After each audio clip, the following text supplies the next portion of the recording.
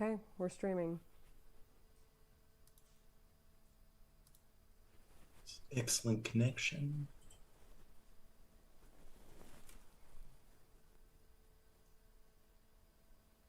I guess I gotta look at the chat. Oh, then I'm gonna post this in Threads. Then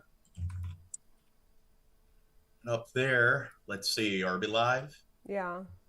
Okay, we're live. Got our new interface and everything. And it's not showing the chat on my end because Microsoft Edge is annoying. Open up Brave. Okay, there. Zenemy. Lady. You got Zenemy there? Yeah. Zenemy the only one in the chat? Where's everybody else? How dare they? Let's wait for a couple more people to get in here. Zenemy, where is everybody? But I guess everyone should know, like, we got a new co-host. We did rework things. So hopefully the show works better now. And it is in like the vertical stream, so I'm wondering, I don't know, where are all the Trump-tard trolls that usually come in to like fuck with us? Did you put the hashtags on? Yep, all the hashtags. So I guess up 10 watching now, so the views are going up. Okay, let's just get into it. So there's updates on the Epstein files. It's the latest in a string of decisions making case files public after Congress passed a law requiring they be released. Now the Justice Department is facing a deadline in just over a week to release all the Epstein files. Chief Investigative Correspondent Aaron Kaczynski is here for more on that. Hi, fucking subtitles on. Put the sub. Yeah. That helps me. So yeah, I haven't looked into this at all. Don't know what the oh, somebody says, where is Shabs and Dirt? Dirt's busy, and Shab is I don't know, he's doing DP or something, so maybe Shab will come on later. Maybe. So the judge previously said these grand jury materials are hardly revelatory. So what are you watching for? So this is the thing, like, the question is, how much is Trump going to redact? So I haven't looked into any of the updates so far. Apparently there are some surprising things that were released regarding Trump. So I guess we'll see how much of the actual truth regarding Trump and his involvement on the Epstein Island is actually provided to the public. But maybe they just redacted anything that's incriminating. But I am wondering, like, how much incriminating information regarding the Trump administration will come forward that is egregious to the point where a lot of his fan base, the MAGA base, will turn on him. Well, the judge said the grand jury testimony was hardly revelatory, but remember what the new law says. Is it lagging? Why is it lagging? Is it lagging? Is it lagging on screen? Okay, go. Try now. Like investigative materials and maybe even Jeffrey Epstein's finances or other still people lagging. that they were. Oh, I gotta change up. Yeah, do you have to change your stuff? Yeah. Wait 1 sec, people. This is a new interface. Probably should have done this in private stream. I thought those settings would stick once you set them. Yeah. I think I gotta stop sharing and then share. Like, fuck everything up. Bear with us, everybody. Oh, and then we're using Zoom instead of Discord. Yeah. Share this, share sound. Okay, I don't have the optimized settings there. That's what caused issues last time. The optimize? Yeah. Share. I'm professional. What's it like now? Is it still lagging? Play it. Looking at that may not have been charged or necessarily associated with the now it's not on the actual screen case against Epstein, but it could be everything that the Justice Department look at. It's so on my screen. Okay. It doesn't look like it's lagging. Okay, that's good. fully know what's in the files. Maybe they are, maybe they aren't revelatory. We did it. We fixed but this it. is now the third judge to say that all of this material must be released to comply with the new congressional law. So what are the next steps ahead of this December 19th deadline? So it's a deadline, but there are some steps that even the judge's rulings say must be taken in order to protect the identities of victims. Because while many of Epstein's victims are largely supportive of putting out more material, they're also concerned that it could taint their reputation or bring them harm. So the judges have said that things need to be redacted to exclude victim names. And in fact, one of the judges who oversaw the material for the Maxwell case, Ghislaine Maxwell, he said that the U.S. attorney here in New York must personally... How much information regarding Trump do you think is going to be redacted? All of it. Jeffrey Epstein survivors and a group of Senate Democrats are asking for an independent review of the Epstein case files. That's because they want to know if any of the records have been tampered with ahead of their release next week. CBS News Justice reporter Jake Rosen is live in Washington, D.C. for us today. Jake, what more can you tell us about this? Well, December 19th, Mugo, is the day, a week from tomorrow, when the Justice Department, according to this bill that President Trump signed before the Thanksgiving break, to force the Justice Department to take any additional Got steps 35 people watching now, so the views are going up. need to take to bring Stop out telling me, potential I'm new nervous. documents pertaining to the multiple investigations into Jeffrey Epstein and also his co-conspirator and friend Ghislaine Maxwell. At the same time, these groups of survivors of Jeffrey Epstein and Maxwell's crimes, and as well as Senate Democrats, are asking the Justice Department Inspector General, independent body that oversees the Justice Department, issues independent reports Okay, to so something the Inspector General, they're supposed to audit the different agencies or bureaucratic departments in the executive branch and report that back to Congress. And he has been cutting funding, and he has been laying off inspector generals. So that's the thing. The people that are supposed to audit it and actually apply that level of checks and balances, he's been tampering with that part of the government. And that was all put in place after Watergate with Nixon. So that's something else that might interfere with all the information that might be incriminating towards Trump actually being released to the public. review whatever is going to be published. It has to be in some kind of searchable form, so our viewers at home and reporters and anybody else who wants to take a look at it can look through these tens, if not hundreds of thousands of pages of court documents, evidence, filings, in addition to potentially witness interviews. All victims' names will obviously be redacted, but at the same time, they want to make sure that there aren't additional steps that potentially the Justice Department has not already taken to either conceal information or potentially just leave things out, potentially find a missing page number or something along those lines. As you know, there's been so much pressure on this space in the Justice Department. The Justice Department has successfully moved to have 3 federal judges just in the last week to release a lot of information from these criminal trials, things that would not usually become Where are public, the like grand jury closed evidence, grand jury witness interviews. Where are the captions? Yeah. Oh, there they are. In addition to thousands of pages of, quote, voluminous reports, as one judge put it. We'll see how I think this I might unfolds. have to turn them on for each video. Oh, okay. So that might be too arduous. But it does cast doubt on what we're going to see because we just don't quite know yet. Some How's the audio sound, everybody in the chat? judges who have reviewed this information said is Yeah, not tell going us to if there's we already problems. know. However, there I are a will lot of fix potential them. witness interviews or unindicted co-conspirator interviews that we just don't know if they exist, and what they would say about Jeffrey Epstein and Ghislaine Maxwell's actions. That is what they want to make sure is not tampered with, so that the public can get a Now, full Brian asked us about Chad and Dirt. I'm also wondering why they're not asking about that Zidane fella. You really made the show. view of what is in the Justice Department's hands relating to these investigations. Okay, and you have some information about breaking news involving Kilmar Abrego Garcia. He's the man who was mistakenly deported to El Salvador earlier this year. A judge just ordered his release from ICE custody. Do we Thank know what you, led up to Zoe. that?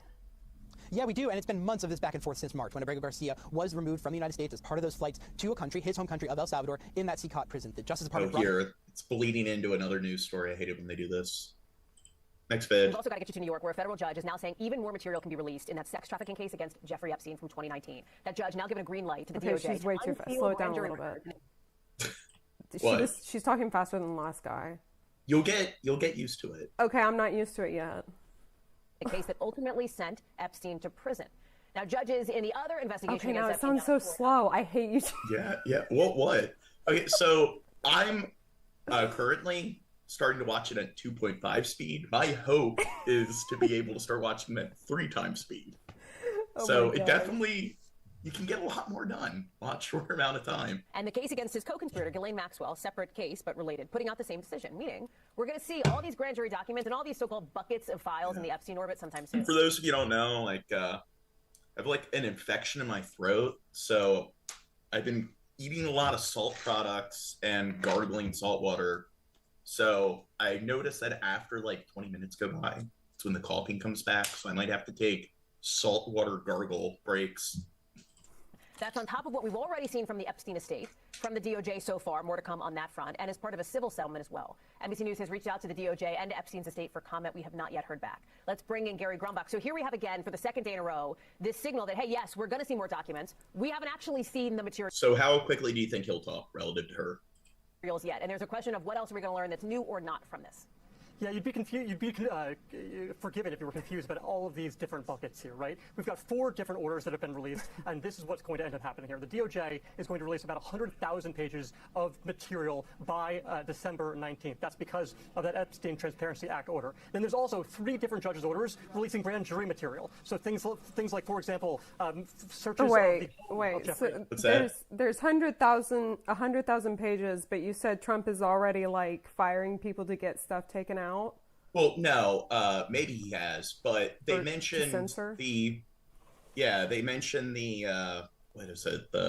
Not the auditor general, the inspector generals. And inspector generals, they are appointed, like the president proposes an inspector general, but then Congress, or I think Congress, it might be one of the only like major like bureaucratic positions in the executive branch that Congress appoints, and their job is to review everything and make sure that it aligns with the federal budget. And that was something that was implemented post-Nixon administration, but he has been tampering with that realm of our like federal government or the executive branch. So that is something that might actually interfere with all of the like appropriate sort of practices taking place when it comes to the Epstein file, like not being tampered with to the extent where he's just redacting information that he's not supposed to be redacting. Epstein, contents of computers and devices seized by authorities. So essentially, Trump is like, he likes dismantling different types of checks and balances.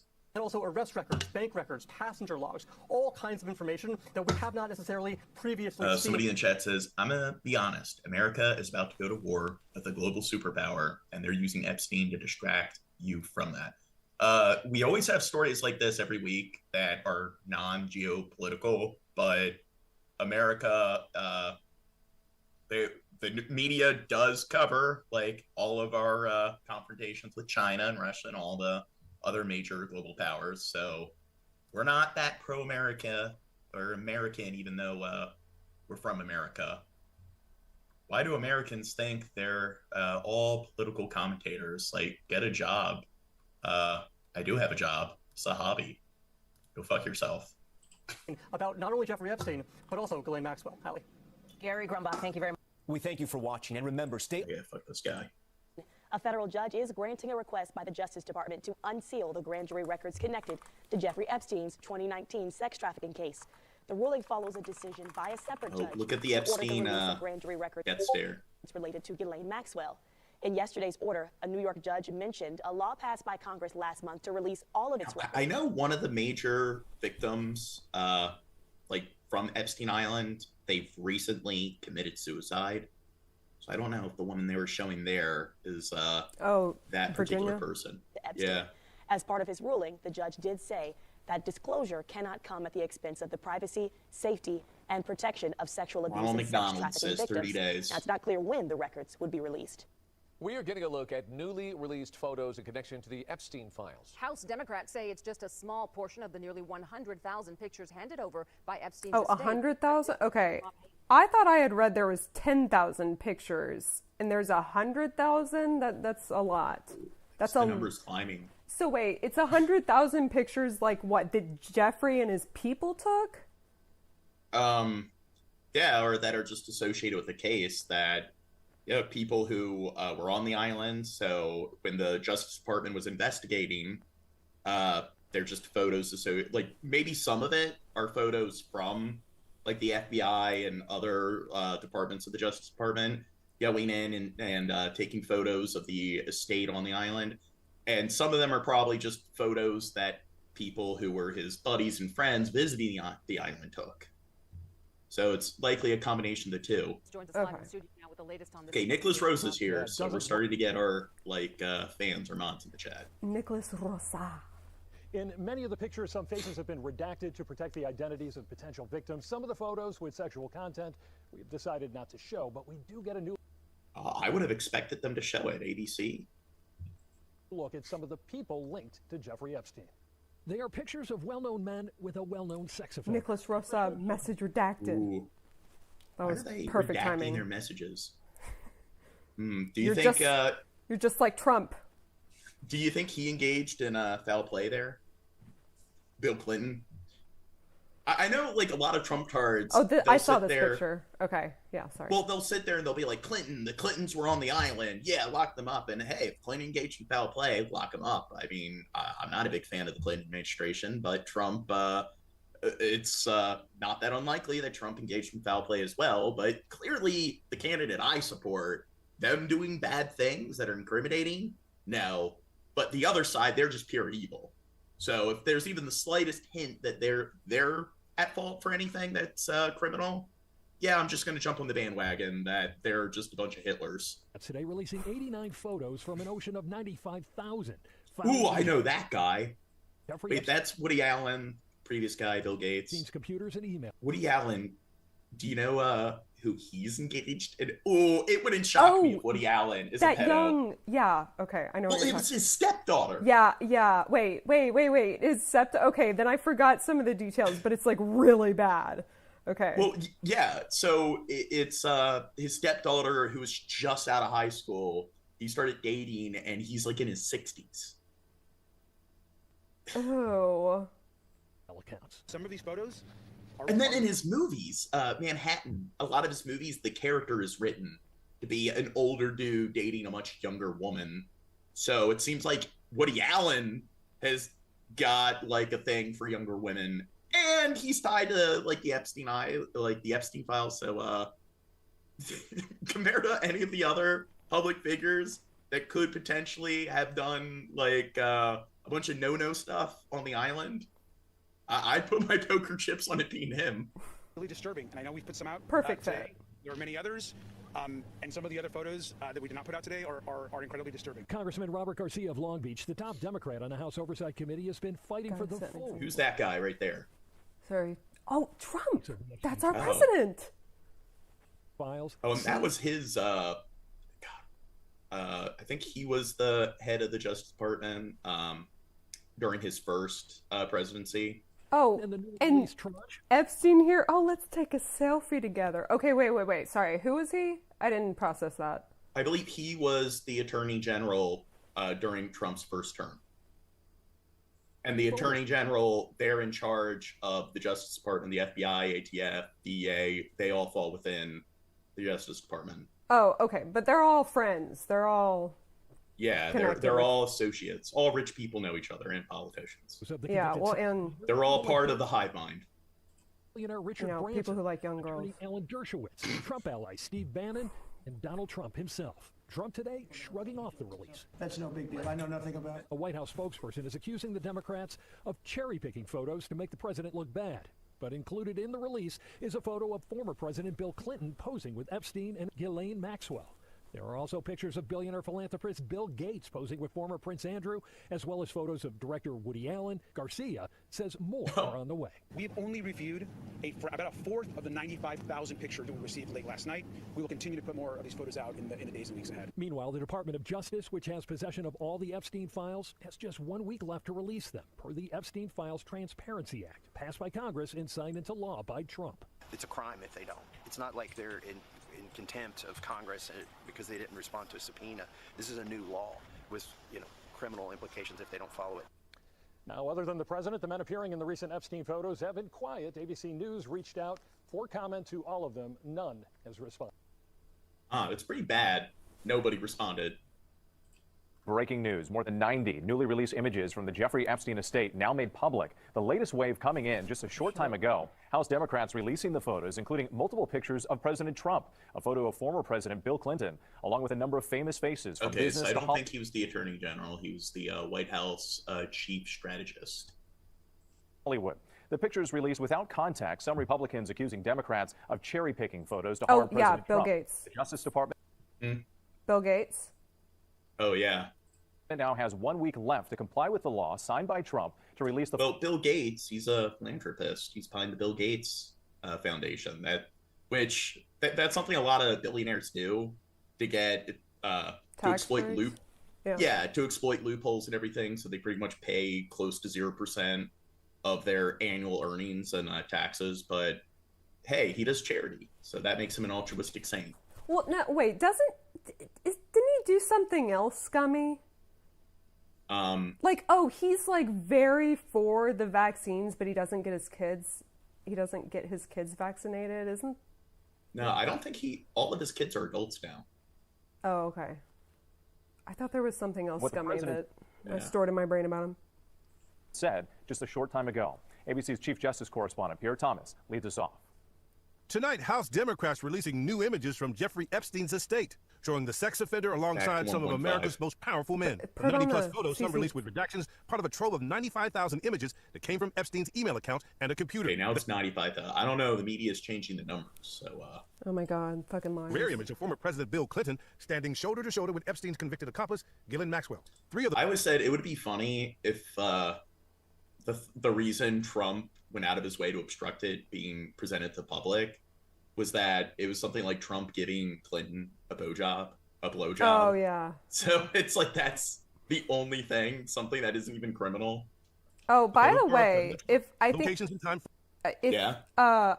the articles that I read had them like uncensored. I don't know if anyone wants to see the uncensored pictures, but I think they're out there. Frame unknown, one with Epstein. Another shows Trump at what appears to be a public event, posing with 6 women, all of whom appear to be adults. Obviously, there are photos of powerful men and folks that we want to have an opportunity to speak with and ask questions of. Another photo showing President Trump. It would be funny if one of the popes were there. Former advisor Steve Bannon sitting across a desk from Epstein. On the desk, a frame. The Pope and the Dalai Lama. Photo of an unidentified woman lying on a couch. The circumstances of the photo unclear. Democrats gave no context for the images they released that also include former Treasury Secretary Larry Summers and his wife, billionaire Richard Branson, star director Woody Allen, appearing on what seems to be a film set with Epstein, and Bill Gates, standing next to Epstein's longtime private pilot, in front of what appears to be Epstein's private jet. The appearance of these men in the Epstein photos is not evidence of wrongdoing. Republicans say the Democrats are, quote, cherry-picking photos. It's not evident. Making targeted redactions to create... Wait, that's one way to look at it. The Democrats are cherry-picking photos? Isn't Trump currently president? So isn't it the Republicans that currently have most control within the executive branch? I mean, they're all employees of Trump now, but I guess the Illuminati, QAnon, deep state, they're all Democrats, all the QAnon, like reptilians, they've infiltrated. A false narrative about President Trump. Late today, President Trump asked about the photos. There are hundreds and hundreds of people that have photos with him, so that's no big deal. I know nothing about it. It comes as the Department of Justice has until next Friday to comply with the law passed by Congress last month to release the entirety of the Epstein files. R.J. O'Brien was on the Hill today. If DOJ doesn't release the files it has by next Friday, is there anything Congress can do to compel that to happen? Well, I mean, it's a crime if they don't. It's not like they're in contempt of Congress because they didn't respond to a subpoena. This is a new law with, criminal implications if they don't follow it. Oh, and that's something where Trump could have vetoed it, and he didn't. So there is like the if it gets a supermajority vote. So if there's a majority vote for a bill, it then goes to the president, and if the president signs off, it becomes law. If the president vetoes it, it goes back to Congress, and then if there's a 3/4 vote, a supermajority, then it bypasses the president's vetoing powers, and it becomes law. So executive orders or laws can override executive orders and redact executive orders, but executive orders can't be illegal. So executive orders are supposed to be legal and they're supposed to be constitutional. But because they passed a law, he does have to show the Epstein files, because if he doesn't, then he's technically breaking the law. Ghislaine Maxwell, serving a 20-year sentence for crimes related to Epstein, has indicated she will file a new petition. Which that is something that is interesting. She'll file a new petition to what? Ghislaine Maxwell, serving a 20-year sentence for crimes related to Epstein, has indicated she will file a new petition to challenge her conviction that could potentially impact the file's release. Oh, okay. DOJ officials have taken steps to unseal grand jury material tied to Epstein, but congressional leaders are expecting much. What's that? I said, like, that just sounds like typical, you know, I'm innocent. Well, then why does no one think you are? I don't know, because people hate women. It's all misogyny. These pictures, some of these photos are really disturbing. And I know we put some out today. There are many others. That ginger fuck in the background. And some of the other photos. I'm sorry. I don't hate gingers. Conan O'Brien's my favorite comedian. Put out today are incredibly disturbing. Today's batch of Epstein photos were secured by the House Oversight Committee, even though, like all House committees, right, it's under Republican control. The Republican majority's hand has been forced to some extent, both by the toxic politics of Epstein and quite deft maneuvering of the Democrats on that committee, including ranking member Robert Garcia of California, and Congressman Robert Garcia joins me now. It's good to have you on the program. I want to just follow up with the thing you said this morning, which I think has been haunting all of us all day, about some of these are very disturbing. Nicholas Rosa says it was true that Trump was a Democrat at the time, but then he turned into an old boomer fuck, and then he transitioned into a Republican. I wonder if you can just don't get old. That's the solution. What you mean by that about disturbing, because we're talking about Jeffrey Epstein here. Once your brain cells start to die, like, I don't know, everyone's inner racism comes out. Right. I mean, look, I think first what's important is obviously we received. My thing is once they reverse dementia and find a way to stop like neural cognitive decline, I wonder, like, is the number of like Republican voters that just going to start declining? Yesterday, 95,000. I thought you were going to say, like, is racism going to go down? Probably. We're able to put out so far probably about 75 You're to just such a 80 photos Trump voter hater. You've seen a lot of the public is now seeing. What happens when you have like genetic engineering and cybernetics, where it's like everyone gets a super like human upgrade, like everyone has like a hyper accelerated immune system on top of like everyone has like super intel, like everyone has like a 5,000 IQ or something. Mm-hmm. It's like you'll probably get all these people like, whoa, I can't believe I believe that. Wow, it was like really that fucking retarded. Well, Gene, if everyone gets a 5,000 IQ, you get a 10,000 IQ, right? No, don't stroke my ego. I'm arrogant. For transparency, and our intention is to put out as many of the photos as possible. But we can't talk about IQ, because if you talk about it, you're automatically neckbeard. Well, you brought it up, you neckbeard. Yeah. I brought it up facetiously. Protecting, of course, the survivors, including in the photos are many photos of women and many photos that are disturbing and that need to be redacted and that we need to think through very carefully in how those are presented to the public. Well, somebody posted a graph that shows racism has been going up. Oh, well, I mean, is that what you mean? Okay, go on. Sorry. I don't know, maybe. I don't know. But people have been getting dumber in the last like couple decades. So maybe that has something to do with it. I mean, correlation doesn't automatically mean causation. At the end of the day, the most important thing is that we protect the survivors. And I personally met with numerous survivors, both individually and in groups, and this is critical to the investigation. But make no mistake that beyond what folks have seen today, Jeffrey Epstein was a sick man. Ghislaine Maxwell was a monster, and the harm and abuse that they have caused women and children needs to be exposed, and the powerful men that did that harm need to be exposed, and there has to be justice. I want to be clear that from my perspective, I agree wholeheartedly, right, that there's no transparency. Yeah, like our politicians, our government really care about the safety of women and children. That's why they're investing all that money supporting Israel, because we want to protect all the women and children in Israel from being harmed by all the terrorists. Transparency prerogative here that would override the protection of those who have been abused here. But I just want to get a clear sense from you, like, okay, are you saying there's documentation of these abuses? Like, you just reminded me, I recently listened to this podcast where this lady talks about how horrible women's health care is. And I'm like, wow, everyone really does hate women. Yeah. Well, you know, women, like all their biology, they get osteoporosis or whatever when they get older because they're not producing their like tit milk and everything. So why do women got to make things so hard? They ate the apple. They stole the forbidden fruit from the tree. That, like, in the photos, there is documentary evidence of some of the things that Jeffrey Epstein and Ghislaine Maxwell are accused of or convicted of doing. There is in the photos. There is clearly photos of women, a variety of different. Oh, I didn't know that. Apparently, clearly, there are photos of women. And there are hundreds and hundreds of photos that we've already seen. And as a reminder, we've only seen about 25,000 of the 95,000 batch. So we've been going through the whole production in batches. But of the 25,000 photos that we have seen, there are hundreds and hundreds of photos of women, of which some of those are very disturbing, and of which some of those are horrific in nature. Okay, well, hold on. So they're only showing like 5 fucking pictures here, and what, they've already seen like 25,000? Does that mean... they're claiming that a lot of them are really fucking horrific. Yeah, so only 5 of them are suitable for media? Like, that's how fucking bad these pictures are? There might be other reasons, like other people who might be shown, even though the public has access, or like the media has access to it, they might be afraid of like lawsuits. So that might be some of the reasons. That's the work that the team and the research team right now is focused on, and we're really sure. More photos, and I believe I've seen a lot of these photos before, so I think maybe like they're not really showing any photos that were recently like revealed. The public gets transparency. I haven't seen these. And we're being very thoughtful about protecting. I saw. Women. And again, we just got this yesterday. The one with like Prince Andrew in Virginia. That one was fucking famous. That's the one that I remember. And then what, Clinton in the blue dress, that painting, like, but I haven't seen these. But we are committed to transparency and the truth will get out.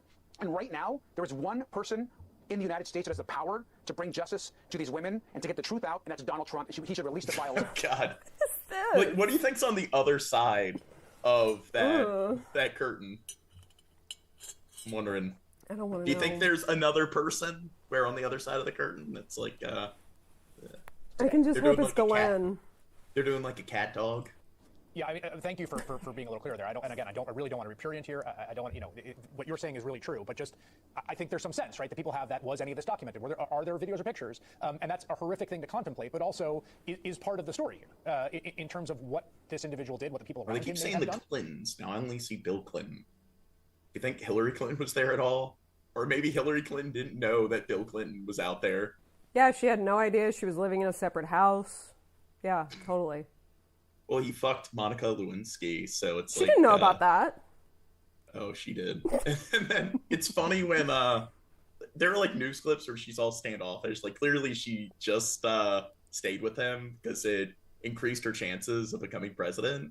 Yeah. But there's this one scene where like he walks up to try to kiss her and she starts like, nah. Like, fuck you. We don't know. In terms of these files, these came from the estate. Now, I want to ask you something that was raised by my colleague Lisa Rubin in the first block of this program, which is she seemed to indicate that your committee has a lot of files and only a small sliver of them have been made public, that there are bank files, there are other things, and I can't tell how much those are affirmative decisions being made by the chair. Oh, somebody says, I think it's Eugene with a giant smile. Jim Comer? How much those are working your way through production carefully? Like, how would you describe why we have seen what we've seen and why we haven't seen what we haven't seen, if that makes sense? Oh, somebody has like the tear emoji. Well, guess what? I'm not a fan of Biden either. So I hate all of the previous like presidents that we've had. The only president I can think of in recent history that I have like any respect for at all, and he wasn't that great of a president, was Carter. I think Obama was a shitty president. Clintons were shitty presidents. Both of the Bushes were shitty presidents. Absolutely. Look, I think first what's really important here is that every single document, photo, video that we have is because we have fought for them on the Oversight Committee as Democrats. And Republicans, every single step of the way, have tried to block the release. They try to stop our vote on the subpoena. Donald Trump brought in members of Congress. We've got 66 people watching now. I don't know. People need to tip more, so we need to start begging for tips. I don't think. Wait, is that a new tip? Did we even post the link?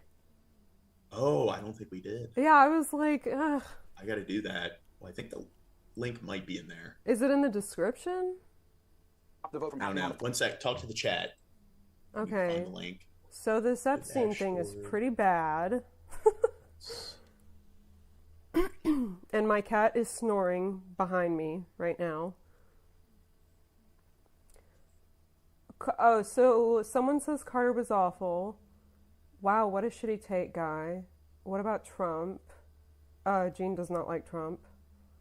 And I even mentioned that I don't think Carter was that great. Like, he was one of those presidents where it's like people said he was the best post-president.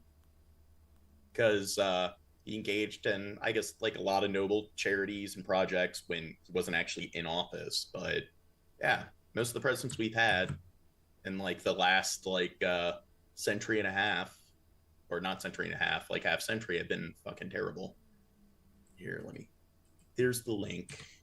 I'm not tipping a lib. Okay, but my cat is not in politics. Republican. Still able to get along with them. My cat's a Republican. She hates my other cat because of her color. Well, her other cat's like part of the Green Party. The tries ring? to be all eccentric. The what? The Ring Party? No, Green Party. Oh, Green Party. Okay. Yeah. She's a big Republicans, feminist. Mike Johnson, James Comer, at every single turn, have dragged their feet and participated in this White House cover-up. Of what we currently have, we have one batch of documents from the DOJ. All of those documents were essentially already public records, so that was already given to the public. So there's nothing new there. Of the other documents that we have, much of what we have either has been... No, Vlad, don't tell them. Shh. Already in the public record. Democrats have already put out as a committee, and we still have not put out yet fully are the bank records. And I'll tell you why. We're working right now with our partners on the Senate Finance Committee, in both the Senate and the Financial Services Committee in the U.S. House. And we are carefully going through a it is just the same, like, 6-7 images in loop. Complex system of documents. Ledgers. And then what news sources? I can't, like, I have my screen over. Are they, like, which news sources? Well, I guess it doesn't matter. It's going to be the same on all of them. Yeah, this is MS Now, but covered, like, so this is Fox. Release more never-before-seen photos from Jeffrey But it is some estate. local It comes network. 1 week before the deadline for the Justice Department to release all its files on the convicted sex offender. Fox's Rebecca Castor has the story. There's that A new batch of great photos shows you billionaire. some of the powerful men sex offender Jeffrey Epstein socialized with, including former Harvard president Larry Summers, filmmaker Woody Allen, Larry billionaire Summers. Bill Gates, and presidents Bill Clinton and Donald Trump. People should be able to make judgments on their own as to what they see in these photos. For us, this is about transparency. Democrats released 19 photos Friday. Oh, there's a new fraction of photo. the 95,000 Which handed over one? by the Epstein estate. It was like 2-3 photos. Yeah, that this one. Oh. Democrats released 19 photos Friday, a fraction of the 95,000 handed over by 95,000, the yeah. Very So, small fraction. estate. Republicans claim they're cherry-picking photos. In a statement, the White House says the Democrat hoax against President Trump has been repeatedly debunked, and the Trump administration has done more for Epstein's victims than Democrats ever have. Skeppy's in there. Well, they've done more for like the victims than the Democrats ever have. That's because a law was passed through Congress. Dumb fucks. Like, no shit. Continue to follow It's like, hey, like a law was passed forcing him to hand them over. So he's released more than any of the Democrat presidents. And it's like, well, there wasn't a law in place forcing them to hand it over. with maximum but we got to transparency give all the credit Yeah, to Trump. well, He's the clearly- best president. It's not because like he's like forced to show his hand here. It's yeah, he's doing it out of altruism. The Department of Justice has cares until next Friday about to release women. all the Epstein files. If it was Biden or Obama or the Clintons, like they would have vetoed it. Well, it actually wouldn't shock me if the Clintons vetoed it. Filed in its possession. Secret grand jury transcripts from 3 cases involving Epstein and his I accomplice. don't know, Hillary Clinton. I think she would release them right away. She would, okay, I don't know what I'm allowed to say on stream, but she would threaten to get rid of Bill Clinton if he didn't, veto it, like you said? I don't know all those terms. Well, I think she probably would release them out of spite. Like, fuck you, Bill. Oh, okay. You think she's mad at him? Mad enough? I don't know. She always has, like, this shitty, attitude, standoffish attitude whenever they're together on camera. Also set to be made public. We're going to make sure that the Department of Justice complies. All of the high-profile men in the photos, including Presidents Trump and Clinton, have denied any I involvement. guess, lost a few mods recently, so maybe I should make Pinky a mod. I was Add about to moderator. say, why isn't he a mod? Or There you knowledge go, of Epstein's Pinky. crimes. You're now a mod. In Washington, Rebecca Castor, Fox News. With just 19 days until Maybe, send me. Could make him a mod. Oh, yeah, Zimmy's good, yeah. end of the year, lawmakers are in a race against the clock. But Zenemy, you do have to add, a profile pic, because, I don't know, it does kind of, make me, triggers my OCD when my mods don't have a profile pic. Care. As it stands, if Congress doesn't act to extend Affordable Care Act subsidies, millions will have their health care premiums skyrocket come January. Oh, Brian's like, was there drama? When is there ever not drama on the fucking internet? That's why I haven't been around for a month.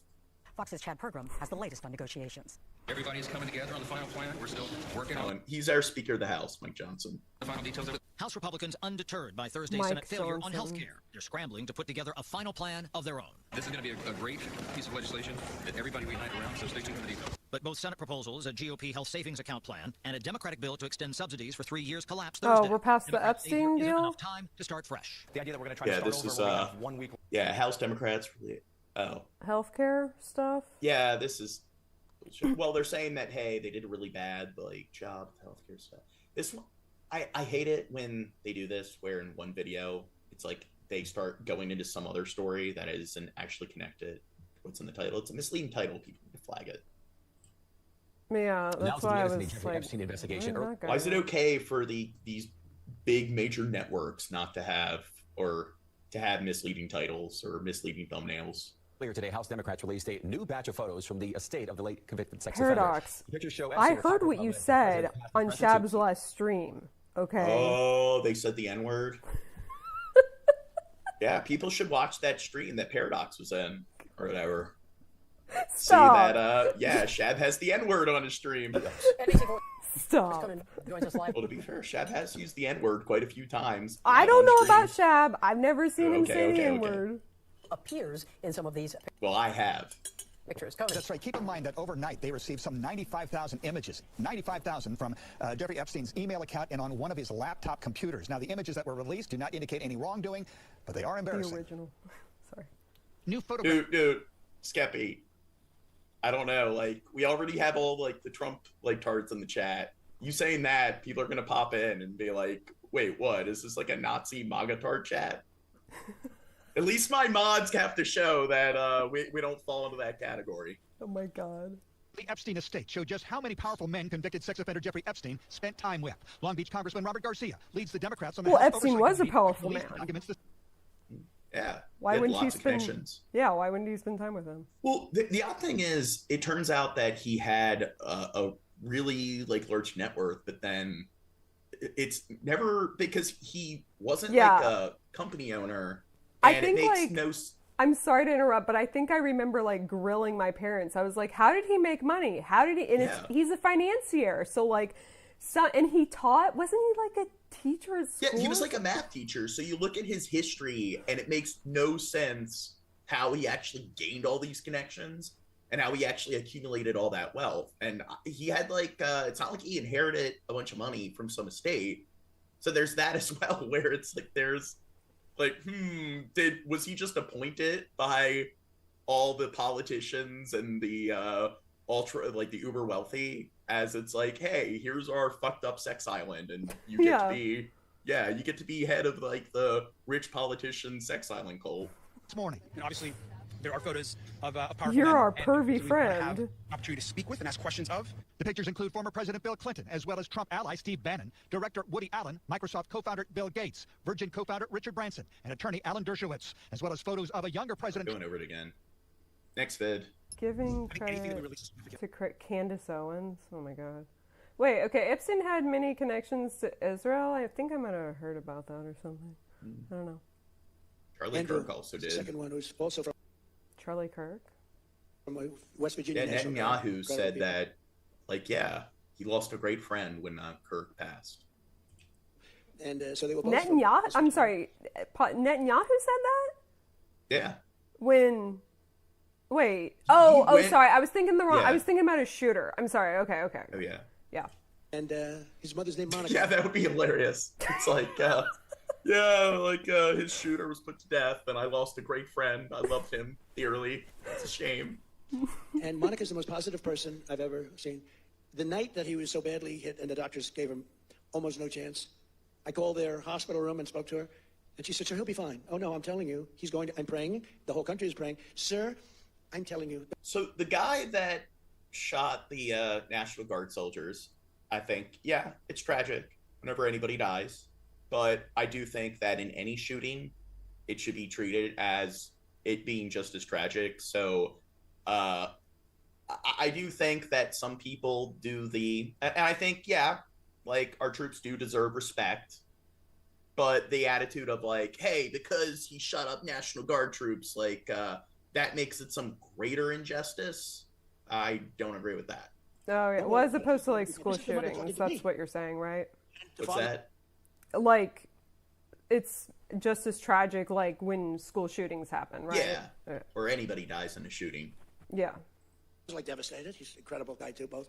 And I went and invited them to the Oval Office, and they came in. She said, "Sir, he's fine." It was amazing, actually. And today, Monica, she said, "We're all praying, and I'm praying." And then she called to say, "Sir, he moved his finger today." This is like 3 days later. He moved his finger. Ooh. He's annoying me. Sorry, go on. I think, was it Stephen Hawking?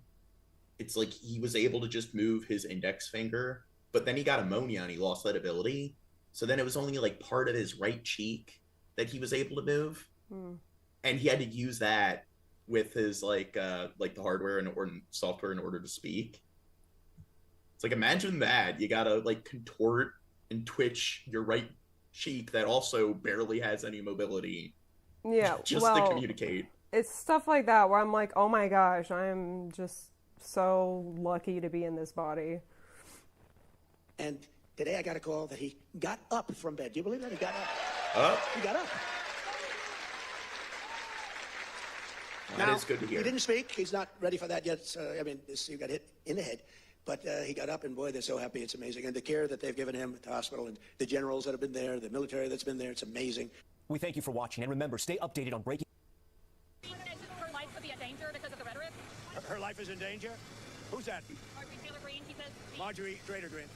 I don't think her life is in danger. I don't think, frankly, I don't No, I don't think think cares there's a about lot of It's President Trump versus the bathroom door like that. Shut up, piggy. Oh. on Air Force One. Hello? Somebody's in there. Come on out. The president was hit by the bathroom door as someone tried to leave the restroom while he was talking to reporters. Yeah. So I don't know why there aren't like Taylor Greene. There wasn't a lot of stories about her. And that like 1 10-second clip. It's like, yeah, fuck her. I don't care about her. That's one I didn't keep up with that. Didn't she quit over it because she was mad at Trump or something? Well, she came out and started calling him out over not releasing the Epstein files. Oh. And then I guess she got a bunch of death threats, but she stepped down from Congress afterwards. And like, maybe I should go back so I don't say anything that. Yeah, because I'm more interested in international, just for the viewers, I'm more interested in international politics. So sometimes I just turn off my brain when I see like stuff in the U.S. Her life is in danger? Who's that? Marjorie Taylor Greene, she says. Marjorie Taylor Greene. Traitor Greene. Oh, God. Got him. Danger? I don't think, frankly, I don't think anybody cares about her. Now, what if, like... So funny. Well, like, what if Biden or Obama said the same thing about some other politician where it's like, what do you think about all the death threats of this person? I don't care. I think the opposite side would be coming out like, oh, yeah, see? They said they don't care about somebody who's, like, receiving death threats. Well, she's a woman. Why would we care about her? Oh, fair point. It's President Trump versus the bathroom door on Air Force One. Hello? Somebody's in there. Come on out. The president was hit by the bathroom door as someone tried to leave the restroom while he was talking to reporters. And look at Press Secretary Caroline Leavitt's reaction. She even takes a peek inside the bathroom. Turbulence cut the lighthearted moment short. I gotta get out of here. It happened as the president flew to Pennsylvania to tout his economic agenda, but it turned into an R-rated spectacle. Listen to what he called Joe Biden. Suits do a really good job at concealing fat. And outside of, like, You're President such a hater. Taft... Well, Trump's a fat fuck. He's the fattest president outside of Taft. You're really fat-phobic. Flew to Pennsylvania No, I'm not. Look, oh, that guy's kind of fat there. to tout his economic agenda. But I it turned care into an about R-rated people's health. I mean, You're again, fat. You are cardiovascular disease is the #1 cause of death. More people die of heart attacks than every day, and all the victims of 9/11. It's a very serious issue. than all the victims of 9/11. That was Yeah. like one day in history. Yeah, and every day, people are dying of heart attacks in America, or like over 3,000 something people, because Americans are a bunch of fat fucks and they need to lose weight, get their daily steps in. Stop eating. Okay, if we're gonna argue about, like, isn't it, shouldn't, instead of focusing on like people being fat, shouldn't we be focused on like what they're eating? So stop eating McDonald's for breakfast, and like maybe you won't have a heart attack. Because isn't all that stuff from like cholesterol, and then that's like unhealthy foods? So it's not just like, oh, you're fat, like it's, oh, you're eating like shit. Also being very sedentary. So it's like, you know, your blood's not flowing when you're sitting for too long. I can't hate too much on that because I'm pretty sedentary too. Have you ever read Get Up, Why Your Chair is Killing You? No. I don't want to read that. It's a good book that goes into like what all the major like adverse health effects are sitting for too long. Of sitting for... Okay, I don't want to read that. Look, I do my foam roller, I do my stretches to like negate this, you know, I starve myself. No, I don't really starve myself. Are you walking? I didn't walk today. I starve myself a few days a week. I drink cabbage juice so that, you know, to negate the effects of sitting all day. Okay? Without chia seed shakes. Chia seed coconut water shakes. So I feel like I tried chia seeds after one of our conversations, and I don't know, it might have irritated me. So I'm not like completely, but don't like, trust me, I've gotten into that where I'm like, I'm going to drink chia seed water, and like, yeah, the chia seeds like gel up and stuff. They're fun. I just think we should prescribe Adderall. Give free Adderall to everybody. Come in Adderall state. It's a good way to not gain weight. Spectacle. Listen to what he called Joe Biden. Free Adderall for all. He's a sleepy son of a bitch. You know what his favorite drug Special is. aim at Democrats. What's that? I say, you know what Gene's favorite drug is. Oh, there's better drugs than that. It's just easier to acquire in Minecraft. Democratic Representative Ilhan Omar, who was born in Somalia but is... Oh, somebody says fat shaming works. Yeah, 100%. Oh, it doesn't work on my cat. Oh, yeah. Fair point. ...a U.S. citizen. Why are you overfeeding your cat? I'm... Do you want to get into that argument? No. Like, wait, are both your cats fat or just one? Just one. I so mean, do you think... And I don't know if she's fat. Like, I haven't brought her to the vet and been like, is she fat? But like, you know, I wish she would starve herself a little bit. What you need to do is make sure that you take both cats, the one that isn't overweight, you make sure that your cat that is overweight is able to see the other cat eating, but you make it so they, like, maybe one day a week or every other day, they don't get a meal. That way it's like, wait, maybe that's how you fat shame the cat. Ilhan Omar, whatever the hell her name is, with the little turban. I don't know. It's like maybe your other cat bullies the fatter cat. It's like, think of it like parents that let their kids get overweight. It's the parents' fault if their kid's overweight. Then their kid probably gets bullied for being fat. And it's the parents' fault. They should feel ashamed. So we it's like their kid, bullying their the kid's parents. the fat kid in school, and yeah, bully the parents for like being terrible fucking parents. Your kid's a fat fuck because of you. I love her. She comes in, does nothing but bitch. The crowd chanted, send her back. You don't need to feel bad because they bring it on themselves. Okay, for letting their kid be fat and letting their kid be bullied. Now this is where like women's healthcare comes in, because like women with PCOS have like insulin issues, and that's not like being helped. So I mean, you know, I know a lot of people eat McDonald's for breakfast, but there are some people who need a little bit more help than just starving themselves. McDonald's is disgusting, and it makes me want to throw up when I eat it. And I say, why is it we only take people from countries, right? Why can't we have some people from Norway, Sweden, just a few? Congresswoman Omar condemned. I love it. What? Like I oh, think, he wants white people in the. Is this the one where yeah. he's like, oh, fuck Somalians or whatever?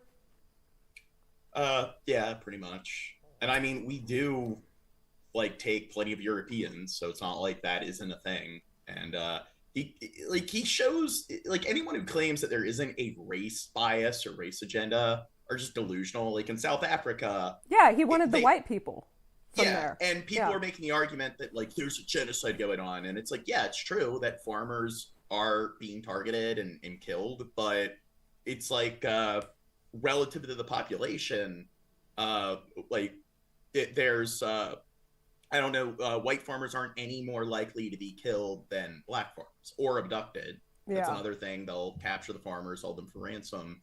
So that's just something where it's clearly we're going to deport all the illegals and build a wall, but then it's like, hey, they're white, so let's make sure they get in here. Some of the remarks as bigoted lies and called the president a national embarrassment. We even brought our superstar today. Oh, this is the thing that's a national embarrassment. Caroline.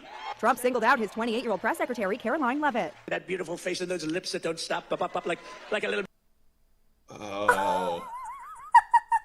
machine gun. Talk about fucking cringe. She's got no fear. Some called his remarks a little creepy, but Leavitt loved it. Posting That's probably worse than Pokemon Go to the polls. Came from like Hillary. What? I'm still focused on if I was 28 and a 70-year-old was like doing that, it's like, oh, politics is so dirty. Okay. It's the geriatric state. Out with the people. On his way back to D.C., Trump hosted a God, Grandpa. That's why like people over the age of like 50 shouldn't be president. 488-word rant on Truth Social, refuting speculation that at 79, he's slowing down. He wrote that it's treasonous for the New York Times and others to consistently do fake reports. Yeah, not only is he pretty old, he's past retirement age, he's also really old and fat. To libel and demean the President of the United States. Not a good combo. Preservation Group is taking the Trump administration to court over a $300 million ballroom construction Somebody says leftists are genuinely evil. I know, right? I'm the worst. project. The National Trust for But, Historic... you know, righties are also pretty evil. I think everyone's evil. Human beings suck. Preservation is requesting But no, it's only the other side is bad. Team sports. Always the other side. They're the different group, so all of them are bad, but then there's nuance. There's a gradient on my side, but the other side, they're all bad. Pause the project. They say it's because the president did not inform or consult... The other tribe, they don't do the rain dance like we do. They do the wrong rain dance. We must kill them. Gene, we didn't get any of this video because you keep... Oh, yeah. The other side, their console doesn't have blast processing. Our side's the better side. There's clearly no bias. Preservation Group is taking the Trump administration to court over a $300 million ballroom construction project. The National Trust for Historic Preservation is requesting a judge pause... So this is something that is illegal. So Trump has been following through with a lot of projects where it is supposed to go through Congress and they're supposed to approve. It's supposed to fall in line with the federal budget. So, I don't know. Trump's been breaking a lot of laws, but I don't know. It's not like he was found guilty of, I don't know, like 27 felonies. The project. They say it's... Oh, wait. Okay, wait. Back to the Epstein stuff. Did you cover on here how he pardoned that guy that was like the CEO or something for Binance that was like a sex predator? Yeah. Okay, yeah. Public or members of Congress before the demolition of the East Wing. Last night, Trump promised the project would be completed in a year and a half. National Trust for Historic Preservation has filed a lawsuit to stop the construction of the White House ballroom. The lawsuit, which was filed today... So he's been targeting the court. So the Court of Appeals, they've been intervening a lot to prevent Trump from like falling through with a lot of unconstitutional acts. So now there's lawsuits here. So we're getting to the point where like conventional appeals in the court is no longer working because he doesn't give a fuck. Action is unlawful and started without plans being filed with the National Capital Plan. No, it's not illegal. I mean, that's just a bunch of like liberal fake news. And the people who say that, if you ask them how it isn't illegal, I'm sure they're going to be able to present a compelling argument. If you tell them like, hey, there's a federal budget and the federal budget is presented to Congress, they're supposed to review it and then approve it. So if this wasn't in the federal budget and this hasn't been approved by Congress, it is illegal. But I guess, again, just fake news, doesn't support their narrative. It says the project should be halted until the government goes through a mandated review process and public comment period. President Trump launched the project to transform the White House East Wing into a massive, privately funded ballroom in October. Demolition crews have already torn down the East Wing. Wait, privately funded? So which one? Okay, so I don't know anything about this ballroom. I just know people are going crazy over it. Yeah. Well, the privately funded nonsense, it is things like that's something that also he's not supposed to, if you're a politician, you're not supposed to even be spending your own money on federal projects or political projects. Like even at the local level, I know like in city, politicians can get in trouble if their finances are supposed to be tracked. That's a way to prevent things like bribery. Oh. To humanity. Both. We're looking at that very strongly. We have a lot of threats in the opposite way if we don't do it. You know, you look at the medical and medical research. Already the things that have come out of AI in terms of medical and cancer research and things, we're way ahead of what we ever thought we'd be just from the infancy of AI. So really both, and we want to be very careful with it. Yeah, AI, that's something that doesn't need to be regulated at all. I think that's funny. So know that a big part of our economy, it could be 50-60% of our economy going forward for a period of time at least, especially during the startup, is AI and AI based. We have trillions of dollars of construction going on, and that construction would stop. Bill Hicks is here. Where's Bill Hicks been? Sometimes he's like sleeping. Oh yeah. Well, Bill Hicks really loves it when we make all the fat jokes. Oh. I guess you missed that. China, leading China by a lot. China knows that, and not doing this would be the greatest gift to China and other countries, but China in particular. Wait, what is he talking? Okay, rewind it.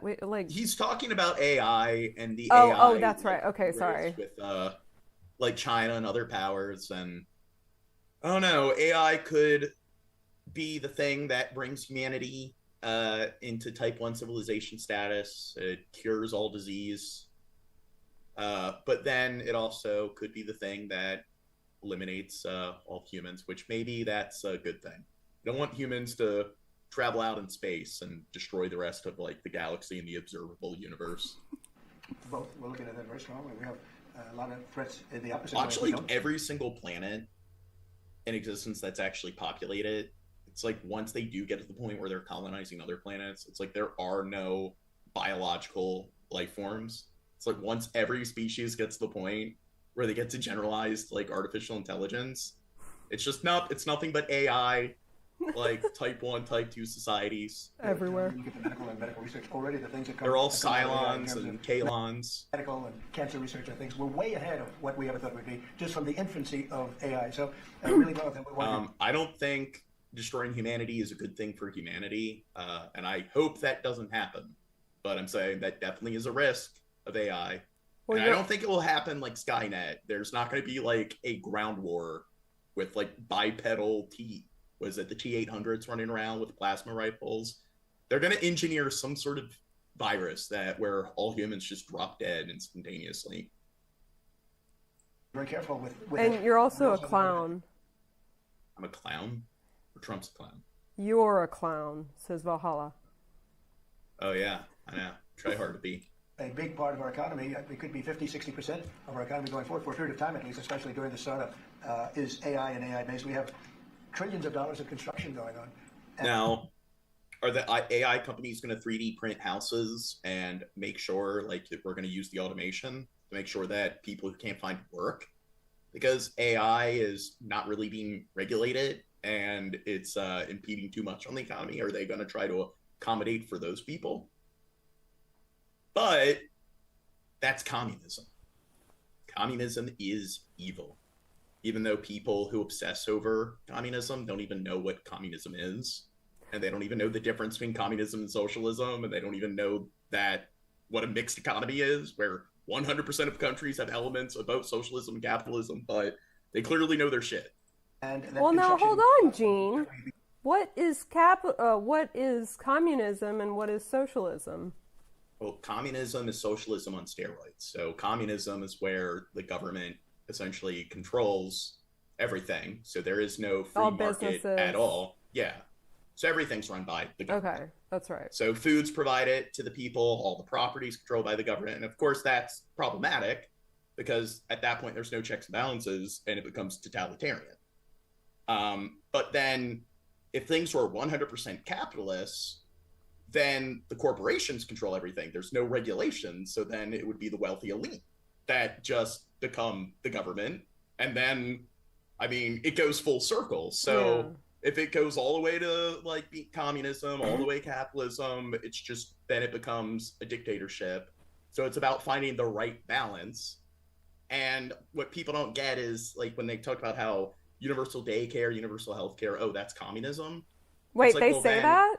Yeah, they'll say that. That like somebody like Bernie Sanders or a politician that wants to focus more on implementing that, they'll claim that that's communism. But then, based on that logic, our police department is communism, or police departments And the firefighters. Yeah, our public schools are communism. The military is communism, and they love the fucking military. They love ICE. Because, like, I mean, my dad's a Republican, and, like, he says that Europe has socialized healthcare. So, and then, Canada has socialized healthcare. And so I've never heard someone describe that as communism. And I, like, a good example where if we were 100% capitalist, we wouldn't have laws, like, with price fixing or monopoly. So it's just like Social Security. I know a lot of old people that are like, that's communism. But then if you talk to them about Social Security, they're not going to be like, yeah, that's something that should be done away with. But the reason why they say that is because it already exists. So if it's just something that already exists and it's already in place, it's like, well, I guess because it exists, that means it should exist. But then something like universal healthcare that currently isn't in place in the United States, then all of a sudden it's communism, because they're the kind of people that just like to appeal to tradition or appeal to the status quo. Yeah, well, they don't want anything new. Yeah. Yeah. A lot of it would be halted. So, look, we're leading China. We're leading China by a lot. China knows that. And not doing this would be the greatest gift to China and other countries, but China in particular, that China has ever received. We thank you for watching. I don't know, China, they're becoming a geriatric state, and they're really ahead of us in terms of their aging population. Same thing with Japan and South Korea. So China, with like things like Taiwan, maybe they'll try to invade Taiwan, but China clearly is trying to exercise power now while they still have a working class, like, sort of population or generation. India is starting to bleed into that market of outsourced labor, and China can't generate its own economy. So it has to rely on outsourcing labor. And because the one-child policy, they really fucked themselves over. So the older generations have a much higher population than the younger generations. And because of that, people have gotten accustomed to not really having enough kids to even be able to replace themselves. So they're pretty fucked in the next, like, 20 years. They're going to get to the point where the largest, I guess, there's your retirement generation, there's your working class generation, and then there's your young adult generation, and then there's your, like, child, like, minor generation. And those are the four categories that economists use. And the thing is, you want the two in the middle, like your working class, which it's the borrowers and the golden, like, sort of age. And those are the working class generations. You definitely don't want those to be lower in population than your retiring generation or your younger, like, class, your child generation. Why? Because then it's like they consume more from the economy and they don't put into the economy because they don't work. And then when people are older, they need to be taken care of. So not only is there a much smaller percentage of people that are actually working and contributing to the GDP, there's also a much larger percentage of people who would need to take time away from work to help care for the old. And also, like, government facilities need to invest more in caring for the elderly. So I don't think Japan or South Korea are going to go through a geriatric genocide, but I could see China, where you're going to start to see unexpectedly, it's like, oh, retirement homes are just troops are being sent in, and maybe China will have a solution. Wouldn't shock me if that's the approach they take. Well, maybe that's what the point of COVID was. Like, we got to get rid of all these old people. I need my saltwater gargles. Gargles. You hear that, Bill Hicks? He's doing saltwater gargles. The NBC News app, or watch live on our YouTube channel. We begin today's show looking at how Health and Human Services Secretary Robert F. Kennedy Jr. is upending immunization policies in the United States. Okay. I don't think his chin is actually going above the chin bar. CNN's reporting the Food and Drug Administration is considering putting a black box warning on COVID-19. You know, real chin-ups. Oh, a black box warning. warning reserved only for... Hey, here's the thing. Here's the thing. There are side effects to the vaccine. Therefore, no one should take it. It's not like all forms of fucking medicine have side effects. But Gene, they're worse for women because vaccines also hate women. Yeah. They're engineered to target the women and everything. Okay, which vaccine are we talking? I don't get the flu COVID. vaccine. I never got the COVID vaccine. Some people might hate me really? for that. Yeah, really. I knew you were gonna have that reaction. I don't know. You're canceled. And has shocked medical experts. This comes a week after Kennedy's hand. Well, I don't know. You hate your parents. And how old are they? Advisors on a federal vaccine panel voted against universal hepatitis. Maybe that's why. So COVID is very ageist in terms of a virus. I mean, old people are always more susceptible to dying from like viral infections, but COVID seems to be like really has a lot of hatred towards the old people. And then there's all the conspiracies that it was an engineered virus in China. What if they engineered it to try to kill off their older population and then it just got loose? But then, I mean, how did it, like, did they intend for it to get loose in America? Maybe someone was like, oh, we need some old people dead over here, too. But yeah, I never got COVID that I know of. So, yeah, I don't know. I'm sure we'll have a talk about this later. I don't know. If you did, then all the nanobots would have been injected in your body for the government to control you. The Zinamir, are you still here? The chip. Yeah, they were injecting the chip into you, right? With the vaccine. Yeah, something like that. Yeah. Recommending the vaccine only for infants born to people who test positive for the virus. The announcement reverses 35 years of CDC guidance that all newborns receive the hepatitis B vaccine within 24 hours of birth. Officials at the American Academy of Pediatrics said the move could be, quote, devastating to children's health and public health, unquote. On Thursday, Michigan Democratic Congresswoman Haley Stevens filed articles of impeachment against Kennedy, saying his actions have endangered public health and gutted life-saving medical research. We're joined right now by a former top vaccine expert. Vlad, you're letting the reptilians win by actually doing what medical professionals say. And every you need to do what Trump tells you, and you need to do what the uber wealthy tell you. All of those experts with their education, you don't want to do what those people tell you. They benefit the most by misleading the public, not the billionaires or the corrupt politicians. When you ask yourself who benefits, clearly scientists that have like moderate salaries, clearly they're the ones that benefit the most by misleading the public. Who resigned in June. Dr. Fiona Havers is joining us from Atlanta, Georgia, where she's now an adjunct. Oh my God, she's a doctor, a professor. You don't want to listen to these guys. Sir, I mean, colleges, they're indoctrination centers. Like, who cares about all those like well-educated people who read these things known as books? Associate Professor at Emory School of Medicine. Welcome back to Democracy Now! Thank you so much for being with us. Dr. Havers, if you can start off by talking about hepatitis, talk about what's at stake and what exactly RFK Jr. has done. Sure. So for the last 30 years, the U.S. has recommended that every newborn be vaccinated against hepatitis at birth. And this is because infants can acquire... Well, hepatitis can cause brain damage. Well, wait, hold on. There's like 3 different heps, right? And then there's one from like shared needles, and then one from like liver, like alcoholism, right? Well, or like fatty liver something.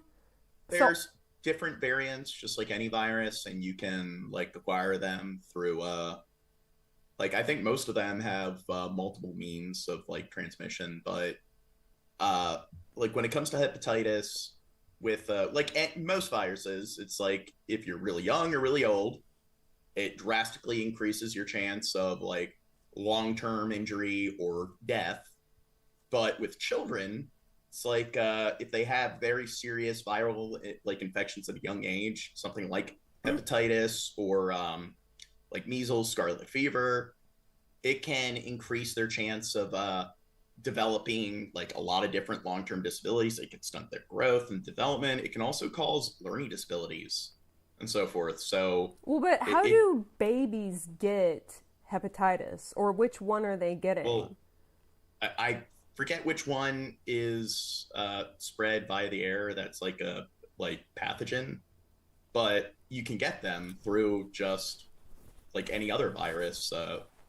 I literally don't know because I've never. Well, I heard know of that this. there is one variation that is an airborne virus. Well, let me look it up. Hepatitis if their mother is infected with hepatitis B at birth or by caregivers in Hep during their B. infancy or childhood. What's that? Hep B. Yeah. Let me look it. So it's an airborne pathogen. If you're infected with hepatitis B. Well, wait. Oh. It's So okay. Hold Bill on. Hicks It says they can be born with it.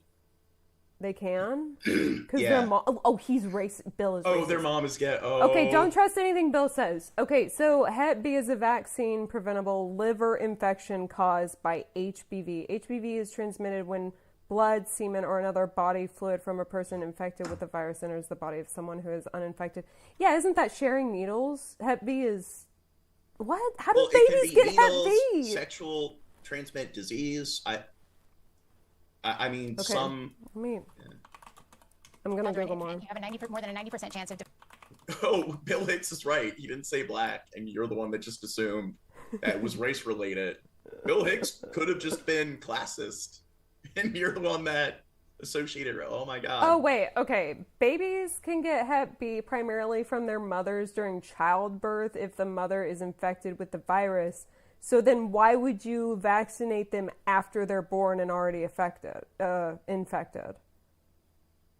Because they can also get infected by other people who have it. Well, but from I don't. pathogens and. Is Hep B okay? Sorry. Hepatitis. Chad, if I there were dumb, are variants that can be spread through the air. So, like with any other airborne disease, there are variants where just someone else gets it. They come into contact with you. They sneeze, don't wash their hands, wipe their hands on your clothing, then you can get it. Okay, because I'm not seeing, even in this it says they can also be exposed to the virus through contact with infected blood or bodily fluids from others, even in small. Where? Okay, let me ask, can you get it from saliva, air? It's bodily fluid. Hep B from air. Oh, I guess that would the spraying. Yeah. The CDC. Oh, this is a good source. Does everyone support the CDC in the chat, or is it fake? No. People who work, CDC bureaucrats, they don't have guns and body armor. They don't break down doors. So that's one of the corrupt bureaucratic departments, like the IRS, the CDC, and the FDA. It's not the agencies where people have really high levels of education and they crunch a lot of numbers and they have to do a lot of engage in a lot of things like chemistry to determine or to regulate things. The agencies you're supposed to really love and invest lots of money in are things like ICE and the DEA and the ATF, the ones that put on body armor and break down doors and shoot dogs and all that stuff. Okay, so I'm still on the CDC. Yeah, keep that pause, Gene. On the CDC, it still says through contact with infected blood and body fluids. But then it says, okay, so it can range from mild short-term acute illness lasting a few weeks to a serious long-term chronic infection. I thought, okay, so Hep B is something that can come and go. It's not like other things where once you have it, you have it. Yeah. Okay. And I don't know, there's it can be spread through saliva, coughing and so forth. Another thing is leaking the toilet seat up, where people take a shit and flush the toilet seat up, and all the poop particles get everywhere in the public restroom. Somebody with hepatitis has it, and they don't flush with the toilet seat down. Never use public restrooms. Yeah. Incurable infection that can lead to liver failure, cirrhosis, or liver cancer, and potentially death. And since the early 90s, every infant has been recommended to receive this at birth. And this is targeted at mothers who are, infants that were born to mothers who are infected. But in the United States, when they only recommended that infants who were born to mothers who were known to have infection were vaccinated, there were many infants that were missed. Also, infants can be infected by caregivers later on. So what they voted last week was to remove that recommendation, a recommendation that's been responsible for essentially eliminating hepatitis B in children in the United States. And this was the first major policy change to this. And that's the thing, measles and stuff. There are a lot of diseases that were eliminated within the country, and now they're coming back. Yeah, because people are retarded. Oh, whoa, Gene. What? Okay. You don't like the R word? So, they just might not be as privileged as you are, okay, Mr. 10,000 IQ? Hey, I never said that, but what do you mean I think privilege? you meant it. I think when people want to act when they've never taken the time to do any level of homework, and then they know better than any sort of disease expert or somebody who has a medical degree or a PhD on any related subject matter. I think they are fucking stupid. They are fucking retarded. Gene, listen to me. Okay, so CDC recommends the following groups get vaccinated against Hep B: all infants, all children and adolescents younger than 19 who have not been vaccinated, adults 19 to 59, adults age 60 and older. So everyone. That's everyone.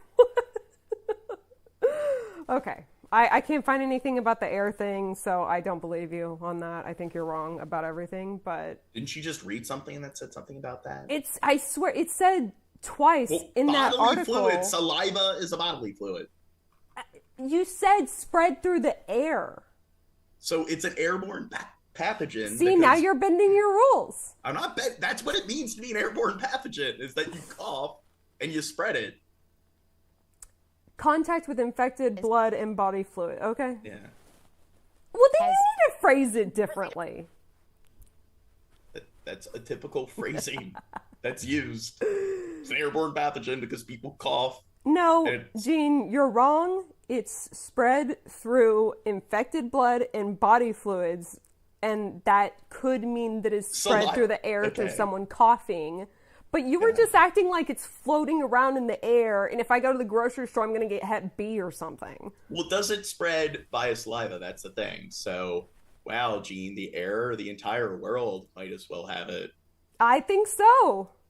Rosa. So has no one heard that term before, airborne pathogen? Okay, so does that mean, like, airborne just means don't shoot coughing? The messenger. Yeah, don't shoot the messenger. Ow. Major public health implications for U.S. children. And Gene since actually RFK sneaks Jr. around and spreads it. Committee in June, Because like with a number of people who have... is not an airborne pathogen because it can't spread via saliva. So like if somebody has AIDS and like I don't know, they cough and stuff, and there's anti-vaccine stances. Yeah, does it spread by spit talkers? Bill Hicks. Havers, these are all the CDC doesn't mandate vaccination. It only has recommendations. Okay, pause it. It's like the same fucking thing. It's saying it's transmitted through contact with certain body fluids from an infected person, such as blood, semen, vaginal fluids, and breast milk. Okay, well, I guess that is slightly different than Hep B, because Hep B just said like bodily fluids and blood, and this one I don't know how it works with the different strands. So that is something fluids and breast milk. All right, no sucking pregnant women titties when if you don't want to get AIDS, you fucking perverts. Well, I kind of want to see this. You gotta wear garlic around your neck. That's what you need to do. Okay, the CDC thing, you know, if we're going to stay consistent with sources, there are many ways. Okay, so you can use PrEP. The only way, wait, where is it? It attacks the body's immune system. Why isn't it telling me how it's spread right in the first few? How it spreads. They get it through anal or vaginal sex, sharing needles, syringes, or other drug injection. Well, that is a completely different definition than Hep B. I will say that. Only certain body fluids can transmit HIV. So I guess Hep B is like all body fluids can transmit it. Well, here I'm asking AI to check like CDC and other... These only fluids, give me peer-reviewed sources. They must come in contact with mucous membrane or damaged tissue or be directly injected into the bloodstream. Okay, Hep B wasn't really... Oh, okay, now... Well, I just told you I don't know how it works with which strands. I'm getting... This is my obsessiveness coming out. Okay, so here it says, yes, a few hepatitis viruses can be found in saliva, but routine saliva exposure, kissing, sharing drinks, utensils, it's not considered a meaningful transmission route for the hepatitis viruses A through E. So I guess hepatitis B, HPV is present in saliva, but the CDC is explicit that it's not spread through kissing or sharing utensils. Real-world saliva-related risk is mainly in edge cases where blood is involved. Hepatitis C, no evidence of spread through hepatitis D. CDC states it's not spread. etc. Hepatitis A spread primarily through fecal oral, think contaminated hands, food, water, some public health. Okay, so it seems like hepatitis A is more prone, and then hepatitis E, so primarily fecal/oral, especially via contaminated water, and in some settings via overcooked meat. Saliva is not recognized everyday route. Okay, so it seems like none of them are known for like really. So I guess can be an airborne pathogen, but it's highly unlikely that somebody can contract it that way. Okay, it's highly unlikely. Okay. Yeah. Information that's often spread by vaccine skeptics who claim there's a federal vaccine mandate for children? Yeah, so these are all just recommendations, and it's supposed to be an evidence-based, science-based recommendation. And historically, there was a very sort of rigid, sort of strict framework where the evidence was very carefully reviewed, risks and benefits were weighed, and then a recommendation was made. But for all of these vaccines, parents will have conversations with their provider. They can talk about the risks and the benefits, and informed consent is given. This is not. There's no sense in which any of the. But it seems like the ones that are more like. Are you still arguing with me? I'm not arguing. I'm saying it seems like the ones that are the most prolific in terms of how they're spread are the ones that can be found in infected food, meat, can be found in the water. So I guess that's one that it's not dealt with. It can like infect very large populations in a shorter amount of time. Okay, I have to pee, so I think this is good. She's leaving me. The CDC are mandates, and so this change is just basically casting doubt on what was on the universal hepatitis B vaccine recommendation, casting doubts on its safety. Okay, I know I'm wrong. God. And I did say I don't fucking know 100%. On how well it works and how important it is. And I think that what we're going to see is parents are going to be confused. We're going to see probably fewer babies being vaccinated. Is it Kimberly, PhD or DO, MD? I don't think she's a doctor of orthopedics or a medical doctor or a PhD. At birth, and we're going to see potentially tragic outcomes, which we may not know about for a decade or two, because often babies who have hepatitis B are asymptomatic for years until they show up with advanced liver failure when they're teenagers or in their 20s or later in life. So I think that this has potential for real tragic implications. But again, this administration keeps talking about vaccine mandates and informed consent, but parents always have a choice about whether or not. Man, what are you doing? Never admit you're wrong. No. Okay, fair point.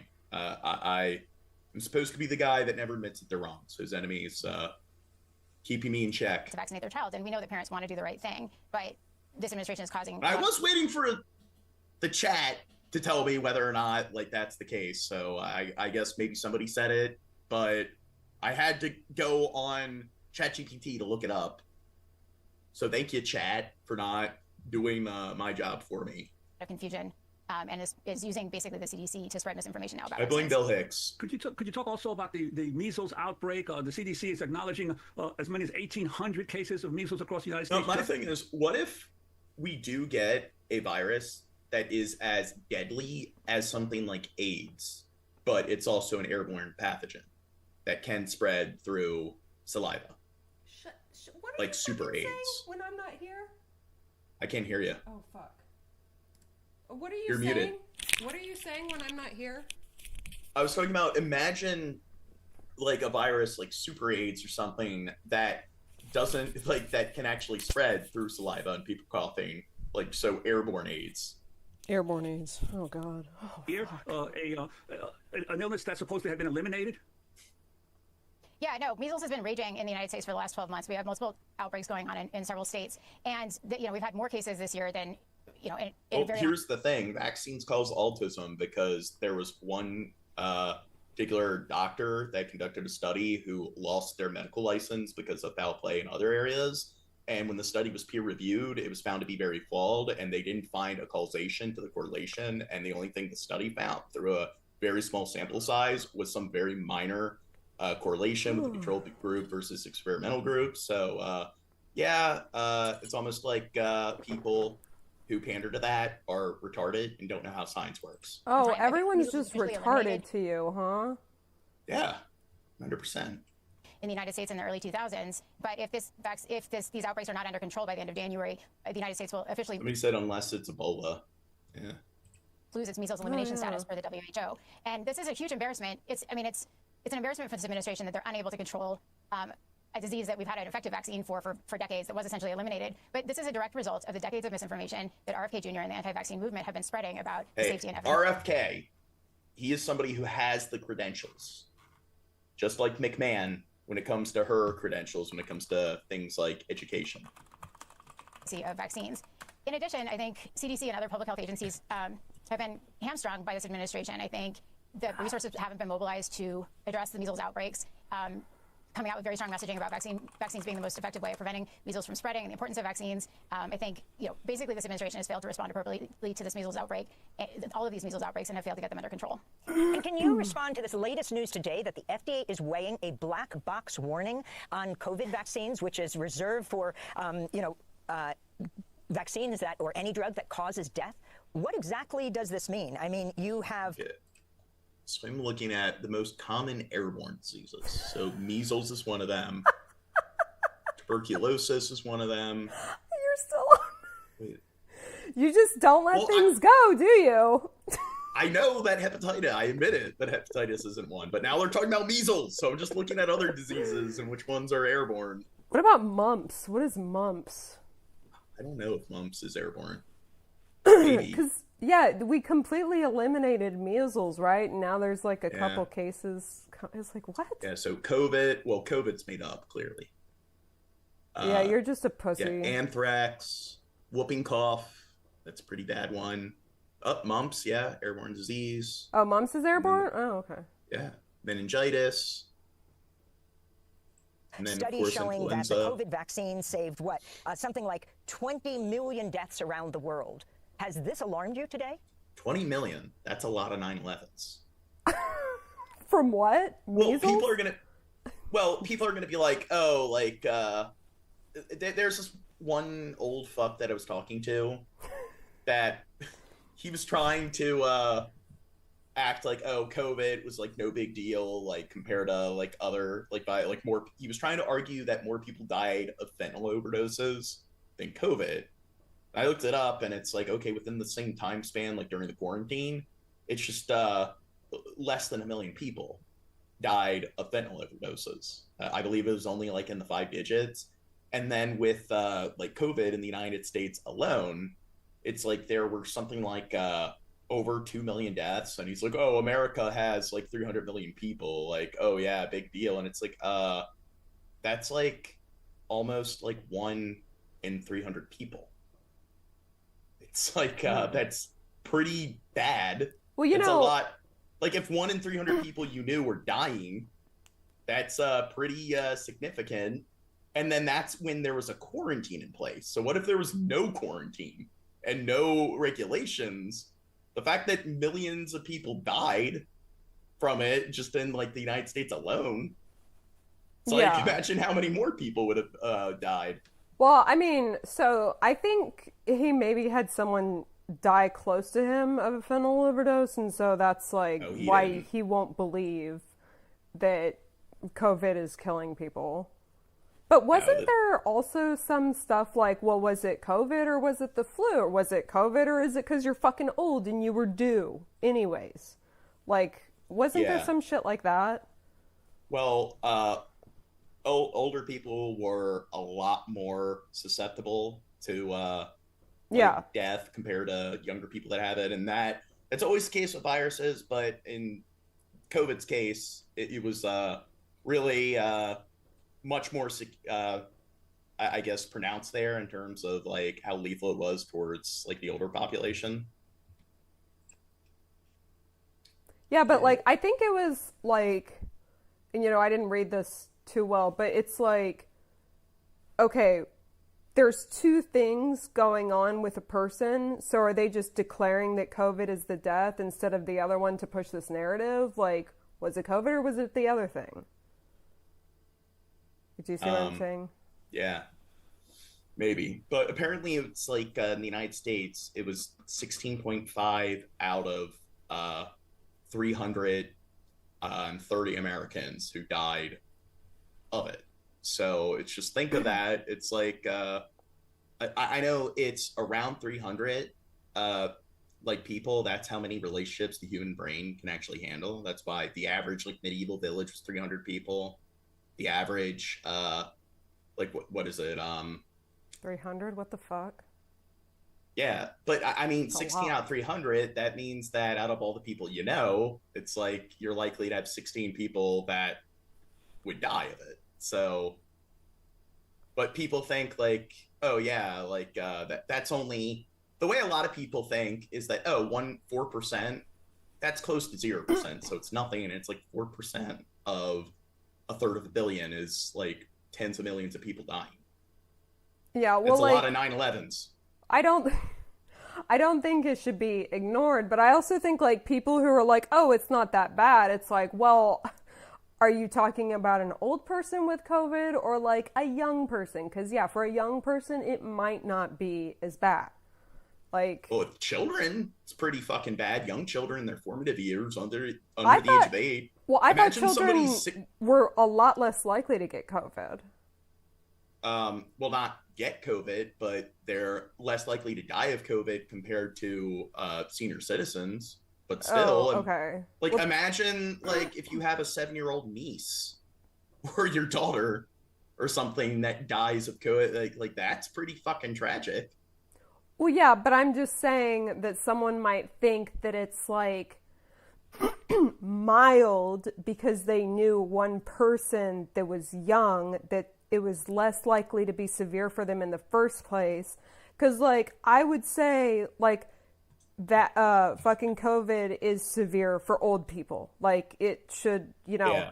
But old people are close to dying anyway, so it doesn't matter. And it's like, well, I don't know. I think it's pretty tragic if somebody in their 50s and 60s dies, even 70s. I mean, I think somebody's life is significantly cut short if they die in their 50s. So the way a lot of people think is it's just, hey, once you're like 50 something, then it's like, hey, you're more close to death than you are to like birth. So yeah, let's just act like anyone 15 up doesn't matter. It would be one thing if it's like, okay, it doesn't really like notably increase your risk of death until you're in your 80s, but when it significantly increases your death or your risk of death in your 50s, I don't know, 50, 60, 70, like I don't want to die when I'm that young. Right. I mean, I'm posing a slightly different argument than maybe the people you've argued with or talked to. I mean, it's very alarming. I think this administration, particularly RFK Jr., has come out very children hard are spreader, yeah. COVID vaccines since they were first rolled out during the pandemic. They have saved millions of lives, but this administration is solely focused on possible safety concerns. I think they also have said that they've linked COVID vaccines to pediatric deaths, and we do know that in serious adverse events can occur with vaccines. 1 in a million vaccines. I don't know what the actual rates are, but serious adverse events can occur with vaccines. But this administration has not shown any data about how they have what information they use to show that COVID-19 vaccines have been linked to any deaths. They haven't been transparent about it. They haven't given any information about how they came to the conclusion that COVID vaccines do cause deaths. And with this lack of transparency and only focusing on the risks of vaccines and not talking about the fact that tens of millions of children receive these vaccines safely, millions of deaths were prevented. I said it's conspiracy. As well as millions of hospitalizations and serious adverse events were prevented. There was a report that did just come out from CDC yesterday showing that the COVID-19 vaccines were 76% effective in preventing urgent care and emergency department visits in young children, and that was a great report to see. But that was data showing that these vaccines are effective in preventing severe illness, which still occurs from COVID. I'm very concerned that this is coming out right as we're going into respiratory virus season, because I think tens of thousands of Americans die from diseases like COVID and influenza every year, and further undermining confidence in these vaccines, I think could lead to an increase in vaccine prevention. And that's the other thing. It's like, hey, vaccines can be deadly, so therefore you shouldn't take them. And it's like, well, it's a cost-benefit analysis. Oh, I've never believed that, but I'm not going to argue that case. Well, I mean, and they cause autism. Don't forget about that one. Well, not that. It's like some people might have allergies. Like, so in very rare cases, it's like, hey, they can be deadly. But the thing is, it's like not getting vaccinated is much deadlier and results in far more deaths than people getting vaccinated.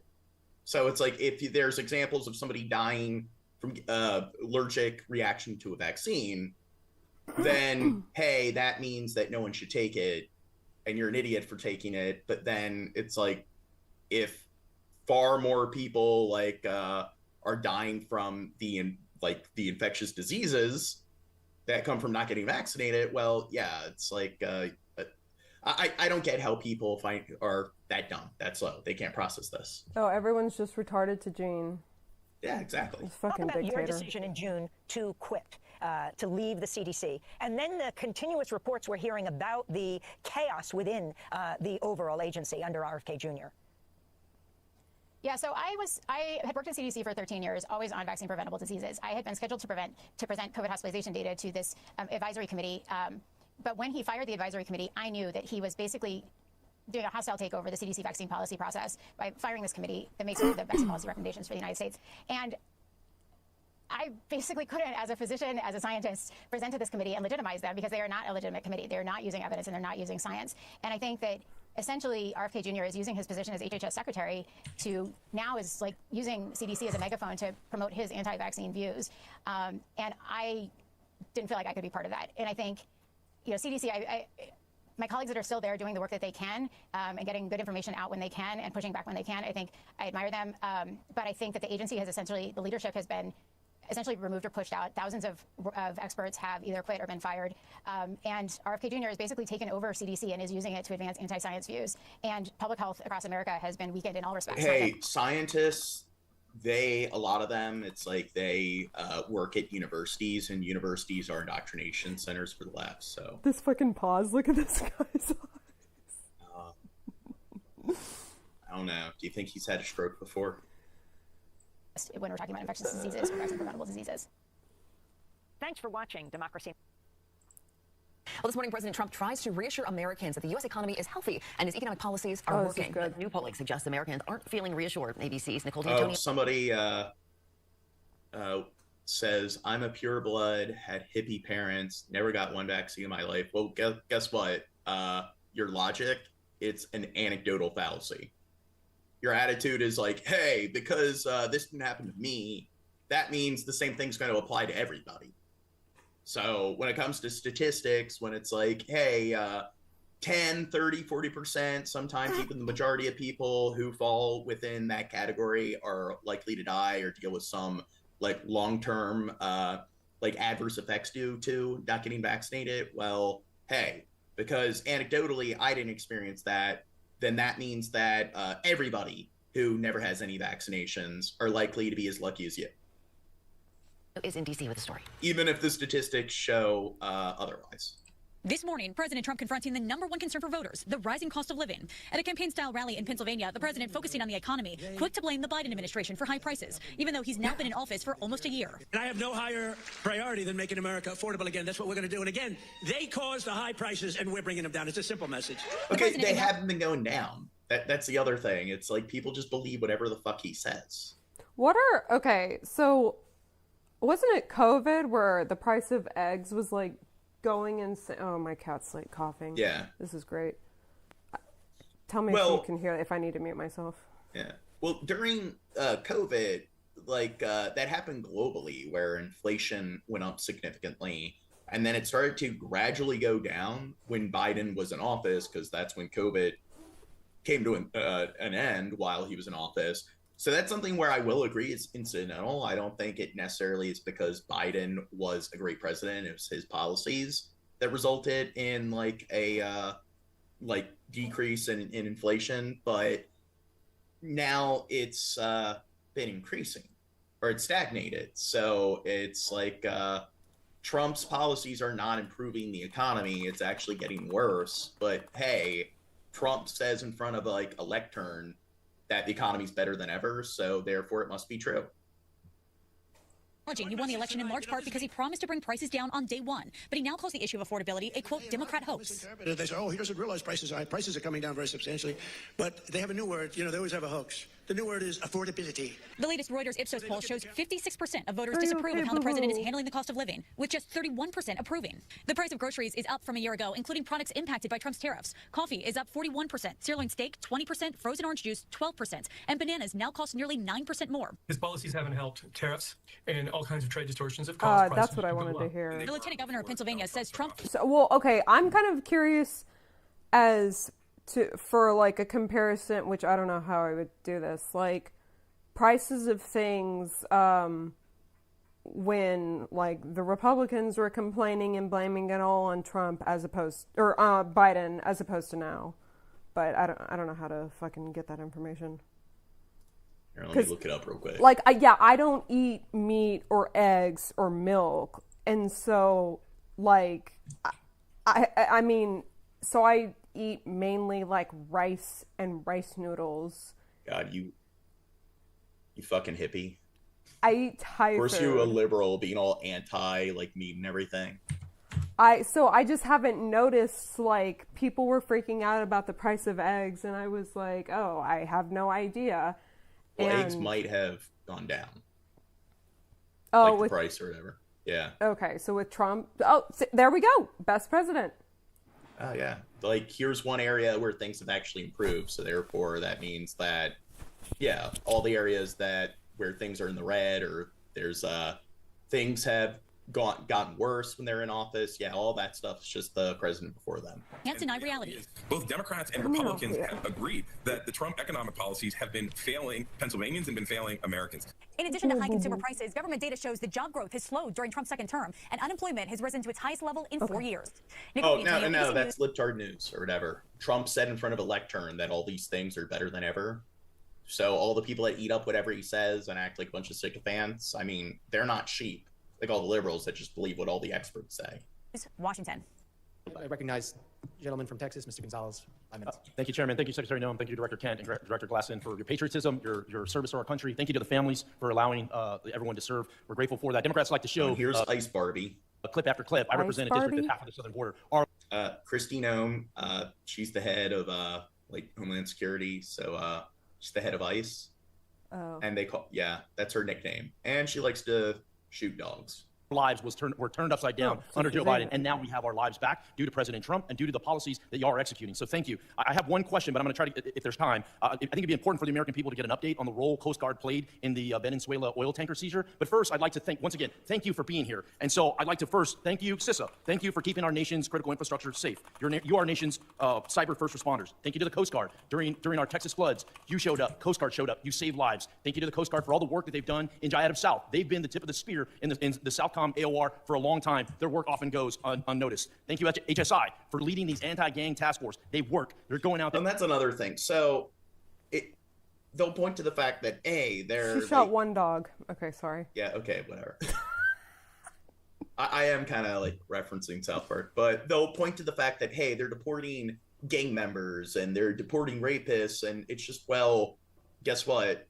Within any large population sample, you're going to find people who are criminals. So the logic of, hey, a lot of these immigrants are criminals, it's like, well, what if illegal immigrants are less likely to commit crimes than legal immigrants, and legal immigrants are less likely to commit crimes than natural-born citizens? So it again goes back to, hey, this one criminal was left-handed, so therefore we need to lock up all left-handed people in concentration camps. Yeah, well, that's what my mom believes. Yeah, all like people with tattoos, it's like they commit crimes or whatever. This one criminal had a tattoo, therefore, like it's definitely correlated with tattoos. So therefore, we need to lock them all up in prison camps. Video games need to be outlawed because a lot of shooters had video games or played video games. Therefore, that must be the reason. It's not that they're common household items. It's black and white thinking. Yeah. Murderers, you're apprehending sexual offenders, you're doing it in a local, state, federal way. They're working. Thank you for that. Thank you, ICE. Thank you for keeping us safe by deporting all these people. I really appreciate the innovative idea of DHS one dog that you know of its own airplanes. It's ridiculous that we had to essentially contract out in order to have these repatriation flights. That is a game changer. Thank you for that. Thank you, ERO, for adding bed space. This is exactly how we continue. Okay, next vid. Looking forward to discussing the worldwide threats that this country faces and the work that President Trump and his Look administration at this does smoke show. in every day to make Bill? America safe again. I'm very privileged. Yeah, this is Ice Barbie. Okay, I was wondering. I'd like to introduce them to you. Disruptions of congressional business is a violation of law, is a criminal offense under federal law. Audience members are advised to take their seats and maintain order. The chairman may now The power crunch compels you. ask Capitol Police to remove and arrest the persons creating the disturbance. You spent $200 That's where the sergeant in arms comes in. million to buy yourself new private jets. And instead of paying your way like the rest of us, you're living rent-free in a taxpayer-owned property that is supposed to be reserved for military leaders. At your direction, DHS has illegally detained and deported American citizens, including U.S. citizen children with cancer. At your direction, DHS has illegally gassed, pepper sprayed, and put their knees on the necks of Americans, including military veterans and clergy. But you have systematically dismantled the Department of Homeland Security, put your own interests above the department and violate. Now, I don't know if this is the interview. This same guy, he was asking her the question, like, Antifa, where are they located? Where, if they're a terrorist group, where's their headquarters? So they're not an actual organization. It's just some like movement online. So it'd be like saying that, like, I don't know, the feminists, like, they're a terrorist group or whatever. Like the vegans, they're a terrorist group. So they're trying, or like Black Lives Matter. It's like, oh God, it's a terrorist group. And he kept asking her, where are their headquarters? If they're a terrorist group, it's like, where are they located? Like, who are some names of people who are some of their like people who have actually like originated, founded the group? Who are their leaders? What's the chain of command? And she just kept question dodging. The law. You are making America less safe. So rather than sitting here and wasting your time and ours with more corruption, lies, and lawlessness, I call on you to resign. Do a real service to the country and just resign. That is, if President Trump doesn't fire you first. I yield back. Can you discuss further what you're facing in these sanctuary cities and the illegal alien monsters that have been released into American communities under the Biden administration? Yeah, unfortunately, Congresswoman, we arrest individuals like that every day because they're so prevalent on our streets, because of what happened under the Biden administration. I mean, every day you can't be this hot and be taken seriously. Come on. To go out and encounter and bring to justice individuals who are raping our children, murdering our mothers. That's why women shouldn't have jobs. I don't know. Trump's pretty woke. And Bondi, like Attorney General, and then there's Ice Barbing. Devastated by them, and I'm shocked at the Democrats. You know what? Who's going to be the president where every single cabinet official is a woman? See, if I become president, that's what I'm going to do. I'm just going to make sure that every single president is none of them are natural born citizens, none of them are white, and they're all women. There you go. None of them are white. Okay. And I'll make sure that they're all highly qualified and everything, but I'll just do that as like, fuck you. Like all the far right, like Nazis. Individual criminals over the American citizen that is out there just trying to live their lives, put food on the table, and live the American dream. And what we do at the Department of Homeland Security. Well, yeah, the American dream. It's very attainable, very affordable nowadays. Making sure that we're out enforcing the law every day is making sure that those families get a chance to do that. We are joined on Zoom by a gentleman named Sejun Park. He is a United States Army combat veteran who was shot twice while serving our country in Panama. But here's the thing. Here's the thing. He's not white. Who's he talking about? Or that guy? He's a veteran. And it's like, well, you're only supposed to care about veterans when they're white. Like many veterans, he struggled with PTSD and substance abuse after his service. He was arrested in the 1990s for some minor drug offenses, nothing serious. He never hurt anyone besides himself, and he's been clean and sober for 14 years. He is a combat veteran, a Purple Heart recipient. He has sacrificed more for this country than most people ever have. Earlier this year, you deported him to Korea, a country he hasn't lived in since he was 7 years old. Well, here's the thing. He's not a natural-born citizen. He's not white. So that's why it doesn't matter that he's a veteran and everything. But hey, he committed laws because of how, like, all the fucked up things a lot of troops are put through. And he engaged in similar activity as a lot of people in his position. A lot of people who are victims of PTSD because, military service really fucking sucks. But he's not white. So that's why you don't focus on him being a veteran. You focus on the fact he has a criminal record. And he wasn't born here, and he's not white. Will you join me in thanking Mr. Park for his service to our country? Sir, I'm grateful for every single person that has served our country and follows our laws. Can you please tell Mr. Park why you deported him? Every one of them and follows the laws. To be enforced. 3 years. Like Donald Trump. Wasn't Donald Trump following the laws and everything? Wasn't he found guilty of like 27 felonies? Oh, it's just rich people stuff. Well, all the people who raided the fucking Capitol, were they all following the laws? Like, were they all like illegals? I think the overwhelming majority of them were natural-born citizens who raided the Capitol January 6th. Wait, so Ice Barbie just deports people? That's her thing? She's head of ICE, and that's what ICE is there. Yeah. Okay. You have discretion. You are choosing not to use it. Madam Secretary, you promised America that you would go after the worst of the worst. But these people are not the worst of the worst. A Purple Heart recipient, a military... He abuse drugs. That is pure evil. Military spouse, the father of 3 Marines. And it's not just veterans and military families. You are locking up and deporting children with cancer, mothers with babies in the NICU. That's the thing. It's like, that is a problem with people who are veterans that deal with PTSD. And it's not just veterans that have PTSD. It's like, if you have PTSD, substance abuse is something that you're more at risk of. But hey, he's a criminal. We care about the ones that follow the laws. But are they going to have the same attitude if it's a natural-born white American?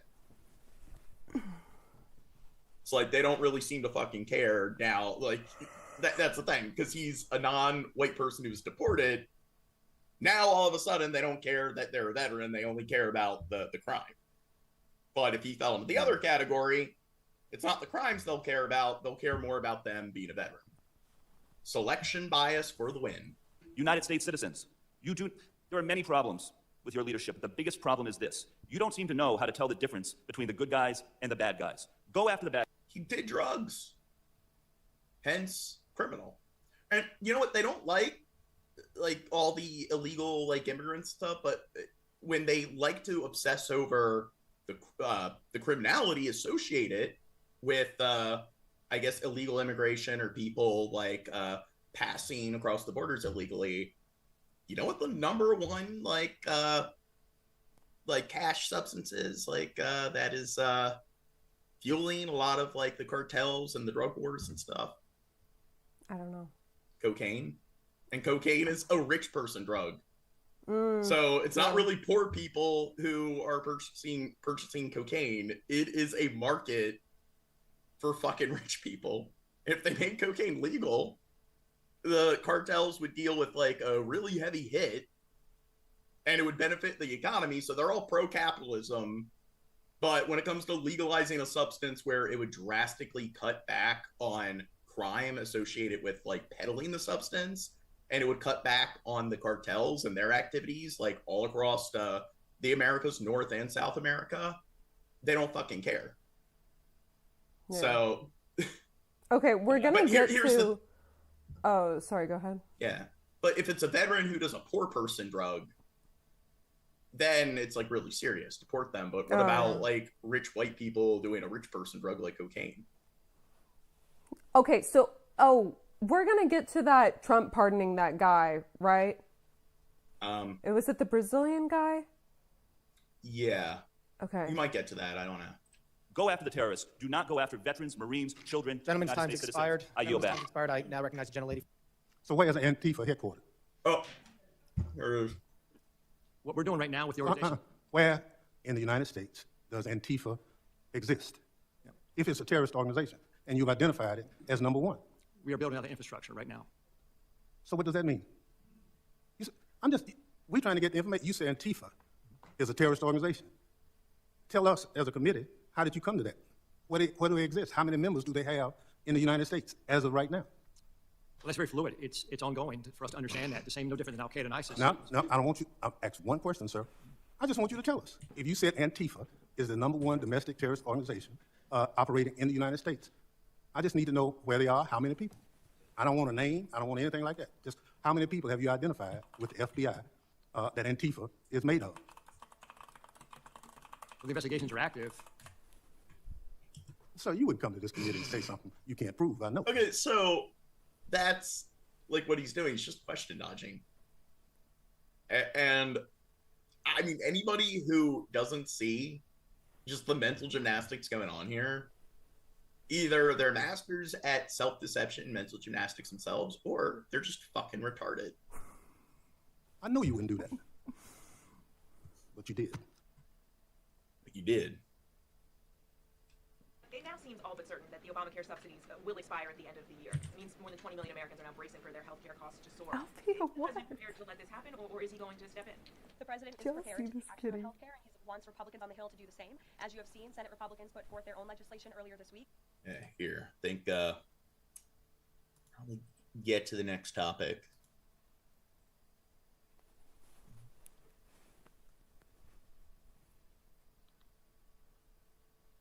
Oh, she's done attacking. Ethiopia is on the verge of another war. A new force is rising in the northern Tigray. Wait, so, they just mentioned Tigray. I was going to mention that. So, the Tigrayan War, that I think it kind of came to like a ceasefire a couple years back, but it went on for like 2 years, and as it was going on, it overlapped with the Ukraine War, and roughly the same amount of people were dying. It's like hundreds of thousands of people died in the war, and it saw no coverage at all. Yeah, and currently you have Sudan. Sudan has been going on for like a couple years now, and hundreds of thousands of deaths, so roughly the same amount of casualties as Ukraine. And then Burma, once the junta took over, they've started fighting. That war's also accumulated hundreds of thousands of casualties. And all of these wars don't get a lot of media coverage compared to the Russian-Ukraine war. The whites. So, yeah. I guess we're too obsessed with race. And the Prime Minister has his eyes on an Eritrean port just across the border. Now, old enemies have made new alliances. And a country is still recovering from the devastation of its last war. It's taking And the Tigrayan War, the Tigray region, that's like in the north. I think it's their northernmost like state or province. And that's where like I think it's the wealthiest state or province. So that's where the wealthy elite live in Ethiopia. And the war started because there's one political party that was like pretty much winning every single election that's associated with that particular province, and they lost. So you had a politician that finally won of like an opposing party. So then Tigray decided to attack the rest of Ethiopia and to try to seize power and control because the rich people didn't get what they wanted. Once again. The rich people run the world. The Ethiopian capital is the diplomatic heart of Africa, home to the African Union. Addis Ababa has seen a major transformation under Prime Minister Abiy Ahmed. So much so, it's now nicknamed Abiy's Project. Prime Minister Abiy won the Nobel Peace Prize for ending Ethiopia's long conflict with Eritrea. But now... And similar to Burma, where I forget her name, but she was a politician that engaged in your sort of like passive protest, similar to Gandhi or Martin Luther King. She's been on their radar for like decade, or for I guess over a decade, where they keep putting her under house arrest. So when she won the election, the junta went in and arrested her and just seized control of the government. So that seems to be a very common like practice of politicians. They don't win, go in, arrest whoever the politician is who was your adversary. And I mean, Prime Minister Modi in India, when he was like running, he arrested like pretty much all of his political opponents. In Venezuela, the president who runs against Marco Rubio, she is under house arrest currently. Then you got America, the January 6th riots. They didn't win, raid the Capitol. He's risking restarting it. He's determined. But here it's a similar scenario. He's somebody of a atypical political party that finally won. So it's like different, I guess not a minority group, but it's the other group that won. So, hey, our party or our particular leader didn't get, they didn't win the election this time around, just seized control. Eritrea is standing in his way. But between the two countries is the Tigray People's Liberation Front, or TPLF. They say the people of Tigray have been marginalized by Addis Ababa and threatened to overthrow the government in its last civil war. The TPLF controlled Tigray, a region of about 6 million people on the border with Eritrea. Between 2020 and 2022, they fought a bitter war. Oh, and Eritrea, that is the most militarized country on the planet in terms of active military personnel. So they have more active military personnel than North Korea. So, or relative to their population size. So Eritrea, it's something like 3% of their population are active military personnel. And I think North Korea, it's like 1-2%. So typically once a country's military personnel gets into the single digits, that's a sign that it is an overly militarized nation. So when you talk to people about Israel and Gaza, and it's like Hamas, Hamas, Hamas, it's like you ask them, okay, what percentage of their of the population do you think are Hamas militants? They'll say 100%. Well, not 100. They'll be like, I don't know, 60. I don't know, 40. They give such a large percentage where it's like if they understood the logistics when it comes to this kind of stuff, they would know that it's like, yeah, no, that is fucking absurd. It's like once you get into like 10%, that is still pretty extreme. And so it would be one thing if they said 4%, 3%, but it's just once you enter the single digits, it gets into the realm where it is like a super like extreme, and yet it's like clearly they've done their homework when it's like, oh, I don't know, 60. Or against a formidable coalition, the federal government in Addis Ababa. They just need to do their homework. Yeah. But now, Abiy wants the port of Assab in Eritrea. And to stop him, old enemies have become allies. The TPLF, Fano militia, and Eritrea are now united against the government.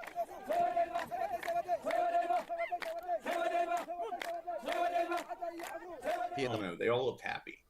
Mountains that border Tigray. Maybe they should be in charge. A new army is emerging. These soldiers, these guys don't look happy. Once fought against the Ethiopian government. Well, they're men. You know, men don't need to be sides, smiling. depending on the leaders they once served. ናብዚ ዝመጣናሉ ዋና ምክንያት ኣብ ትግራይ ውሽጢ ዘሎ ስርዓት ወይ ከዓ ምሳና ንቃለሰሉ ዝነበርና ቅድሚ ሕዚ እቲ ስርዓት ናይ ሓደ ጉጅለ እምበር ናይ ኩሉ ህዝቢ ትግራይ ዘይኮነ Now, in America, when we think of racism, we think of it like, hey, you're white, you're black, or when we think of race, we think like, you know, you're white, you're black, you're Asian. In most of the world, that's not how they think of it. So if you're in Ethiopia, they don't look at it like, hey, you're black or you're not black. Here, it's like the Tigrayan people, they look at that like that's a race. So you'll find clips where people are like, even though like in the Tigrayan war, the Tigrayan like militia or whatever, clearly they are not on the right side of things. They're trying to grab power. So the militants and the heads of those militants, I would say that they're on the wrong side of things. But you will have people now that are targeting like people who are Tigrayan, and they're like, yeah, I don't want to like share the same space as that race of people. Yeah, fuck that race. And this is a good example of that, where it's like when people think of race in America, they just look at like, hey, if you're black, you're Asian, that's just one race. But it's like in Japan, like if they're Japanese, they don't see themselves as being the same race as somebody who's Korean. Yeah, okay. So aren't you saying that there's like more racism within these like... No, I'd say roughly the same. Human beings are just fucking racist. Well, because, I mean, yeah, I've heard that like in like Japanese people, they hate Chinese. It's like they hate everyone over there. And then like I've heard black people, they hate on like lighter skinned black people and all this stuff. And I'm like, oh. So I will say that if we're going to rank countries in terms of how racist they are, Japan's definitely a contender for number one. I'm not going to lie. Nasser Haftu is one of the founders of this group, the Tigray Peace Force. I'd say Argentina is another. I need to do the top 10 racist countries. Argentina is also up there with their black cleansing.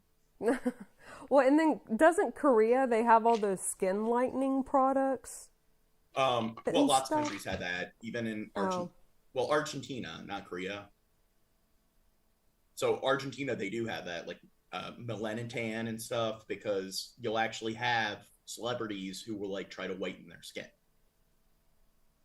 But in South Korea, they like Pakistanis and Indians, there's a lot of racism towards them. So they have Jim Crow style or like laws where, or I guess they have a lack of regulations towards racism because they can still put up signs like, hey, no Indians, no Pakistanis. They can that's funny.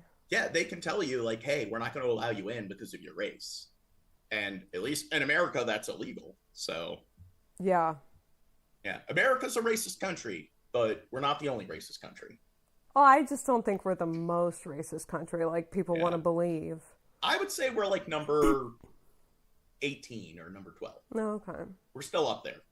Businessman in Addis Ababa until 2020, but after witnessing a massacre in his hometown in Tigray, he took up arms.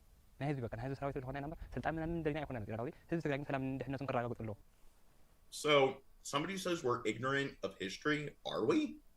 How are we ignorant of history? Because what we're talking about isn't even like history. We're talking about things that are current, like events or modern. So, we're talking about things that are contemporary, like in South Korea and Japan, what's going on in Ethiopia. So, how are we ignorant of our history? Or what history are you talking about? Yeah. Like nearly all of the soldiers here, he fought for Tigray against the Ethiopian government and its allies, and still bears the scars. And now you're willing to die fighting. And there are, so this is something that is going on. People in the other territories in Ethiopia and the other ethnic groups, they're mad at the betraying people. So there are hate crimes taking place. And they're doing the same thing like with Israel and Gaza. It's like, hey, like, because of what Hamas did, let's just act like everyone in Gaza, that they're all like some collective, they're all some Borg or hive mind. And yeah, see, human beings are just inherently racist. Haters. The former commander. Oh, here, light skin was valued by the highest classes. There's your history lesson. What the fuck are you talking about?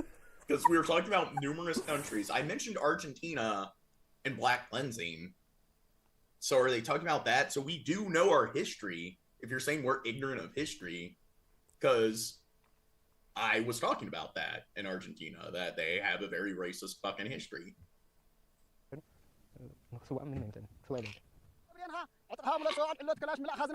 Every generation in Ethiopia has experienced war. Genet, now 20, has been a soldier for 4 years. She felt used and betrayed by the TPLF, and so she defected.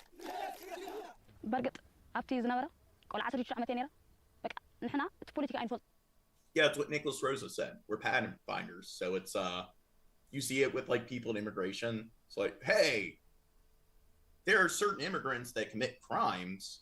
Therefore, hey, there must be some correlation, regardless of the fact that like you can find they don't look at the patterns associated with the other groups. And it's people love their like sort of anecdotal stereotypes.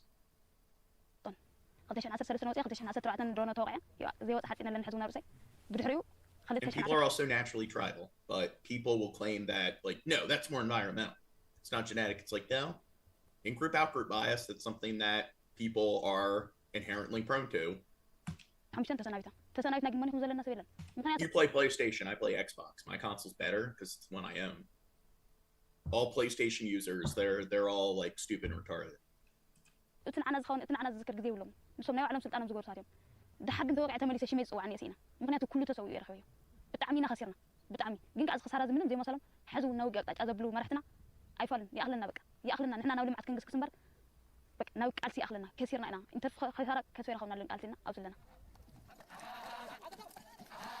Alliance with the government isn't just about politics.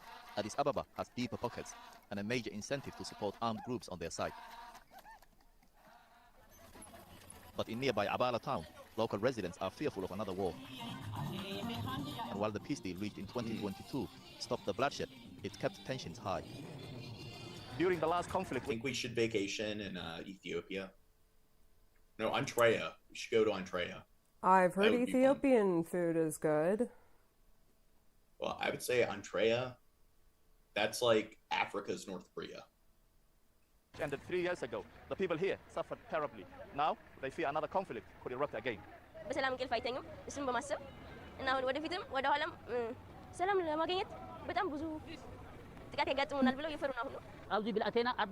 Oh, whoa, what is this beard? I'm sorry. Okay. He's got style. That might be his natural color. I mean... That's pretty crazy. Because isn't it that Papua New Guinea, those are black people with bright blonde hair. So we got black with orange. Mean, you can be like, your ethnicity can be like sub-Saharan African, and you can have red or blonde hair. but maybe he dyed it. لو معامات قرب حارسنا حارسهم لنا لتحارسي حارسنا خذاب قلنا هنا وذي سنة أتينا في البلد عدنا لبهال بفرحي بسلامي بصلاتنا هنا. I went to visit one of the top leaders of the Tigray Peace Force, Major General Zodu Kiros. What is your ultimate objective? وانا على مناتنا Zelda. هأوزر لحيل موجد لكن هاي تشوف أنا حيل أني تعرفاني سرعة هاي تفعل فوق مقاري. What's her name? أنا هأوزر لحيل. Major General. Oh. Zudu. That's not like Zelda, like Princess Zelda. موجد لكن هاي تشوف أنا حيل أني تعرفاني سرعة هاي تفعل فوق مقاري. نجنا حالي أخوينا تحسب. أنا زي الأمن. كيف أي أقبلنا؟ Tigrayan civilians are saying our leaders are divided and we are becoming a battlefield. And that's what they fear. What would you say to them? فينا تحد حد كي اللعن الفرحية صدقت لهم تخكلين إحنا ونفرحين قلت حزب زلا قلنا تاتجن فينا زت رفنا قريلا يعني فينا تصلي في اليوم. Thank you very much. Thank you. Back on the mountain, the soldiers are eating their evening meal. This is known as gursha, an Ethiopian tradition to feed your friends first. A ritual they likely share. Someone's fingers in your mouth. Do you think that's a good way to spread disease? Is that sanitary? I'd say it's unsanitary.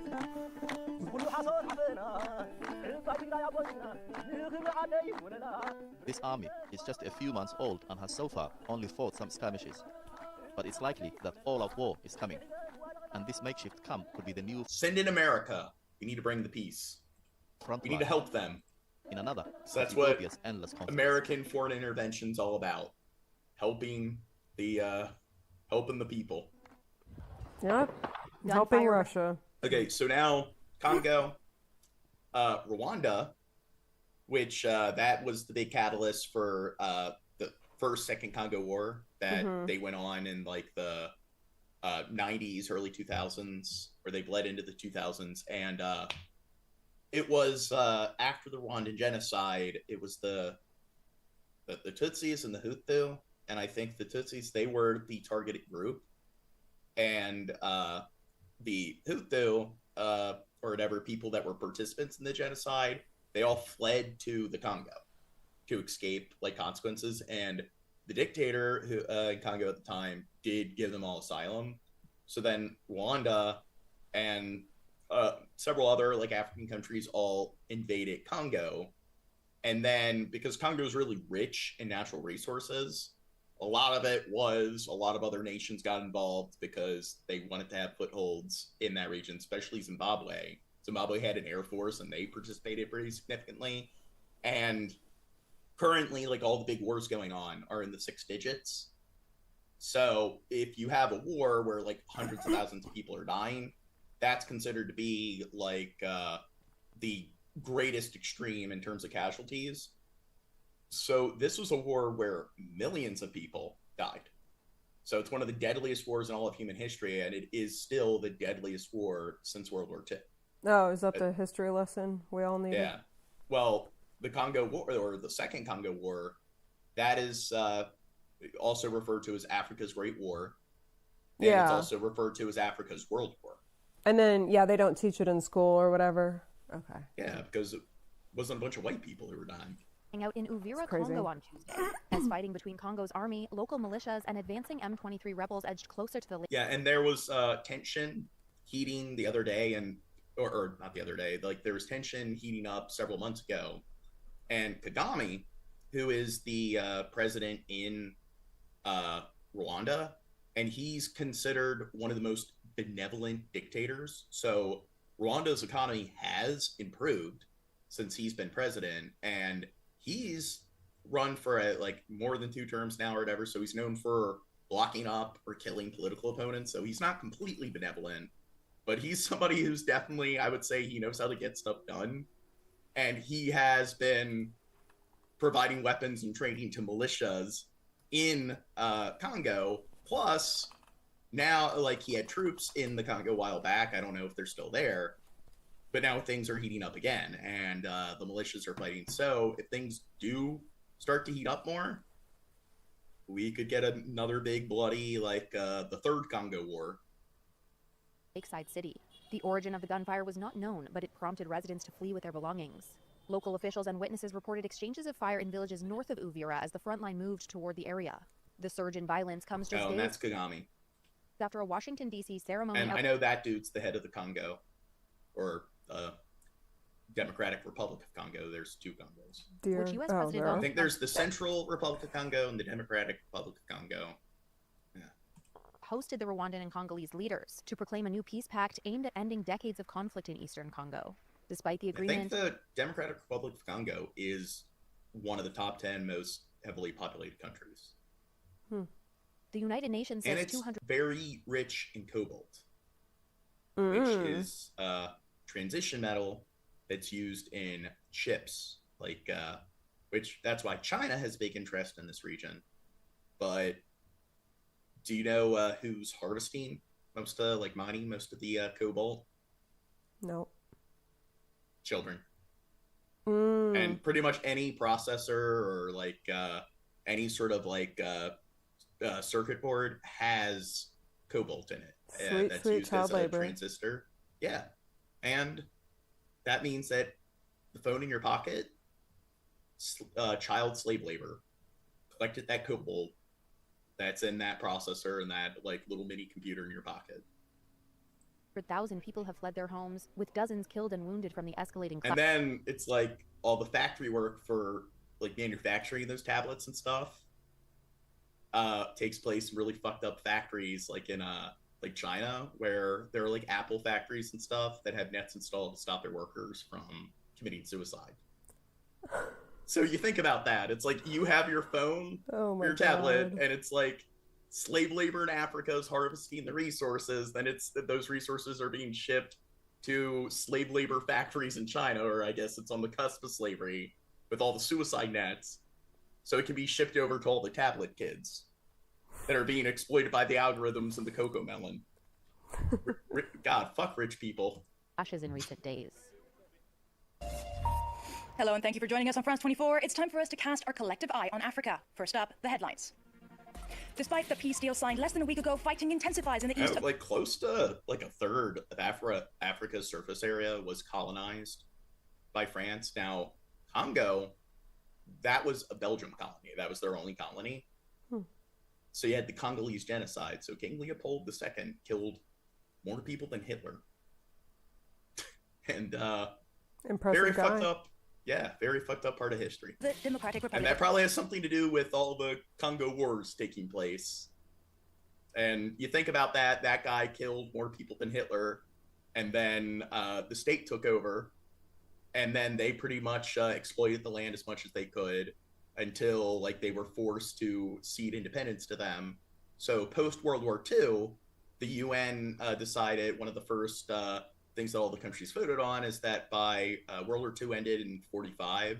So I guess the UN was established around 46. So in 1956, that's when like all colonies were supposed to be ceded. So they pretty much, the government dug the land dry and did everything they could to get as much as they could out of it before they had to cede independence to the country. And then, of course, like not long after that, you had the Second Congo War, which are the deadliest wars post World War II. So, it was after World War II.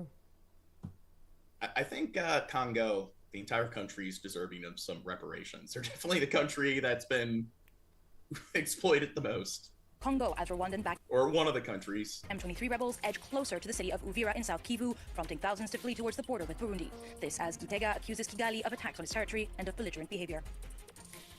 I don't know. Somebody said I should do a PPP on Genghis Khan. No, Genghis Khan. They blame him for spreading all the bubonic across Eurasia. One of his war tactics was to decapitate the enemies and then catapult the heads inside of cities to spread plagues and disease. So he had a decent warfare tactic. God, she's leaving me. She's doing a Shabisky. The International Criminal Court sentences notorious Janjaweed militia leader Ali Mohammed Ali Abd al-Rahman to 20 years in prison for atrocities committed in Sudan's Darfur region in the early 2000s. The 76-year-old was convicted in October on 27 counts of war crimes and crimes against humanity. Among the charges, murder, torture, and orchestrating rapes. And no ceremonies or parades in Tanzania's streets as the country marks its 64th Independence Day. Police and soldiers were deployed in Tanzania's commercial capital, Dar es Salaam, to prevent possible protests. Activists had called for mass mobilization to denounce the violent suppression of demonstrations around elections in October. In the east of the Democratic Republic of Congo, fighting has intensified between Rwandan-backed M23 rebels and the Congolese army, supported by Burundian troops. This less than a week after Kinshasa and Kigali signed a peace deal. So what's going on in Ethiopia with Tigray? And what's going on in Congo? Do you guys in the chat think that we'll get like a Tigrayan War 2 and a Congo War 3? If that happens, things are pretty fucked. Maybe once that happens and we have another like really fucked up like Congolese War and Tigrayan War, maybe that's when China needs to go into Taiwan. And maybe that's when like I guess Russia, they're not doing I'd say they're in the wrong what they're doing in Ukraine, but that's when Europe needs to decide, yeah, we gotta go on the offensive and attack Russia. So we need to just get World War III over with. In recent days, the rebel group has made swift advances and threatens the city of Uvira in South Kivu. Our colleagues at the AFP news agency are reporting that some have already entered the city. However, the situation remains unclear. Uvira is right on... And we got a viewer in the chat that said hi. Yeah, I gotta go to Google Translate. Neighboring Burundi's doorstep, who has accused Kigali of attacking its territory. Our regional correspondent, Juliette Monti, explains. Burundi denounced Monday attacks by Rwanda into its territory in a border area with eastern DR Congo, where violence has once again flared. The Foreign Minister, Edouard Bizimana, voiced concern over what he described as his neighbor's provocations, claiming that Rwanda dropped bombs on its territory near Chibitoke. The strikes allegedly injured at least 2 people, including a 12-year-old child. For now, Rwandan authorities have not responded to these accusations. All this comes as the M23 rebel group makes rapid gains in eastern DRC, threatening the border city of Uvira. Local sources said hundreds of fleeing police and allied Burundian soldiers have Google Translate's being stupid. sought refuge inside Burundi as a result. With Uvira sitting across Lake Tanganyika from its economic capital Bujumbura, Burundi views the prospect of the city falling to Rwanda-backed troops as an existential threat. Judges at the International Criminal Court have sentenced a Janjaweed That says 0 up person in days. militia leader to 20 years in prison. Somebody pointed out Kimberly wandered off. Yeah, she's doing a Shabisky. For atrocities committed in Sudan's Darfur conflict in 2003. Ali Muhammad Ali Abd al-Rahman, also known as Ali Kushaib, was convicted in October on 27 counts of war crimes and crimes against humanity. Among the charges include murder, torture... So here's somebody higher up being charged for a war crime. When's Netanyahu and Putin, when are they going to be held accountable for war crimes? And orchestrating rapes carried out by Janjaweed militias more than 20 years ago. Prosecutors fought for a life sentence for the 76-year-old, describing him as an axe murderer and an enthusiastic perpetrator of the abuses. At this stage, it is unknown if either the defense or the prosecution will appeal the verdict. Our Netherlands correspondent, Fernand de Van Tetz, reports. 20 years is the sentence handed down by the International Criminal Court here in The Hague to Janjaweed. Oh, she's only been gone for a sec. Okay, that's fair. My previous co-host, they'd leave for 40 minutes at a time.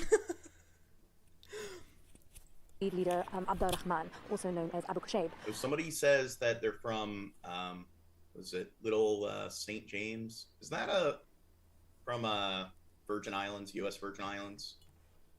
That's where I first thought. He is convicted for murders and rape and torture that took place in 2003 and 2004 in the Darfur region. There's somebody in the chat that like their name is in a foreign language. I want to know where they're from.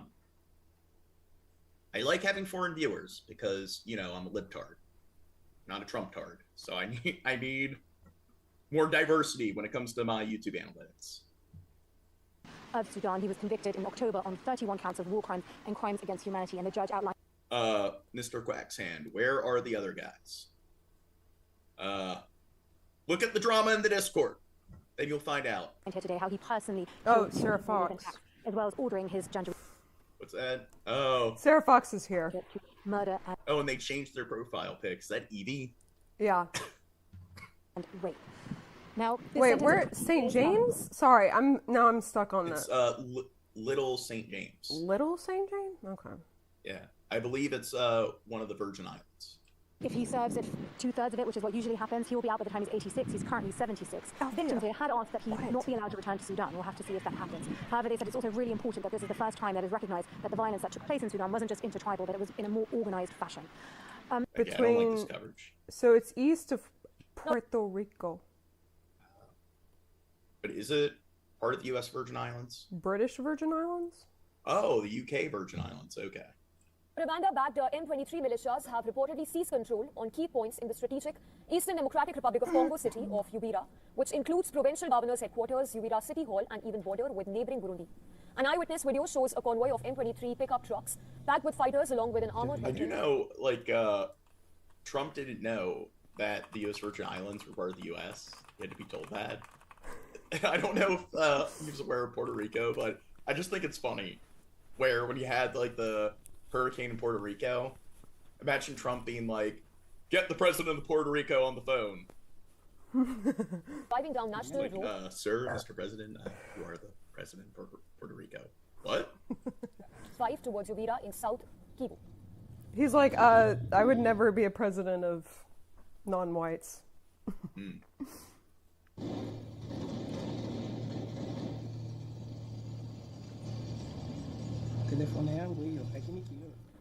All right, what are we looking at? Oh, more Africa drama? Yeah. Hey, don't say that. People are going to think you're racist. I mean, it's literally that, though. It's drama. Yeah, but that would be like saying, in Europe, you're not going to say... European drama. Oh, okay. Wow. Fucking stuck-up white people drama. Well, I do have a playlist for each major continental region. Oh, right. Gotta hit them all. Views the prospect of Uvira falling to Rwanda-backed forces as an existential threat. The city of Uvira is... Okay, they're going over all the same news. We need... All right, someone didn't organize their playlist. Whatever, you didn't give me all the time. The biggest escalation for months during the long-running war. That's according to y'all don't even know. See, people are now talking about, you're not supposed to talk about Pokemon in the chat. You're going to make, Taylor mad. She's not even here to get mad at people. Days for the Congolese. I know how, I like how Teddy finally changed the profile pic in the chat, and Dirt's not here. Army near the border with Burundi. The maturity police. It has served as the headquarters of the Kinshasa-appointed government in South Kivu Best province. mod award goes to... But Teddy, do you like my new co-host? Has also served as the regional military base, and seizure of the town could allow the rebels to press on beyond South Kivu. Sorry, I'm gross, y'all. I mean, so far, I think that she's provided more commentary than my other 3 co-hosts combined in just one stream. I argued with him over Hep B being transmitted through the air. I kept saying I didn't know, and I wanted people to look it up, and I'm the one that had to look it up. That's not what happened. Now you're just fucking lying. Okay, replay the footage. I looked it up. No, you're fucking gaslighting me. I looked it up, and I looked up AIDS transmission, and then you finally started looking it up. Oh, okay. Brokered peace deals. Since then, the two countries have accused each other of violating that agreement. Rwanda denies backing M23 in Congo, saying its troops are in eastern Congo. I'm in an abusive relationship. She's gaslighting me. However, Washington and the United Nations say evidence of Rwanda's support for the rebels is clear. Many local people said the new development signaled deepening insecurity. This Kinshasa resident said the fighting in Uvira felt like the beginning of a chain reaction that could eventually reach the capital. The United Nations say some 200,000 people have fled their homes in recent days. And okay, it's Arabic, and their name is Bikri, Bickrey, N2N. Scores of civilians have been killed. So what country are they from? UAE? Kuwait? Saudi Arabia? On Wednesday, it was unclear whether M23 had full control of Uvira. A Congolese government source told Reuters that the military would not... Now people are talking about Pokemon. ...react in order to... Don't talk about Pokemon in the chat, it's off topic. Our next story is from Africa. The conflict in the Democratic Republic of Congo is escalating. The M23... Yes, Sarah Fox is Teddy. I guess I unleashed the curtain there. It is a key town in eastern DR Congo.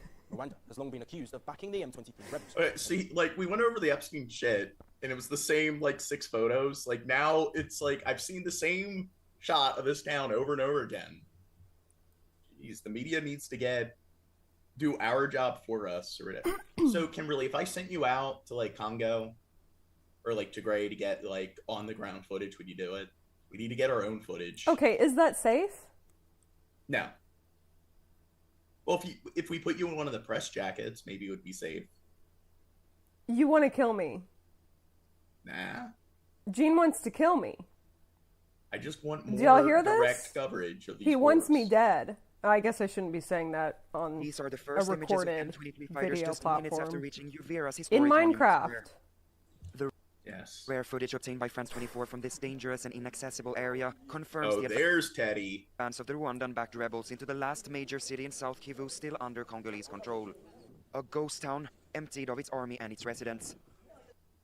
Now, you think Okay. So I've mentioned this. I don't know if you were in this conversation, but whenever I was driving through, or me and my dad were driving through Oregon, we went through this shithole city, and I was like, this is like a place in Africa, and I swear it Kimberly, looked like this. Jesus.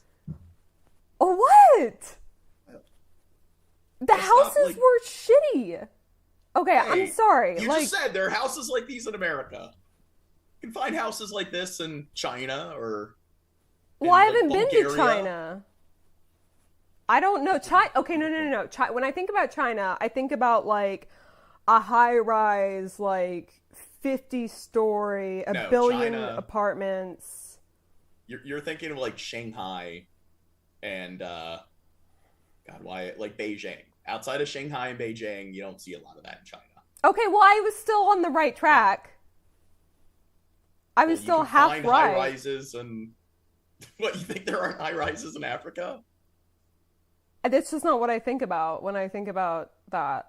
Oh. Africa. Like, this is what I think about. The fucking... We need a vacation in Lagos and Nigeria. Lao. Okay, I told you Morocco and Egypt. Well, what is it? Ringo in our Discord, he's from Morocco. Maybe he'll let us stay at his place. Oh, yeah. Well, okay, but also I've heard Morocco is like a ton of scams. Like, they're racist. They see white people and they think we're rich and then they scam us. Don't talk about Africa anymore. Rose above them went. Get my channel in trouble. Stay. Clear signs that the fighting was escalating. On the other side of town, the wounded were being treated by the Red Cross. Men, women, even children were rushed into the General Reference Hospital. Doctors fear the facility is nearing collapse. This woman survived the bombing of her home. Kimberly, name 3 African cities. Cairo. That's about it. Yeah, Egypt. Yeah. Can't name more. Hold on. What's the capital of South Africa? You need to tell me. Two major cities, South Africa. Johannesburg. Yep. Okay. And Cape Town. Cape Town. See, I got all 3. Well, you could have said like Lagos because I also mentioned that. Okay, wait, but I thought Lao, that's like a Asian, Indo-Chinese, whatever the fuck it's called, country. Okay, what are you, let me Google it. What are you talking Laos about? What African, how do you spell it? Well, wait, Laos borders Cambodia, and it's Lagos, and it's like a mega city in Nigeria, and it's one of the most heavily populated cities. Oh, okay, so how do you pronounce it? I think it's just Lagos or Lagos. Okay, because it sounded like you were saying Laos. Oh. And so that's why I was kind of confused. But Laos is part of Indochina, so it borders Vietnam and Cambodia. Yeah, so I didn't know. What's the city in Morocco? Casablanca? Okay, there's another one. Tunisia. Oh, Tunisia. Tunisia is a northern African country. So does that not count as Africa? Yeah, but that's a country, not a city. Well, I was looking for a city in Tunisia, sorry. Tunisia. Yeah. You're Googling it, you're cheating. You'd get like expelled from your like college if you were taking an exam. Fell while I was carrying my child. He was killed instantly. Yesterday we recorded 30 casualties. Today we've received 12 more, bringing the total to 42. It's very urgent, very alarming. The situation is not easy. You know, it might actually be possible to like learn African because like you hear, or I'm sorry. What the I'm fuck? sorry. You just said learn African. Sorry. Okay, Swahili. There. Is that a better one? Jesus. Yes. Okay, it might be possible because like when she was translating. Jesus fucking Christ. Africa's not a country. I'm sorry. Like I'm not the smartest person. Okay, so like the translator was like translating it pretty slow and like I feel like you hear like Spanish and you're like, oh my gosh, that is like 1,000,000 words an hour. So now I wonder how easy it is to learn an African language. Well, I think there's a lot of variation. Okay, how many African languages are there? Let me see. Oh God, there's like Madagascar alone. It's like there's dozens of like because you have like all the different tribal languages, and if you look at a map, that's right. Yeah. But a lot of them they speak like European languages because they were colonized. Oh yeah, French. So a lot of them it's either French or English. Its way out of Uvira was by boat on Wednesday as M23 fighters advanced on the city. Oh, okay. A few kilometers on the other side of Lake Tanganyika. Gene, pause it. Come on, I'm talking here. It's between 1,250 and 2,100, and by some counts at over 3,000. Nigeria alone has over 500 languages. That's pretty fucking insane. That's a lot of languages. You need to learn to speak every single one. Burundi. The government there views the prospect of Uvira falling to Rwanda-backed forces as an existential threat. People scattered through the streets of Uvira as news spread of the approach of M23 fighters. UN experts say the M23 is supported by 7,000 Rwandan troops in the east of the DRC. Rwanda denies backing the M23. The top languages in Africa include Swahili, Arabic, Hausa, some other ones, okay? But Swahili, I got that one right. Okay. So, mods, fucking approve these comments. What's going on? Oh, never mind, sorry. Oh, Zenemy deleted a comment. I don't want you guys deleting comments. Oh, well, I don't know. Maybe they were Let the haters hate. I'm a masochist. I love it when people like verbally abuse me in the chat. It does argue it faces an existential threat from ethnic Hutu fighters across the Congolese border. They're linked to the Rwandan genocide of the Tutsis. Apologize to Zenemy. Why am I? Shouldn't be deleting comments. Well, you gotta like explain to him the rules. Okay, I'm sorry, Zenemy. I didn't communicate properly. He's like, I know what he's thinking. He's like, you gave me the mod and now you don't want me to mod. It's the same thing as you and Shap's. Okay, sorry. I'm saying too much. Sorry. As the sound of gunfire got... We need the haters to have their hateful comments because we need to argue with them for content. It might have been off topic. I don't know. Thursday morning, Is it? Now that there is nobody entertaining left in my orbit, let's bring my dipshit girlfriend on the show. That'll go well.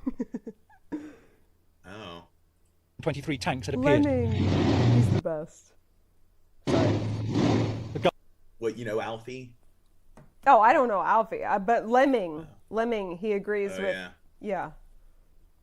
Government in Kinshasa fears the M23 might push further south and east to the copper and cobalt-rich Katanga province. Just a week ago, Congo's President Felix Tshisekedi and... Do you think that's a sock account of somebody in the community? Oh, I don't know. I think that's one of Zidane's sock accounts. Because when Timmy like recorded the conversation and gave it to them, yes, that is one of Zidane's sock accounts. Hi, Zidane. Because when Timmy showed me the unlisted video, I'm like, I know I've seen that before. That is Zidane's fucking sock account. Oh boy, look at who's fucking salty. Oh, this is good. Rwanda's Paul Kagame signed a deal brokered by Donald Trump that was supposed to halt the fighting. I think it's going to be a great miracle. Everyone say hi, like Zenemy, everybody. Talk to like Zidane in the chat. These two gentlemen are leaders, they're great leaders, and they're going to prove that in the coming months and years. And I think you're going to see very immediate results. I have confidence that that's what's going to happen. Instead, the government in Burundi is describing the capture of Uvira as defiance and contempt for the United States. Bernard Smith, Al Jazeera. Don't miss out and get the full picture. Life is returning to normal. I guess maybe we can bring a little bit of internet drama in the chat because our regulars are curious. Remember when Zidane got all like butthurt that you unfriended him? So Me? he like, Okay, and then he left like all the fucking discords associated with you, and then he like unfriended like Teddy and Zenemy and everything because he was all butthurt. And that, you, yeah. Yeah, and me. And left all the, yeah. Yeah, so, but now you're a dipshit, according to them. And Uvira in the Eastern Now they haven't said anything since I called them out.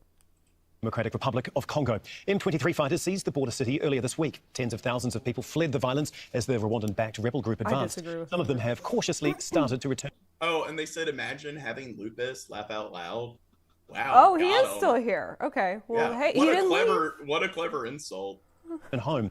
There are signs of fighting on the streets, though. Regional authorities say at least 400 civilians, including women and children, have been killed between Bukavu. Imagine having schizophrenia, laugh out loud. And Uvira. Both cities are under M23 control.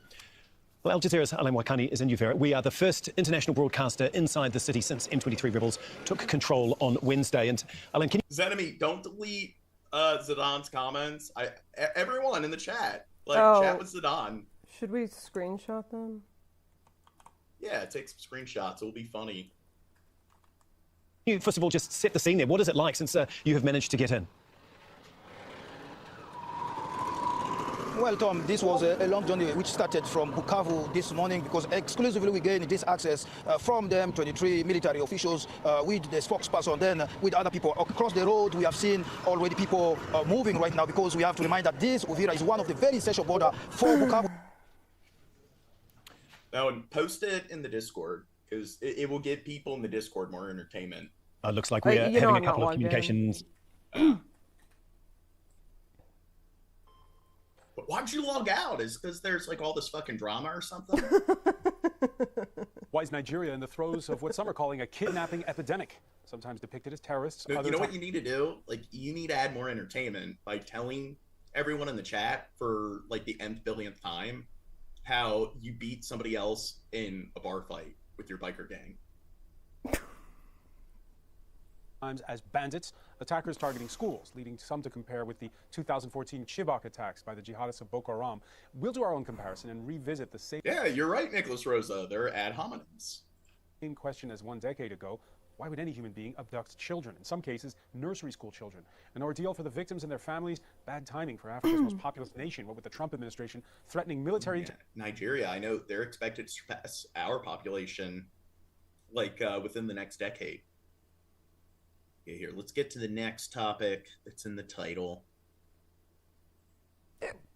I feel, what, Sudan? Are you covering Sudan? Sudan? Yeah, we'll cover that. That was, because that, yeah, that, like, I haven't seen any of these videos in my feed, and all I follow is international stuff. So I'm like, oh, they're really not. Well, if you thumbs up the PPP podcast, then because it's in the tags and everything, you'll probably get recommended videos about like all of the city streets and stuff painted red in Sudan. Yeah. Cracking down on TikTok today, millions of children under 16 in Australia just got banned from using social media apps. But people in the chat, especially our regulars, our mods, you can go to the PPP Discord if you're interested in the drama, and you can see all the receipts of our buddy Zidane, who's currently hate watching the stream. Like Instagram, Snapchat, YouTube, and TikTok. Now, that new law is the first of its kind globally, and under the motion, the 10 banned platforms. But we do promise that we will do more PPP streams. We have a huge outline and everything. We're gonna pump them out in bulk and make sure to grow the channel more. And so far, this stream alone, 6,846 views. And the average view duration is 34 minutes. Have to show that they've taken steps to deactivate accounts used by those under 16 and prevent new accounts from opening. If they don't, they could face fines of up to 49.5. So what about... Wait, 49.5 what? Sometimes I don't like when you cut it off. Activate accounts used by those under 16 and prevent new accounts from opening. If they don't, they... You're 16. So, I mean, 16 is a very common age where it's like, yeah, you can, like, what's it called when you gain, like, legal adult status? But it depends 16. On the state. Yeah. It's 16 to 18, yeah. Yeah. And then a lot of states, that's the age of consent. Yeah. Or like, you know what? And I don't think that should be the case. Could face fines of up to 49.5 million. So, one thing here is, God, I'm starting to bump. Here we go. But one thing is that Roblox and what's the other one? Maybe Minecraft's up there. There's a lot of video games that like bad people are exploiting to contact kids. And a lot of those games, like just within the games themselves, there's that huge social media element. So the problem is, do you think that's kind of like a loophole?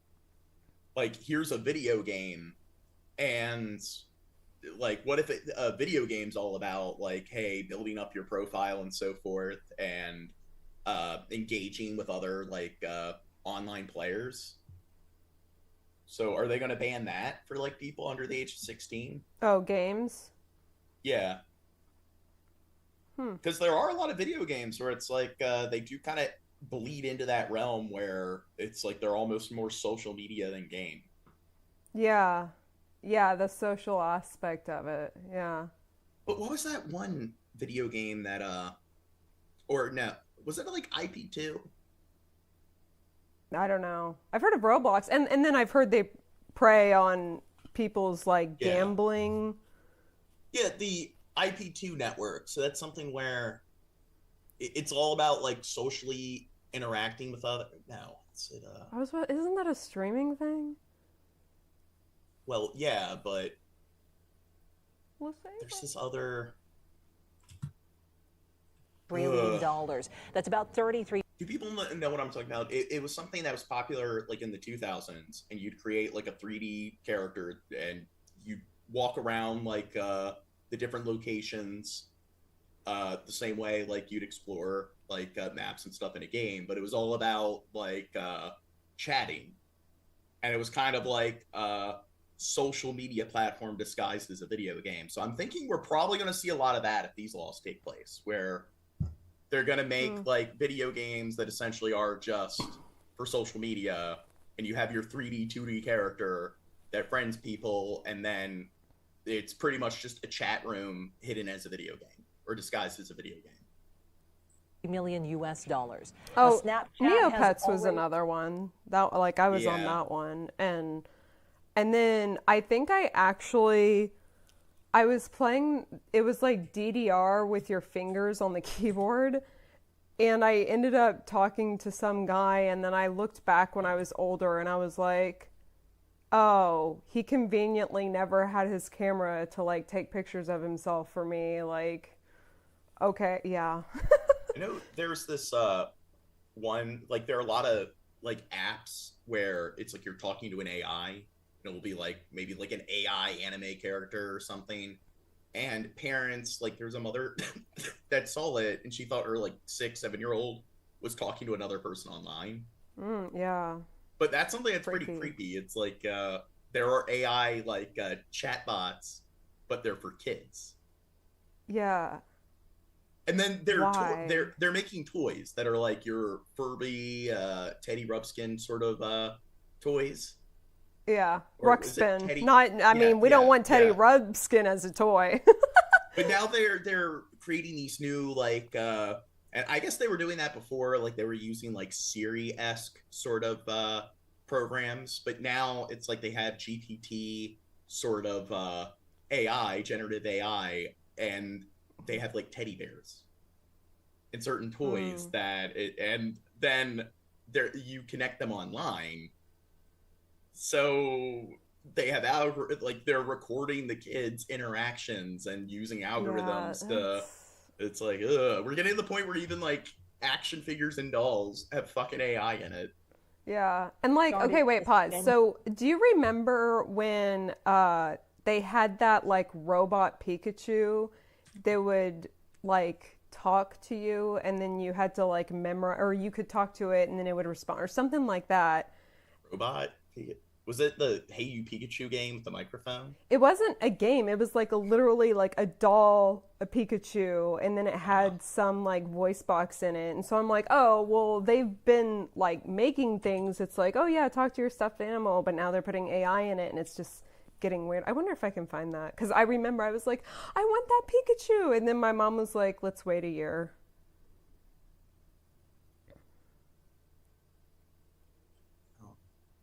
I'm trying to look at, is it in3d.io or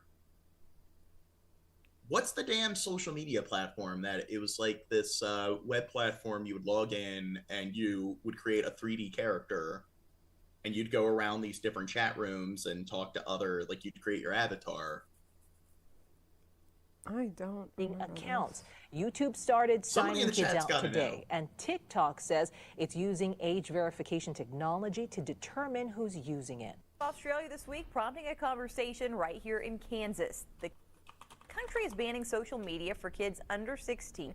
We may be far away from any similar action here in the US. IMVU. Okay, so I was thinking maybe they called it IP2, even though I know it's streaming service or whatever. But what was it?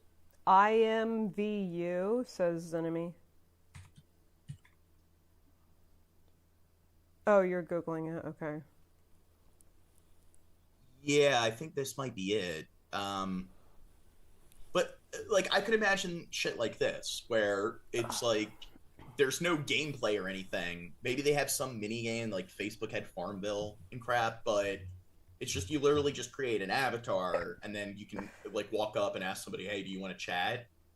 And then it's like a text room and stuff. And it's like, what happens if it's a video game where it's like, okay, like you're technically playing as a 3D character, but then maybe you can just go to the pause menu and then from there it has like a Facebook-esque level Instagram interface. Excuse me. So I'm thinking we need to start, once they start banning it for people like under the age of 16, we need to, I'm going to develop that game or whatever and patent it as like a workaround, a loophole. Oh yeah, Gene can develop like any video game. Does beg the question, would it benefit kids to stay off social media until they're a certain age? Today, Brock Wilson set out to find the answer. Okay, is this like cutting in and out? Oh, I was about to say, is that my shit? Is that you? What's going on? Next video. Now turning to a story that we first told you about yesterday right here on GMI, as Australia has become the first country in the world to ban social media for kids under... You know what? Australia was a penal colony. A third of Australians are descendants of criminals. And they took all the, like Imperial Australia, when they were like a colony, they took all the children from the Aborigines because they're a wild people. They need to be brought into modernity and so forth. So I don't know, Australia, I don't think we can trust their judgment. But they're white. And like yesterday, America. kids woke up to all of their social media accounts deleted, and now the world is watching to see how this law plays out, with many hoping to implement similar bans. Sherelle Hubbard has the latest, including the interest here in the United States. Teens, parents, and politicians around the world are eyeing the rollout of the world's first social media ban for children under 16. She looks a bit teary-eyed. Do you think it's like she has to say goodbye to her Facebook or Instagram? It's like, goodbye. Bye, sweetheart. It says my account is banned and I can no longer log on or use the app at all. What started in Australia My account no more. is gaining interest in the United States. I think what Australia is doing is what a lot of the world is starting to step into, is say, well, the ills of social media, there's a lot of good things about social media, but the ills of social media are enough that something has to be done beyond just leaving it to Meta and the platforms themselves. Facebook, Threads, X, Snapchat, Kik, Twitch, TikTok, Instagram. Okay, well, Twitch, that's not fair. Like, that's just watching people play video games. I mean, to me, I would say the qualifiers are it's got like some kind of like friend follower dynamic, which I guess YouTube, Twitch do. But then there also has to be some text communication or direct sort of messaging sort of dynamic. And I would say like a live chat or comments, I wouldn't say they fall into that category. So yeah, I think that maybe YouTube and Kick, Twitch, they have some features that technically bleed into that like area. And I think if they just change that a little bit and get rid of some, because I know if you have a YouTube, you can create like public posts that aren't video related. So maybe it's like if they get rid of a few things, I think maybe they shouldn't fall within the parameters. Well, and then YouTube, they have like when you post a video, you know, is it suitable for children? Like, don't they have a whole like for 5-year-olds that people? Oh my gosh, okay, don't they have a whole section for like kids that just want to watch? Yeah, but then there's people that exploit it. Toy reviews. Yeah. And I know there's some bad stuff on there. Like Mickey Mouse going to a washing machine and getting like shredded stuff. Oh my god. Well, there's people that purposely will make like fucked up content and disguise it as a young kid video. Yeah. And then it gets put in the algorithms. And I would say, well, blame the parents. It's like maybe they should be paying attention to what their kids are watching. And 2-year-olds don't need fucking tablets, so stop rotting your kid's brain. Reddit and YouTube parenting advice from children Jean. or face millions in fines. While the companies have been critical of the ban, many parents and lawmakers. I've read like Pidgeot's theory of adolescent psychology and developmental psychology, so that makes me more qualified than 99% of parents. Makers in Australia say the new restrictions will make kids safer. Wanted to keep them away and give them a reprieve from the persuasive and pervasive design features that are designed to keep us all hooked. Some of the U.S. So are now it's pushing breaking addiction. Maybe to some extent. Well, if that's the case, there's a lot of things they need to ban when it comes to addiction. Washington lawmakers to follow Australia's lead. This is the next frontier we have to do to protect our kids. And either you're going to leave parents alone facing Facebook. Wait, pause it. Okay, why isn't this guy Australian? Oh, it's CNN? Well, okay, because it's not the it's U.S. Americans covering it. Okay, sorry. But well, also, and It's then like we have to watching protect the BBC. kids. Oh, that's CNN. They're like, I know, but it would be like, well, one, they're discussing it because since Australia is a developed country and very Western, and it's implementing this policy, it's like other countries might follow suit. Yeah. But what you're saying, it would be like if BBC's covering a story in America. And it's like, No. why are they Yeah, I British? was just being dumb. Yeah. Yeah, It wasn't. No, I'm sorry. Instagram, TikTok, all the other social media. Or Well, you're going but to help. still, okay, because like I've heard, they're like, we have to get porn off the internet to protect the children, and I'm like, stupid. well, okay, what are you like? I don't know. Can you define exactly what you're protecting them from? That I guess that's what I want to know from, this guy or Australians. Well, I would say that when it comes to pornography and swear it gets awkward talking about it, but yeah, something like Pornhub, it's like that's something where because there's content creation like YouTube, there's a chat room. If a teenager goes on there, it's like there's that element where they could be potentially interacting with the people producing the content. It's not just like, oh, I'm going to go to Google Images or I'm going to search some images that are pornographic. Yeah. So that's where I'd say I don't feel comfortable with kids or teenagers. So let's like adolescent teens that are just looking for stuff to satisfy their pubescent urges. I would say facial recognition software. I think that is something I don't totally disagree with. And it's like maybe like scanning the ID with facial recognition software if like somebody wants to get on Pornhub. And This is where I okay, feel well, weird. so yeah, moving on. So then what are they protecting the kids from by keeping them off of Twitch? Like, you know, there's some raunchy stuff on Reddit. Like, there's some stuff on Reddit that maybe should be, like, illegal. But, like, some of those other ones, Snapchat, I mean, like, I don't know. Like, do they think they're being, like, trafficked? Like, I guess going back to what you said earlier, do you think, like, do they think people are, like, preying on them to the point where they're kidnapping them on these platforms? Okay. Like, I can answer your question. So one thing that they take issue with is the addictive nature of social media. Their brains aren't fully developed. So there's that element.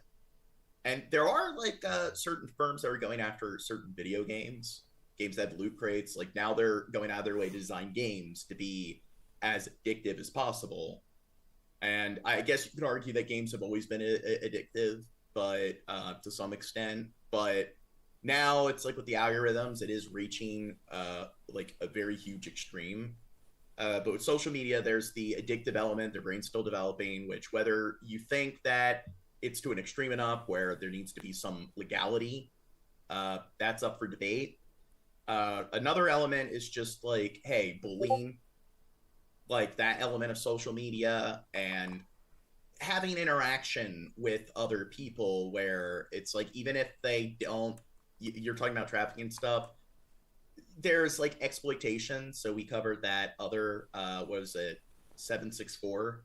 Oh, yeah. And that network where it's like, hey, they share images of themselves and then there's you're sort of like ransomware.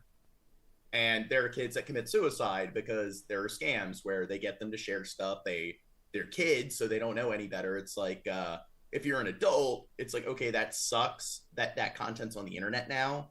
It can be embarrassing, but it's not the end of the world. If you're a child or a teen in high school and stuff, and that gets shared around, you can see how like a teen's mind works. It's like that easily could drive them to unalive themselves in Minecraft. So there's also that dynamic.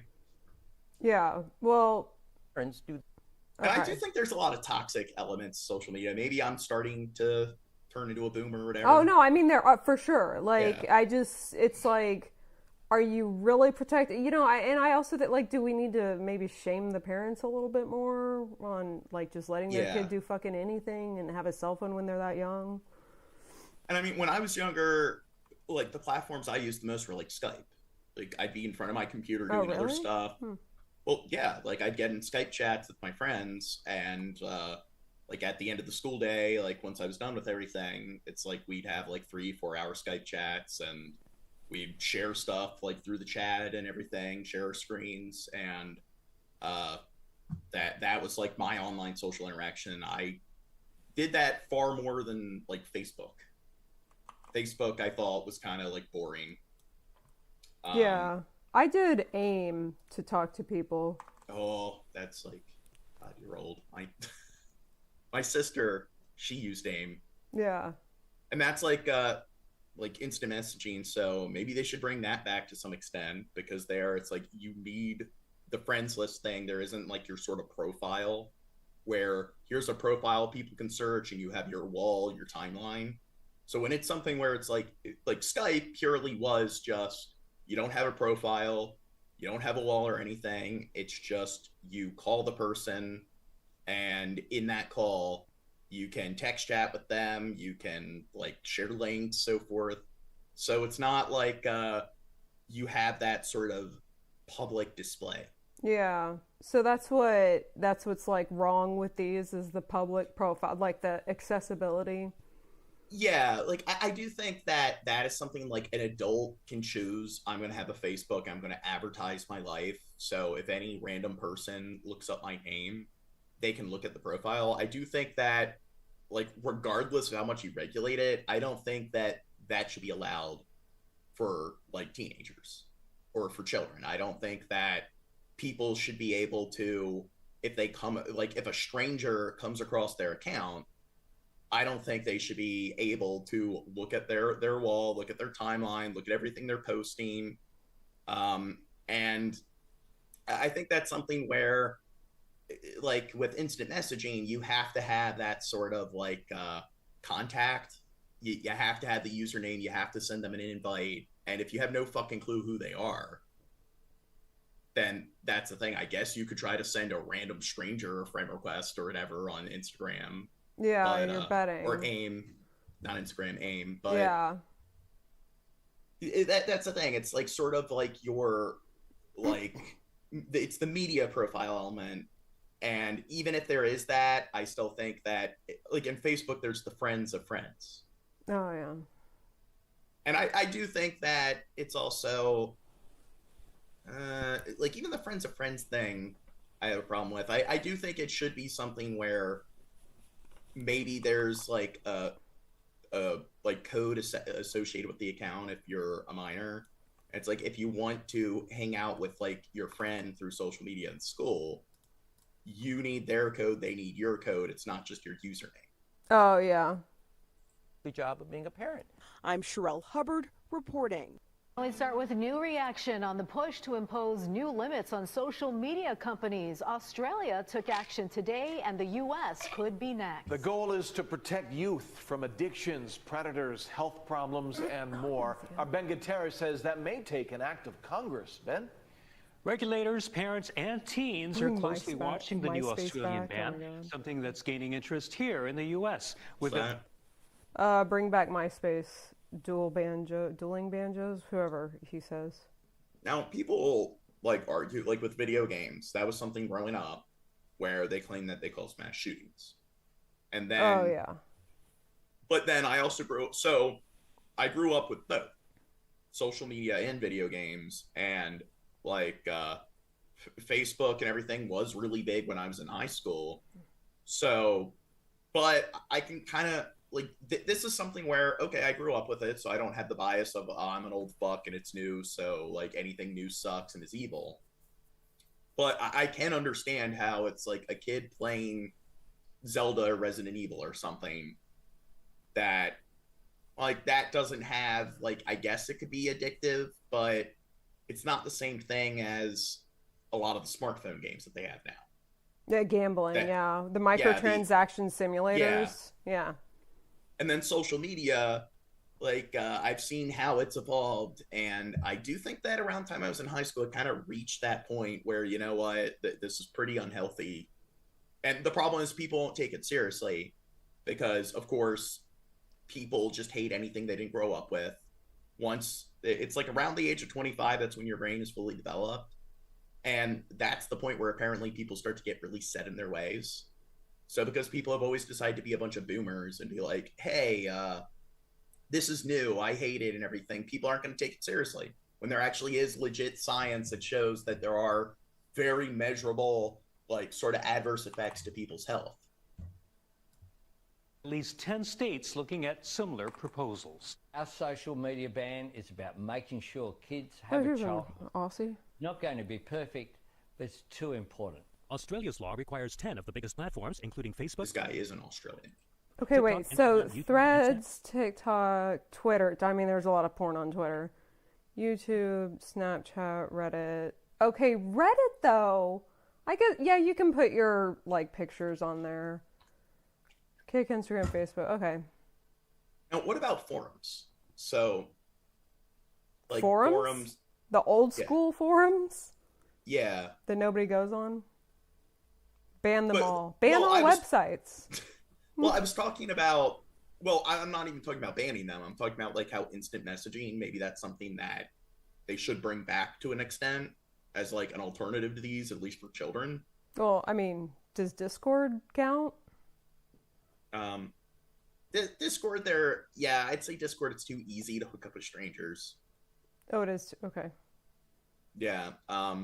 Forums, I would say where it's, because a lot of old forums, the way it worked is that I guess you could have, like, a profile pic, but besides your username and profile pic, it's just, there wasn't any other element of having an account. So I guess, like, people could try to exploit it to hook up with others, but I'd argue that you could have laws where if there's any sort of, like on certain forums, where if a person is sharing any personal information, like an address, any tag, and now there's AI, So it's like it'd be easier than ever to detect something like that, where like phone numbers, you can have like certain rules where you can't share links to certain sites, social media sites. I mean, I guess that would be a good alternative if somebody's a kid. Like Quora, I use Quora all the time. Wait, you currently use Quora all the time? Yeah. You okay? Sorry. What? You think that's nerdy? That makes you sound like a 70-year-old man. Who the fuck? Hey, chat, do y'all use fucking Quora? The only time you go on Quora is when you're Googling something and the first result is Quora. Like, you literally go to the website and, like, get down on the forum. Who do you think are writing the answers for you? It's a good website if you're a writer and you need to you use it or lose it. So if you want to write, you know how often I'm writing answers on fucking Quora? Okay, so you go to Quora to practice your writing.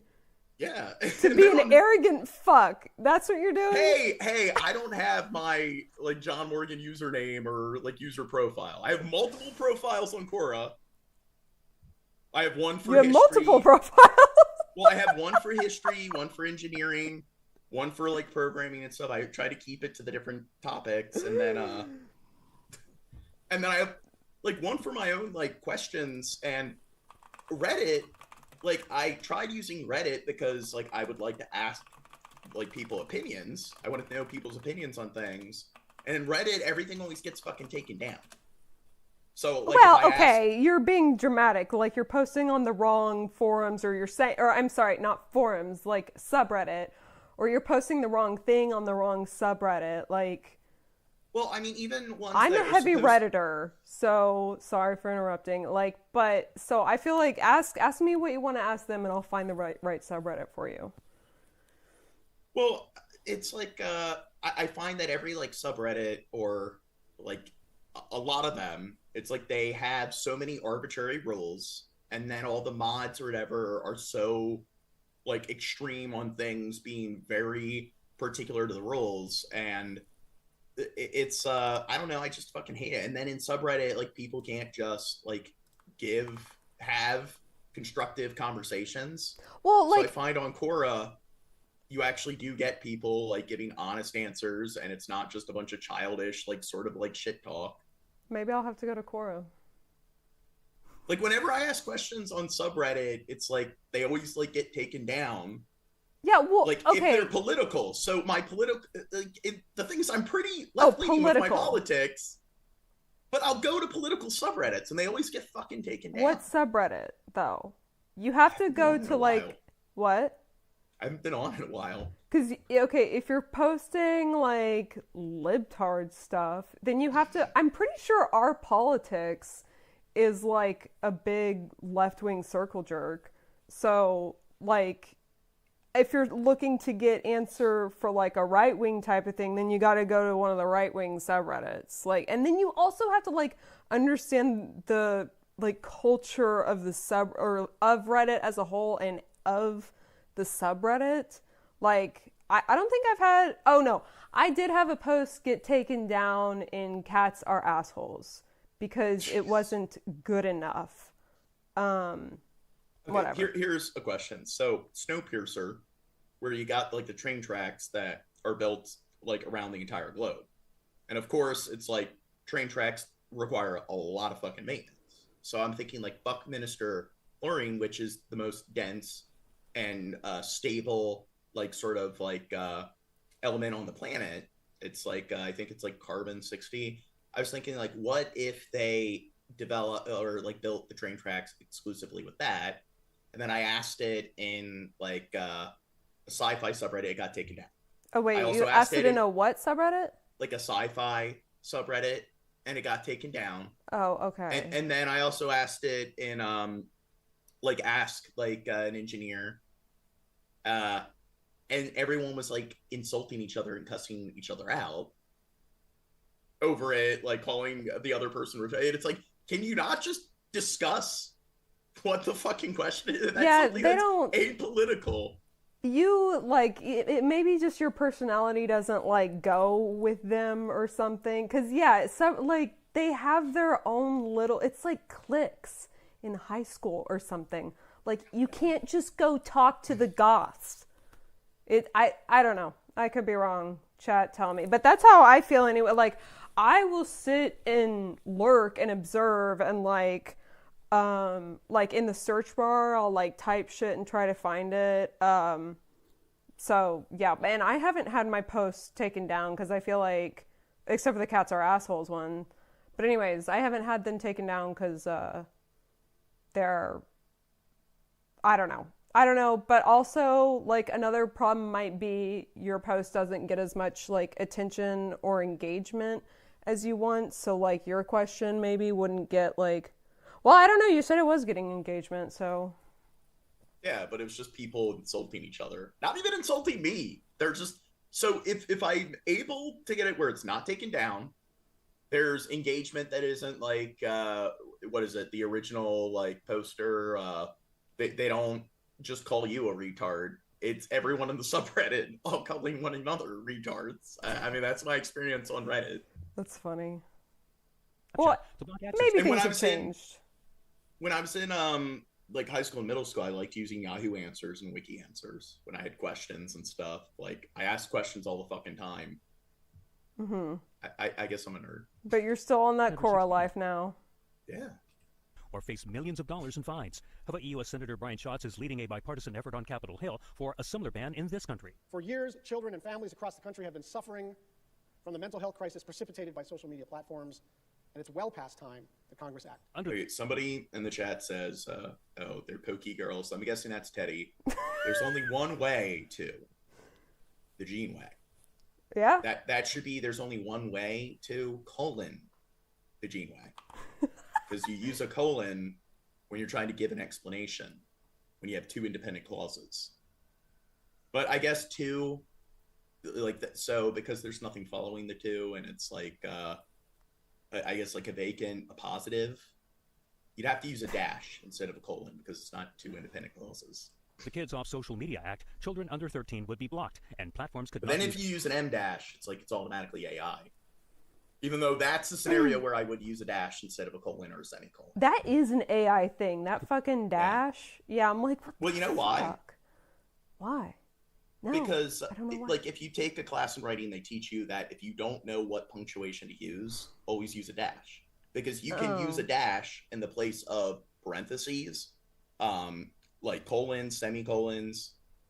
Like, so yeah, it's like something where... Okay, I feel like if I was a teacher, I would say just use a comma. Use it everywhere all the time. You'll be good. Well, there's like 80, there's like 20 rules for using commas. Yeah, I know, but which like is weird. A dash? A fucking dash? But then there's also the like the Oxford comma.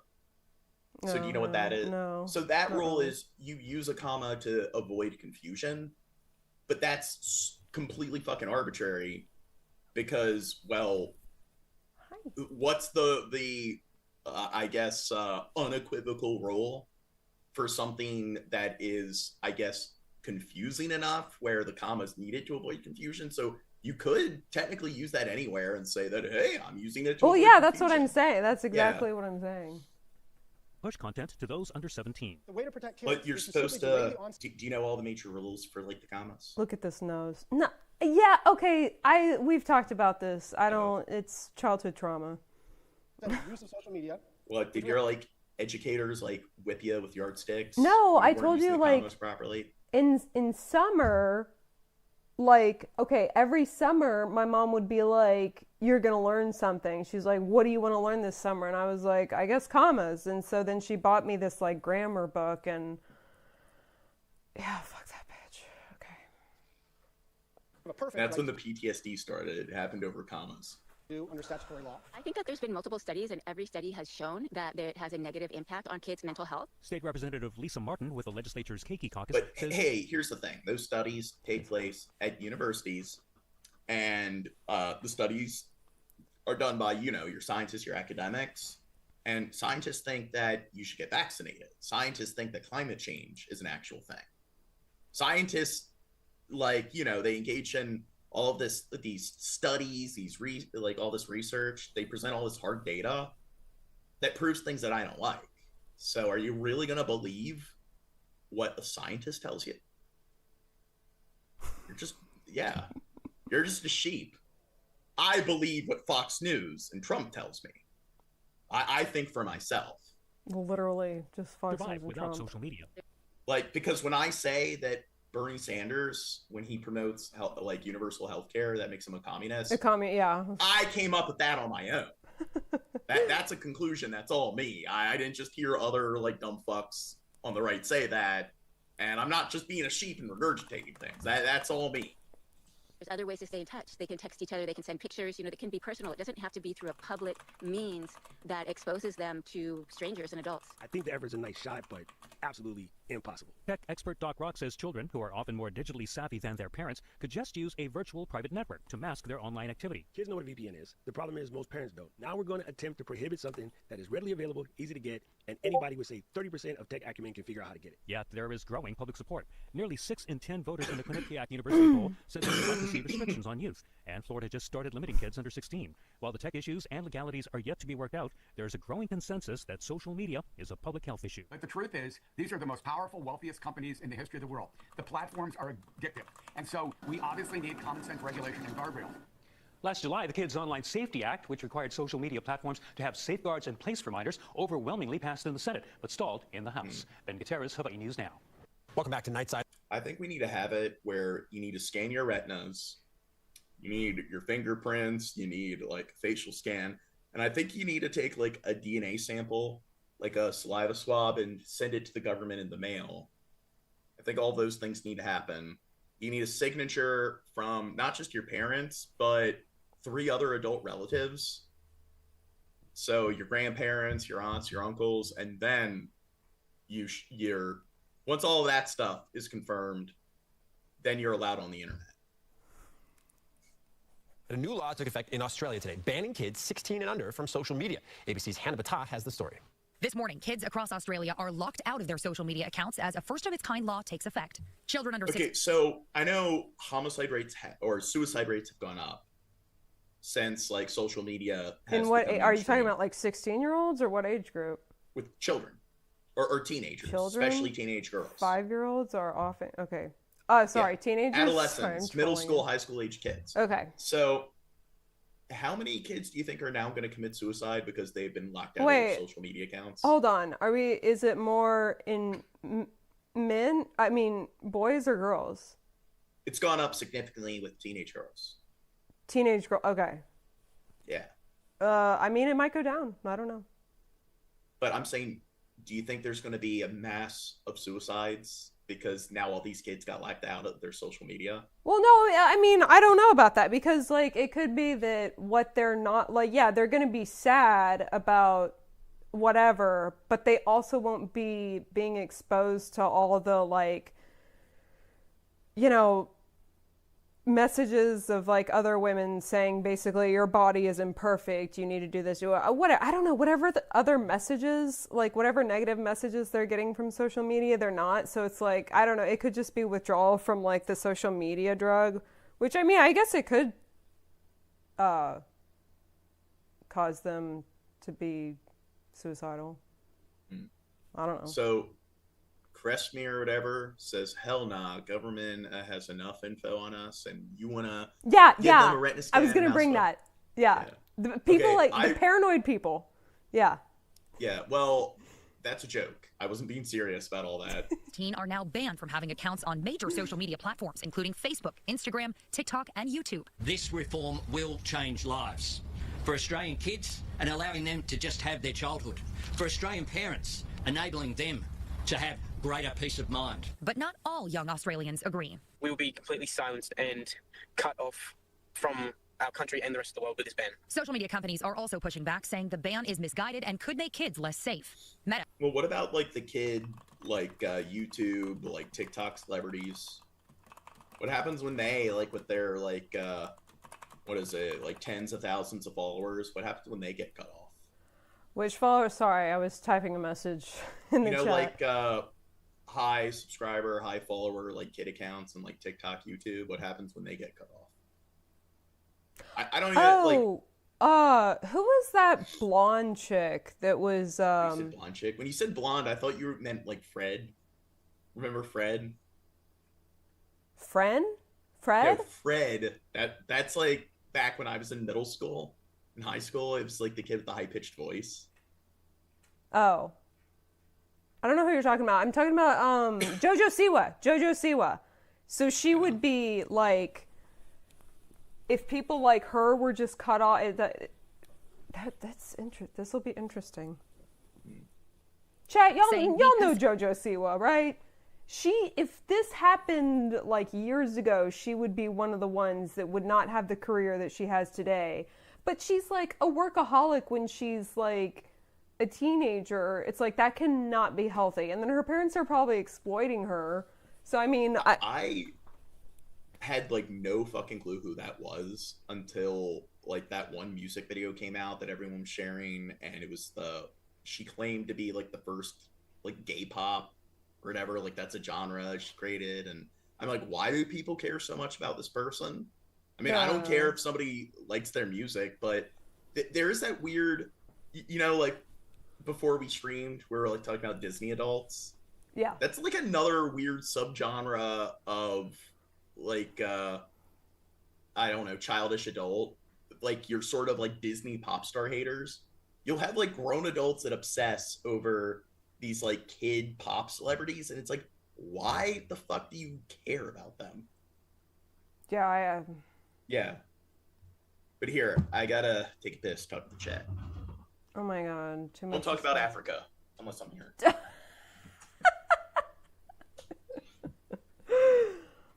Okay, so what's going on in chat? Aren't we supposed to be talking about Pokemon? But, okay, they'd have withdrawal, but with some guidance, find it better. Yeah, see, that's what I'm saying. Just get through the withdrawal.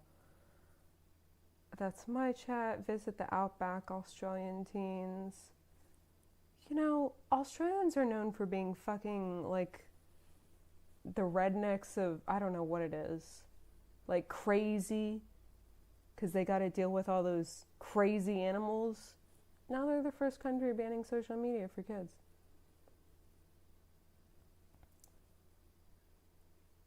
Pokegirl knows Fred. Nicholas Rosa no. Okay, who's Fred? What do I have to Google to find out who Fred is? Nobody is allowed to have fun. I personally think Civ adults are worse.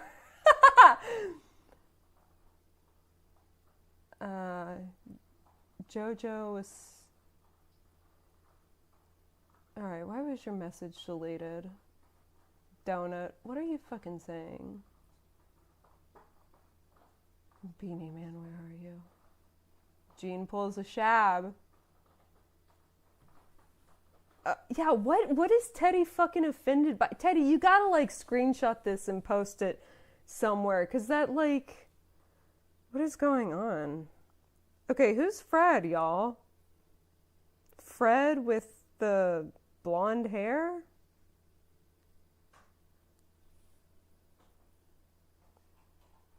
From,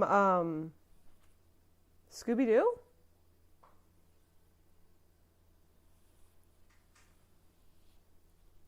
Teddy, you're the most offended. Well, you deleted his chat, so I'm just wondering. We were kind of surprised that you would delete someone's chat, Teddy. Gene's wiping his butt. Are you sure you're not wiping his butt, Pokegirl? No, you guys aren't allowed to talk about Pokemon. You'll make people cry. Talk about teens killing themselves. Consistently raised concerns that this poorly developed law could push teens to less regulated platforms or apps. Many of these apps do not offer the same safety features, such as teen accounts, which we have spent years developing. Companies like Meta face hefty fines if they fail is to your enforce... fucking camera zoomed in? What the fuck? Okay. Oh no. I think it's doing that automatically because we're using Zoom. Yeah, tell it to fucking stop that shit. Does Zoom have like an AI? Hey, Zoom AI, stop it. Well, it said it would connect to that AI assistant, but now I guess I talk so much that you don't need... Who was it, Steve? I need to program AI co-hosts so we can have like a third co-host. We can ask them about, like, whenever we need answers on something, like airborne diseases, it can give us the answer. I was not going to be satisfied with the AI co-host answer, though. I had to go to the CDC for that one. Well, you can ask it, like, what does the CDC say? It says the ban will protect young people's mental health, citing research linking heavy social media use to bullying and body image issues. Some experts say the law will shield kids from these harms and force platforms to adopt stronger protections. Others insist a blanket ban is not the solution. You're removing them from the digital information era. You're removing Apparently there's this new trend of, like, really young kids asking their, like, parents and their, like, relatives for cosmetic products. Sorry, So, what, like, the cosmetic products? Oh, yeah. So TikTok, is that what you're talking? Yeah. Like, yeah, okay. My friend that I used to have was on TikTok, and she found a fucking Shroom Connect through TikTok, and I was like, what? But anyways, she would get these, like, beauty products, and then she even introduced me to one that I really love, and I'm like, how do you find this stuff? Yeah, I know what you're talking about. You guys are like, somebody says, why does Gene have a pale filter? That's what I was distracted with, yeah. I have lupus makes your skin pale. It's an autoimmune disease. But see, I think my lighting, like, because I'm pretty pale, and so I think my lighting just warms up my face, like, and my lighting isn't even, it's like 4600K if you're a photography nerd. I need to use, like, the Trump, like, spray tan approach. Or maybe I just need I'm very sun conscious, so I'm always like, I actually use umbrellas when I go to the beach. I use a whole robe. Yeah, but I don't know. God, why isn't it not showing people's, like, fucking usernames? Bryant says PPP needs TikTok. How many, like, followers on TikTok do you need to stream? Because I'm not doing the TikTok shorts.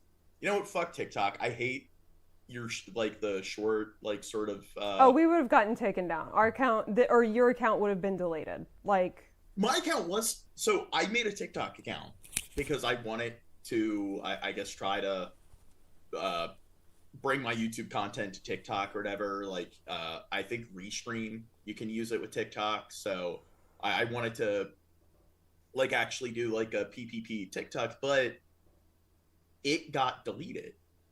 And I never even posted anything on it. I never even, like, watched any videos on it. That's hilarious. I literally just made the account, so I had an account associated with, like, my podcast. And then, like, a few weeks later, when it's like, okay, I'm going to try to, like, set this up with Restream and everything, this account was deleted. So, was that during COVID times? I don't know. Oh, okay. Well, what I'm guessing happened is that when I made the account, I posted on, like, Discord. It's like, hey, guys, like, follow me on, like, TikTok. And I guess because I did nothing with the account and created it, but it also got a bunch of followers, I'm thinking maybe that's what triggered it getting deleted. Oh.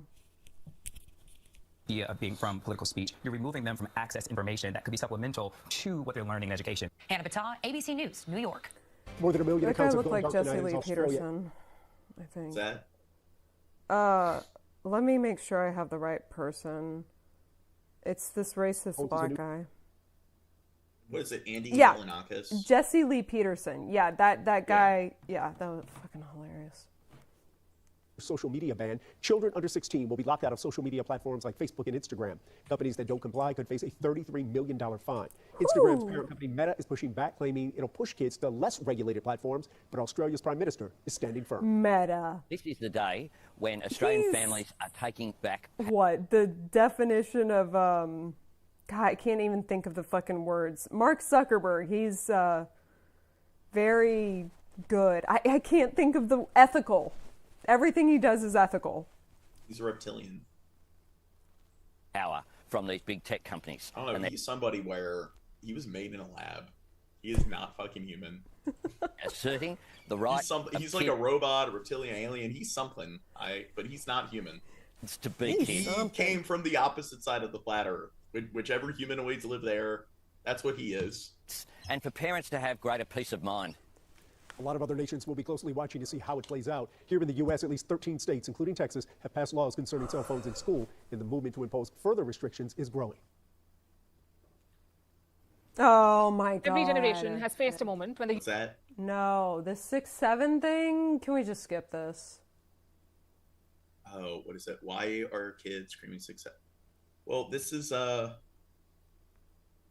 I guess we can skip. Why? Is that me pissing you off with the 6-7? No, he's not, but it's like, it's just, this isn't fucking worthy of watching and reacting to.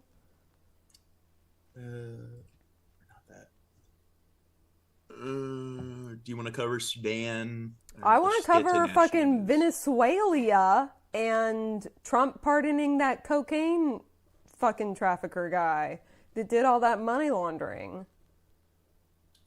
Dude, they just took over the oil boat thing, whatever the fuck it's called. I can't think of words right now. It's really not helping. They've allowed millions of people to come into our country from their prisons, from gangs, from drug dealers, and from mental institutions, probably proportionately more than anybody else. The Treasury Department just hit Venezuelan President Nicolas Maduro with a new round of sanctions targeting his extended family, parts of the country's oil industry, and a close business associate. This comes right after President Donald Trump announced the seizure of an oil tanker off Venezuela's coast, ramping up the pressure campaign to a whole new level. The Trump administration accuses Maduro of helping drug traffickers flood the U.S. with narcotics, including charges from his first term in 2020 for narco-terrorism and cocaine conspiracy. Among the targets are 3 nephews of Maduro's wife, Celia Flores, convicted traffickers Efran Antonio Campo Flores and Frankie Francisco Flores de Freitas, plus Carlos Eric Malpica Flores. Campo Flores and Flores de Freitas got U.S. So I know that in like the courtrooms they're not allowed, or certain courtrooms, especially the Supreme Court, they can't have recordings. But why is it always these shitty illustrations? Do we have like AI art now? They can't do better. Convictions in 2016, but Biden granted them clemency in 2022, letting them head back to Venezuela to keep trafficking, according to Treasury. Malpica Flores, former national treasurer and oil company VP, was sanctioned in 2017, but scratched off the list after a Biden-Maduro deal for elections.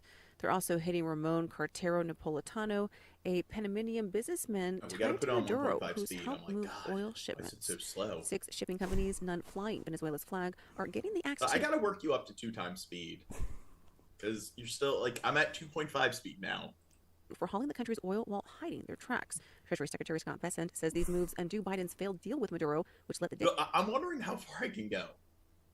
So I'm wondering, like, can I reach 2.75 speed? When will I get to... With me? Well, I guess at least with me. Oh, okay. Because once I get to the point where I'm actually able to follow along with 3 times speed, then... Dictators stay in power. Psycho. You're fucking psychopath. Psycho. You can get so much fucking done. It's all about that productivity.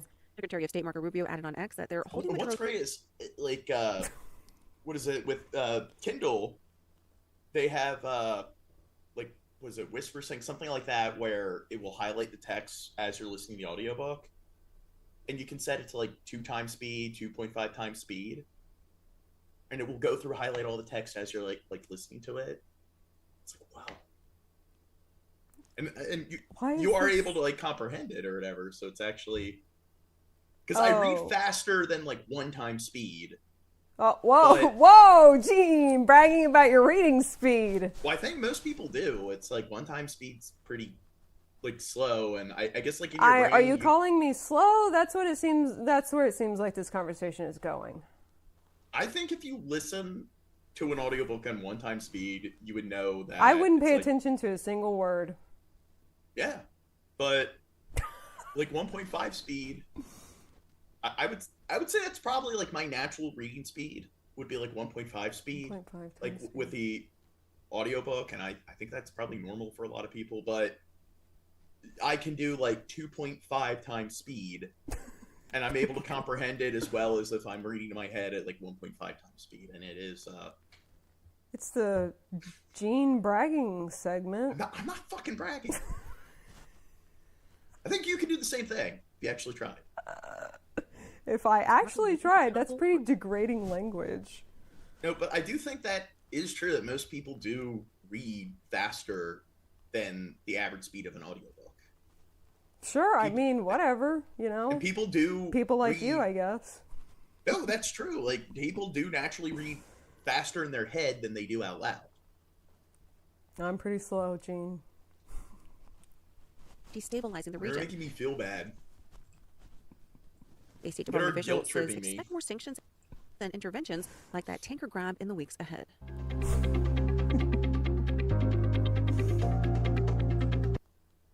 Okay, that was the worst fucking video I've ever seen. Come on, okay, let's, the fucking, okay, it's like against free trade for Trump or whoever, Trump and Hegseth, to like tell someone to take over this oil tank, because didn't they basically get the oil tanker, like take it back, steal the fucking oil, and then it's like violating international law and free trade. Like, who cares about international law? No country follow. I think there should be international law. I think it should be taken seriously, but it's just, in all honesty, it's not taken seriously at all. Oh, and then wasn't it like 1 million gallons of oil or a million barrels? I don't fucking know. They need to be charged. It's their tax for smuggling all the fentanyl in our country. I'm sure that's the logic that believes. Well, and then what, is it just because Trump sanctioned them, they're not allowed to send oil to anybody? I guess I should have pulled up the article because your videos fucking suck, but... There is international law where it's like, I know like with North Korea, other countries where there's sanctions, where cargo that's being shipped to countries that have sanctions and stuff, or UN sanctions, they will be seized. But the UN is supposed to actually like administer like the actual seizure of the vessel and the goods on the vessel, or the supplies.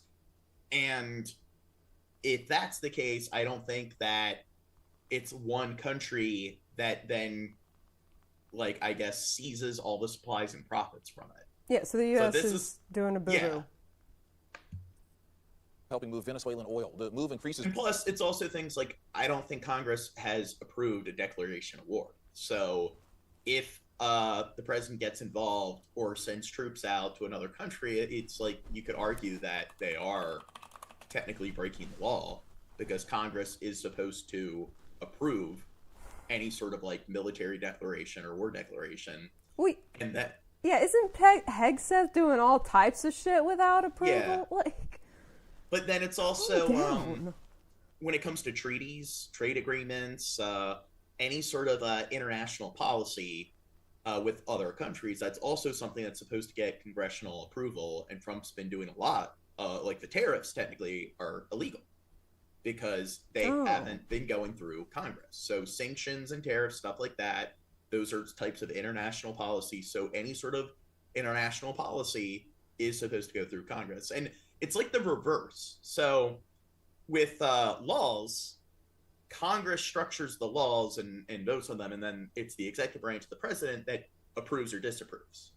When it comes to like treaties, international policies, those are structured and written by the executive branch. Then it goes to Congress, and Congress has to vote on or veto it.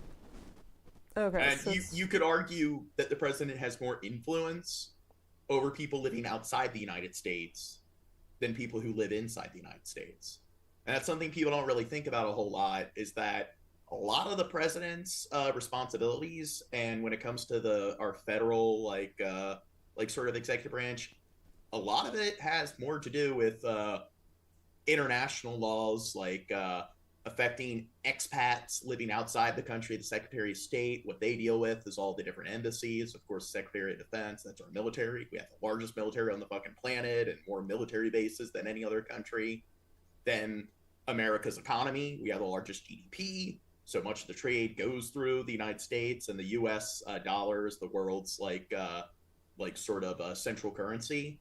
Mm-hmm. So like much of like the president deals with probably more policies that deal with things outside the country than inside the country.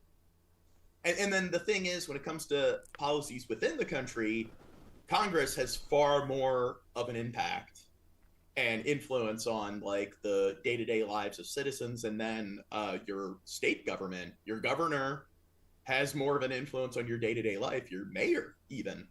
Like I live in Baltimore, Brandon Scott, a lot of his recent like sort of policies has drastically cut back on crime, and people don't pay attention to who their mayors are, who their like their state general assembly, but people, the president is the government.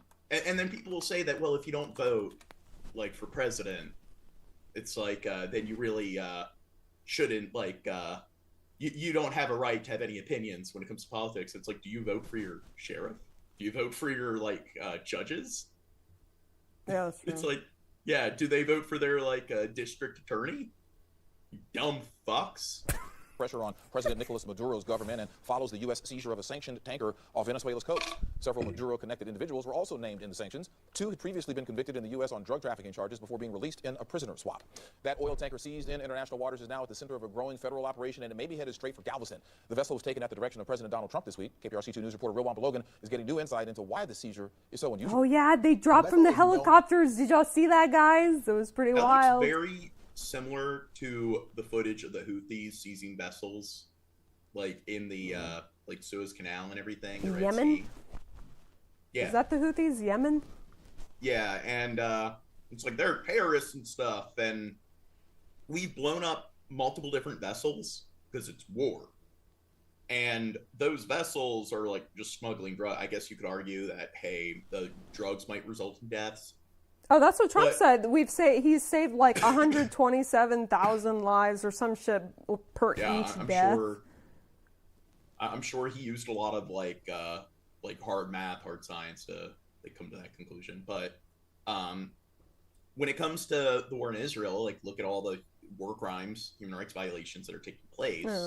So the Houthis, they've done a lot of fucked up shit, but in terms of them seizing like the cargo vessels, I believe there was like something like 2 or 3 people died through them like hijacking the vessels.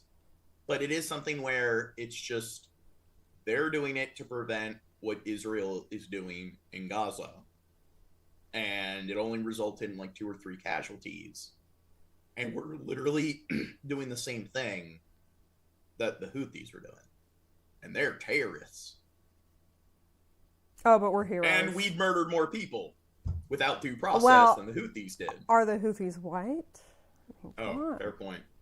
As Skipper, NBC News is reporting Americans on board the vessel are interviewing and speaking with crew members and offering them ways to return them back to their home country once docked here in Galveston.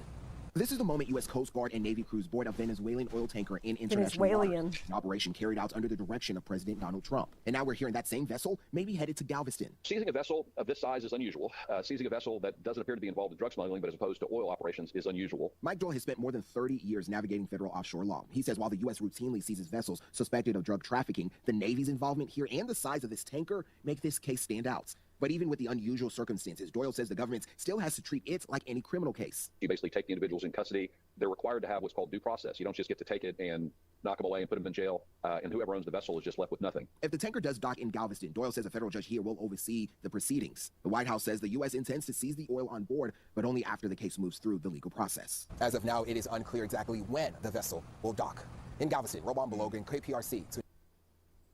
Thursday, the U.S. sanctioned 6 Venezuelan Oh wait, ships. wasn't there something about them like being like going invisible, or was that some other thing? Because they're like tracked on this like thing. You know, I guess I should have fucking had the article right here. But okay, so Teddy says seriously, slow down the video. It's only at 1.5 speed.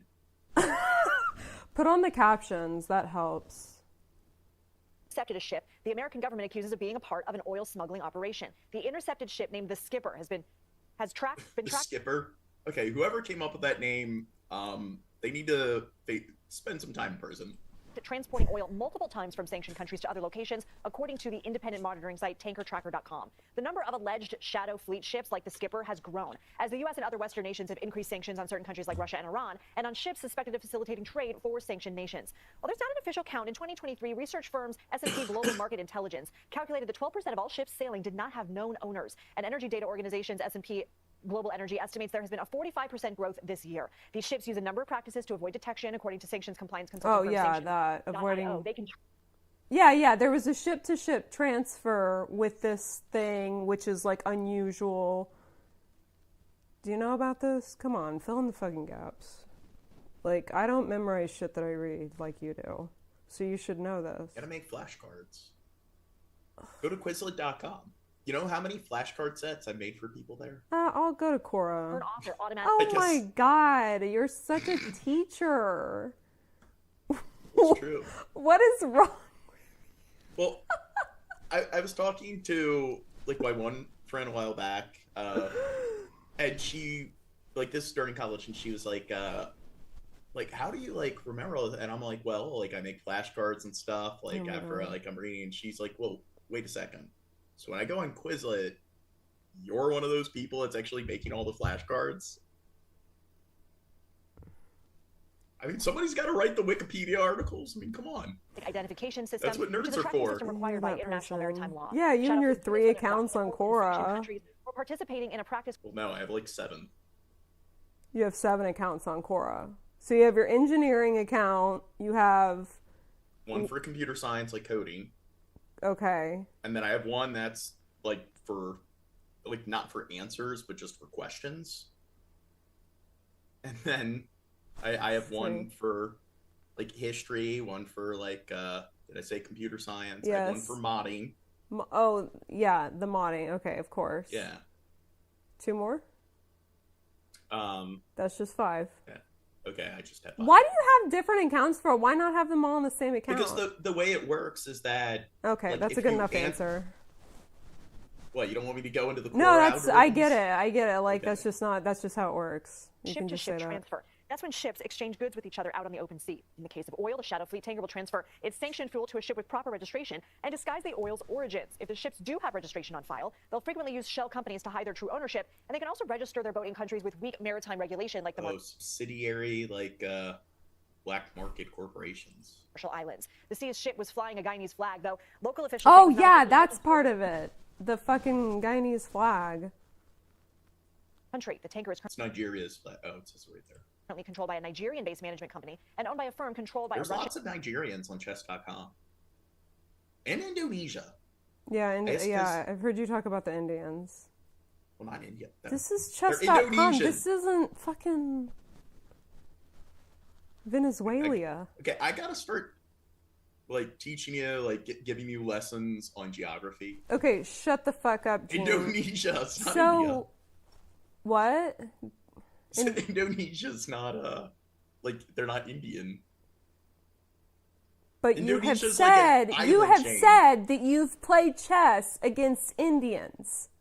Well, yeah, there's lots of I didn't say Indonesians are Indians. Oh, okay, I'm not that fucking retarded, Gene. Okay, I'm sorry. Yeah, look away. I'm used to having look people away who are and that guilt. retarded on stream. I'm sorry. Did you just call your previous host retarded? No, shh. Okay, listen, Gene. We're talking. Okay, so let's fucking recap. A fucking oil tanker was going from Venezuela to where with a Guyanese flag on it that was owned by a Nigerian company? I forget. I think to the United States. That's right. Galveston? Yeah. Gosh, so hostile. A different name, but it's still been active since then. According to tankertrackers.com, the ship made the journey from Iran to Syria in 2024 and made trips from Iran to China between February and July of this year. CBS News national security contributor Sam Vinograd joins us now. So, Sam, President Trump has said, Venezuelan President... Yeah, what Nicholas Rosa said. Every country plays chess. Now, the thing is, China, there's no... I think I've probably encountered 4 Chinese... shut the fuck like up. chess.com accounts. You don't care about Venezuela. Nicolas Maduro's days are numbered. He's threatened land strikes on Venezuela. Now he sees this tanker. Well, I have played against a few Venezuelans on chess.com before. And must have been rich to have there a was fucking phone. one dude from Cuba before. I actually Cuba. came across. I'm like, wait, that's a Cuban flag, and the person was actually from Cuba and stuff. And I asked them about Fidel Castro. Okay, let's stay on topic. You're being inappropriate. Lindsay, certainly President Trump is trying to apply all kinds of pressure to the Maduro regime. Venezuela has over 300 billion barrels of oil, more than Saudi Arabia. She's got a Buddha statue in the background. Russia, the United States, Canada, and others. But oil revenue only, but Venezuela only contributes 1%. She has blonde hair and blue eyes. She's too Aryan to like Buddha. Of the world's oil production today because of mismanagement of oil fields, sanctions, and more. At the same time, oil revenues are significant when it comes to allowing Venezuelans to function and buy necessary goods. By seizing this oil tanker and trying to further choke off oil revenues, President Trump is putting additional pressure on the Maduro regime. What a fucking asshole. He is putting their country into poverty. Well, they're already in poverty, so... Oh, we're not going to talk about that. He is putting them into poverty. Well, here's the thing. Maduro, he's a bad dude. He's... Like, Venezuela's pretty... Like, just because he didn't suck Trump's dick like that previous lady? Yeah, he's a bad dude. Obama wasn't getting along with Venezuela either, so... But here's the thing. Trump's going to liberate the people, which... he's going to liberate the oil to him. Yeah, that's pretty much what it is. All the, like, headbutting between Venezuela and the U.S., which it's probably, I would say, one of the top 5 countries in terms of, like, the worst, like, relations that we have. Like, they're definitely up there with, like, North Korea and other countries that just fucking hate great. America. Yeah. Well, military buildup in I mean, things are getting a lot worse, like, with Trump pissing everyone off. Oh, whatever. Off of Venezuela. Hey. We're all the Trumpers. Who cares about the other? Yeah, the algorithm should be bringing them our way. Venezuela, the announcement that he had authorized covert action in Venezuela, and more. This is part of the broader pressure campaign against That is Maduro. crazy. Earlier, I spoke with former I would be scared to fucking death if I was those guys getting out of the helicopter and like jumping on the fucking. I would be shitting myself, dude. That looks fucking crazy. Now, what if you were on like one of the vessels where the Houthis come in a motorboat, and then you see guys, instead of Marines like ziplining out of the helicopters, you see guys like with the head racks and everything, and then they jump aboard the vessel with like AK-47s. Of the tanker seizure. Let's listen. I think That'd be fucking scary too. Like, oh, I'm gonna die for sure. You have been quite closely followed. The DOJ obtained a warrant from a federal judge, coordinated with interagency partners, and did this all with like lumps or something. without killing anybody. Do you agree? And also, that said, it looked like she had something protruding from the thyroid. Coordinated with interagency partners, and did this all without killing anybody. do you agree? And also, that said, knowing the Trump administration sanctioned 6 more vessels yesterday, do you anticipate this could happen again? I do think this could happen. Well, they've done it several times already. Why Again, wouldn't it and happen? legality, this stands in stark contrast, of course, to the military strikes against fishing vessels. Like most corrupt regimes, like most dictators, if you remove them from power, usually it doesn't get any better. And in most cases, they're just like replaced by somebody who's just as bad. So it's like you kind of have to dismantle the entire system, which it is incredibly rare that another foreign power actually follows through with that. And the problem is, if you want to do that, you almost need to like colonize the fucking country. Well, yeah, you gotta take over and help them, right? I mean, well, yeah, at that point. And the thing is, you can't colonize a country. It's like, and that's where like the UN, I'd say in cases like that, it's like, but you have people who are like anti-globalist, and I would say that that's where, you know what, maybe like with Palestine and Israel, maybe the UN needs to occupy things to make sure that like things actually stay as they should, and there aren't illegal settlements being built, and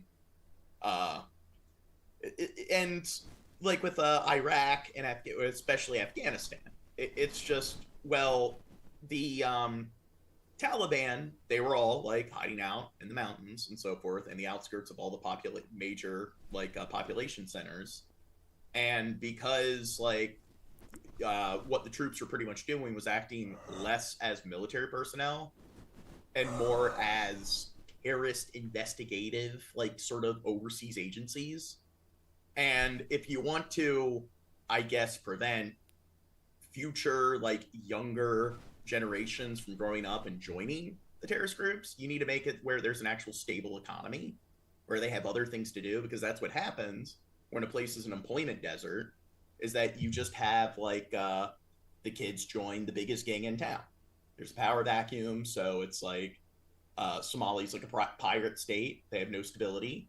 So a lot of kids just become, like, they grow up, they become Somali pirates. Like in Honduras, it's like there's no stability at all. There's no, like, no economy. So a lot of them, they just grow up, they join a gang. So it's the same thing, like, with a lot of, like, destabilized countries in the Middle East. And it's like you got to actually fix the core of the issue.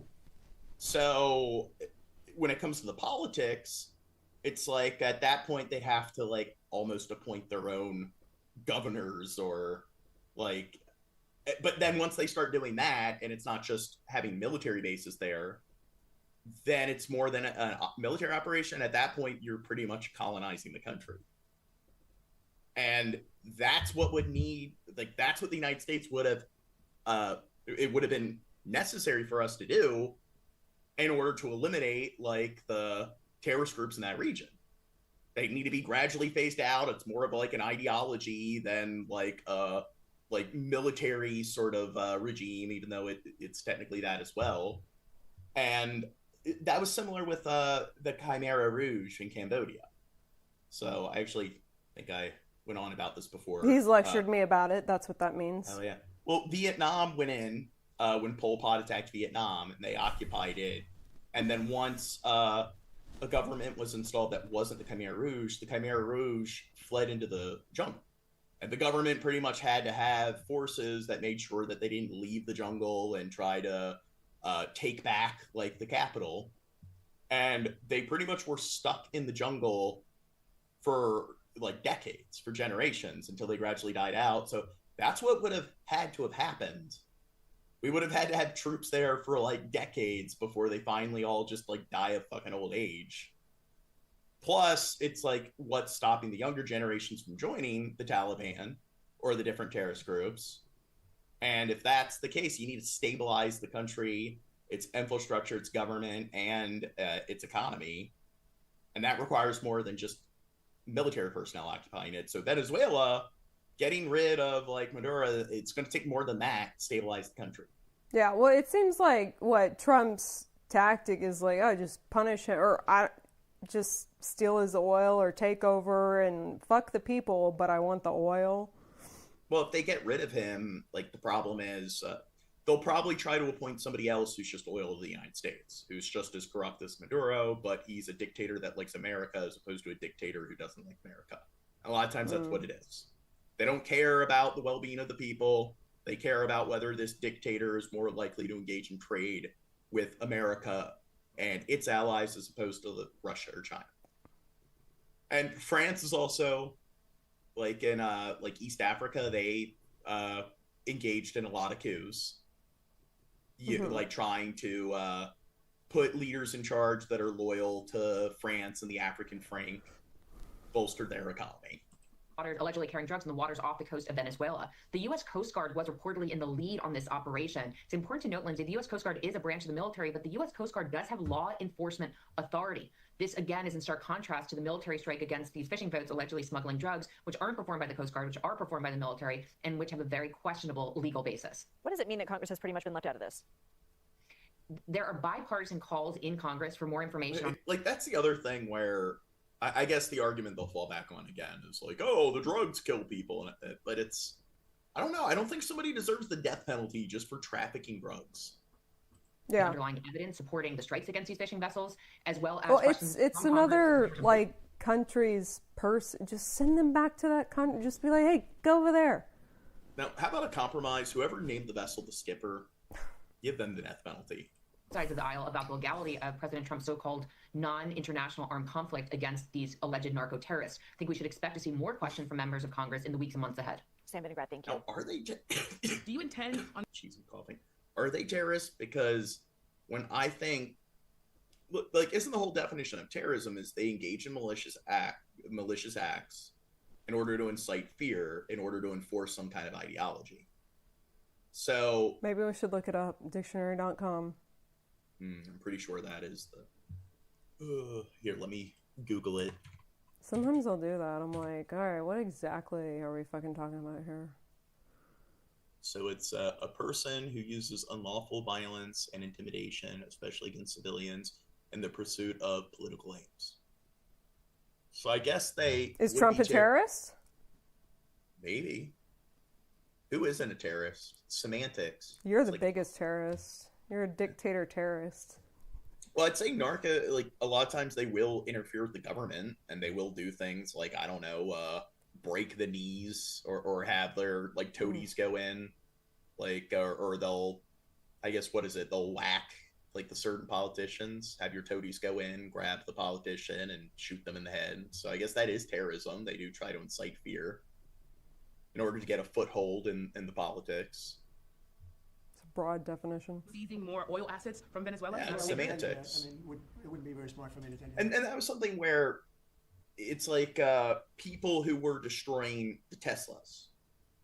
It's like that, in a way, they're inciting fear. It's like, wait, am I going to buy a Tesla? Because if I buy it, there's a high risk of it being, like, vandalized. So now, were those left-leaning people destroying Teslas or right-leaning people? Yeah, it was right-leaning people doing it in order to make people think it was left-leaning people. But no, I am going to say they were left-leaning people doing it, which is bad. But you don't want to hate left-leaning people on this podcast. All you want to do is hate Trump. I like being objective, but people would make the argument, yeah, it's terrorists. Or it's terrorism. There are a bunch of left-wing terrorists. People are terrorists. No, just specific in the same way. I don't think all right-leaning people are terrorists. I think... Well, I think you do, certain right-leaning... No, but... I do think most of them are retarded, though, but... And left-leaning people are all smart. I think most of them are retarded as well. They're just less retarded than people, right? I just think most people are retarded, okay. But I do think the people vandalizing the Teslas, it does technically fall within the definition, but this is where people should focus less on semantics as opposed to what the actual crime is. So even if the crime technically falls in that category, well, there's a difference between vandalizing a car and shooting up a church. I mean, they're two different things. So maybe, like, this mass shooting technically isn't terrorism, but let's not pretend, like, because you call it something that just automatically makes it what... And I notice you see a lot of that in legality, where, like, yelling at somebody, it's assault. It's like, well, even if you're going to argue that it's assault based on definition... It's just that doesn't make it as bad as punching somebody in the face or slapping somebody in the face. So it's just wait, what are you comparing to slapping someone in the face? Sorry. Yelling at somebody, because in certain states, yelling is technically a form of assault. And you see that a lot where they'll take certain crimes or actions and they'll put it in a category that makes it seem a lot worse than it actually is. And the thing is, if somebody looks at their record, they're not going to see that, hey, they yelled at somebody. They'll see that they assaulted somebody. And a lot of morons, that's how their brain works. They focus more on, like, the titular elements as opposed to the actual details. Okay, well, hold on, Gene. Someone says this guy's logic is completely flawed. So why is my logic flawed? You gotta tell him why. Yeah. A little bit secretive. You're a very big-time reporter. I'm pretty sure I just made the argument people should focus more on the actions and the crimes themselves as opposed to just what category crime falls under. So is that the logic you disagree with? Look at his teeth. Holy shit, dude. Trump. You're a very big-time reporter, and I don't think I want to tell He's got old man teeth. A small-time reporter that, but we are what? Knocking out drugs. He's got old man teeth. Levels that nobody's ever seen before. We knocked out 96% of the drugs coming in by water, and okay. I will take it with a grain of salt, because I don't know. I don't just believe what people tell me. I don't even believe what you tell me. Yeah. But even if that's true, how much drugs make their way to the United States via sea, via maritime trade? And like, look at this vocabulary, like by water. It's like apparently a fifth of the population. I'm one of those people. Yep, I already know what you're gonna say. No, you don't. They speak below a 5th grade level. You don't speak below 5th grade level. Stop gaslighting me into like being like, oh hey, you're insulting me by like not even talking about me. Get this like manipulation. Figure out who the 4%. I wouldn't want to be the 4% either, but 96% of the drugs coming in by water. Every one of those boats coming in by water. Get shut down. You just saved 25,000 American lives. Yeah, there it is. Okay, you save 25,000 Americans with every person that you kill. Is that what you just said? Either way, yeah, it was a shit ton. I don't think that's true. That's a lot of 9/11s prevented, I guess. 60% of the drugs coming in by water, and now we're starting by land, and by land is a lot easier, and that's going to start happening. And we're not going to have people destroying our youth, destroying our families. Thinking about youth, everybody. You ever see a family with the fentanyl or cocaine? Colombia has at least 3 cocaine factories. That's a different country. Colombia, we're not happy about it, but we're stopping it, and we've stopped it now on water. You don't even find boats on water. You don't even see fishing boats on water. We stopped it like at sea, or I don't know. That is such a juvenile, such a banal way of like articulating that. Yeah, we stopped to buy water.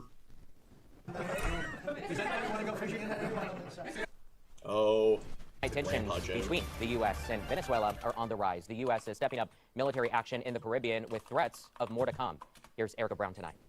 Air Force Lieutenant General Evan Pettis is now the acting head of U.S. military operations in the Caribbean after the former head of U.S. Southern Command, Admiral Alvin Halsey, retired early Friday. He announced his intentions in October, shortly after U.S. strikes on suspected Venezuelan drug boats began. The challenges we face are complex, but working together and with our partners. So I'm wondering, like, what is the quantity, like, of, like, what is it, like, the kilos of fentanyl that was being smuggled in, and then the lethality rate of fentanyl, and if that actually lines up. Oh, it's like a tiny amount. Have you seen, like, or maybe in order to overdose, you should Google it. I think it's a tiny. Well, I mean, but like, get a picture reference or something to show on the screen, like how much fentanyl it takes to kill someone. Because, yeah, I mean. But the numbers are what percentage of people who use fentanyl actually die of overdoses within a certain amount of time or whatever, and how much do they consume over a period of time before they are likely to even die. So here it says 0.25%.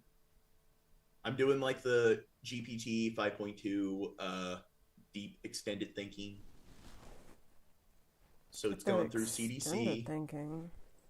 We can and will make a lasting impact. The leadership change comes as tensions rise between the U.S. and Venezuela. Earlier this week, the U.S. seized control of a crude oil tanker off the Venezuelan coast, with sources saying the administration is planning more seizures. We're not going to stand by and watch sanctioned vessels sail the seas with black market oil, the proceeds of which will fuel narco-terrorism of rogue and illegitimate regimes around the world. Wait, what? Okay, hold on. So this oil is going to fuel narco-terrorism around the world? Well, they're claiming that because they're countries where, like, the cartels have a huge foothold, and because that is some kind of commercial trade associated with it. But, the problem is all countries have criminal enterprise, so are we going to do this with every single fucking country on the planet? And even if you want to be like, no, it's, like, non-Western countries that have, like, the criminal enterprise. It's like, well, like, should, like, all, like, I guess, non-white Western countries that aren't, like, Japan, South Korea, and a few others, like, be just completely cut off from any sort of international trade? Because that's the logic they're using. Well, yeah. Okay, nobody's allowed to trade. Okay, yeah, so if you, well, I mean, I'm on DuckDuckGo. I think you are too. Okay, so if you Google DuckDuckGo images search, the enough to kill someone is like this tiny, tiny, tiny amount. But I'm not talking about like the amount to kill somebody. I am, okay? It's insane. house, it's like a couple fucking crumbs. So anyways, when I went to the hospital, I was scared to death when they said they were giving me fentanyl. Is it 9.2% K? Alright, what's going on in this fucking chat? Unlike Saudi Arabia oil. Here on Capitol Hill, some Yeah, Saudi Arabia, it's like, there's a lot of criminal enterprise when it comes to their royal family. And I mean, I don't know, that's like, they have increased the rights that their female population has. Like, women are now allowed to drive, but it's something like women can't leave their house unless they're escorted by like a male relative. And isn't it they can't go to the doctor without a male? I thought I saw something about that recently. They're, I mean, essentially slaves. Yeah. And it is something where, are we going to cut, like, trade to them? Because pretty much they are kind of like a slave state in terms of how they treat their women. Plus, look at what they do to Yemen. Like, the sort of war crimes and human rights violations there, pretty fucked up. Yeah.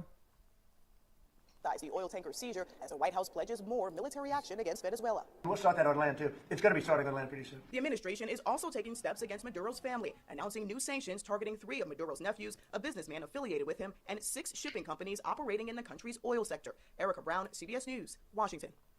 Tonight, new satellite images of that oil tanker seized by the U.S. off the coast of Venezuela, headed to a port in Galveston. Oh, Galveston. Yeah, I was going to Galveston then.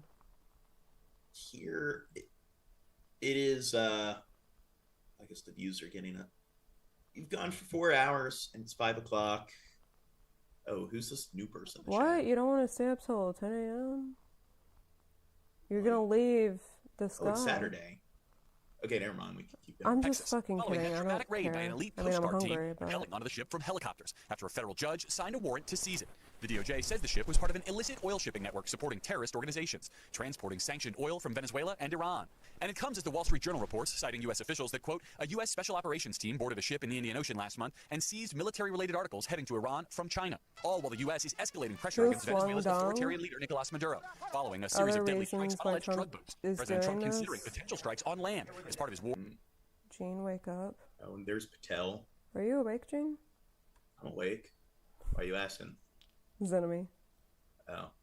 So President Trump said that land strikes to stop drug trafficking. Oh, yeah, and then he wants to move in on... It's like, okay, you just want to go to fucking war with Venezuela. Just fucking admit it. To be fair, we're America. So, we're always at war. Whoever's in office, if it isn't Venezuela, we'd be beating the war drums and sending troops to some other, like, part of the globe. Soon. He has been saying that for weeks. Do you know what he is talking about? And has he promised you anything? No, I don't know. And, well, if I knew, I wouldn't say it. There's a previous woman that looked like, I don't know, she had... Too much plastic surgery. She should get on camera, I'm sorry. Of course, but it's not the case.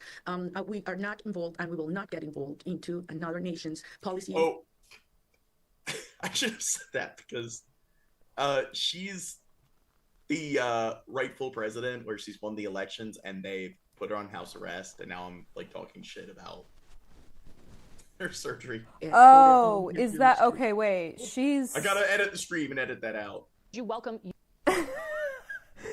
Is she? Okay, yeah, I need to fucking listen in history. Maybe later. U.S. military. She's kind of like their Mandela. Like Mandela, somebody who would protest against apartheid and run for like in South Africa. And he spent much of his life in prison because the government would keep arresting him, putting him in prison. Like Martin Luther King went to prison multiple times. Gandhi did. And a lot of it is like they start to get in this area where because they're such revered public figure, it gets to the point where when it comes to the policies, if they end up arresting them, they're just going to piss the public off even more. So then they have to becomes a precarious situation for whoever the corrupt politicians are. So a lot of times they just put them on house arrest. And that's what they're doing here. And that's what the junta did to the president in Burma. I will welcome more and more pressure. What's Trump's end game in Venezuela? Isn't it to fucking get the oil? Yeah, so what they're probably going to do is try to, I guess, bring in democracy or whatever, but they're essentially going to appoint some new president or whatever who just sucks the dick of America.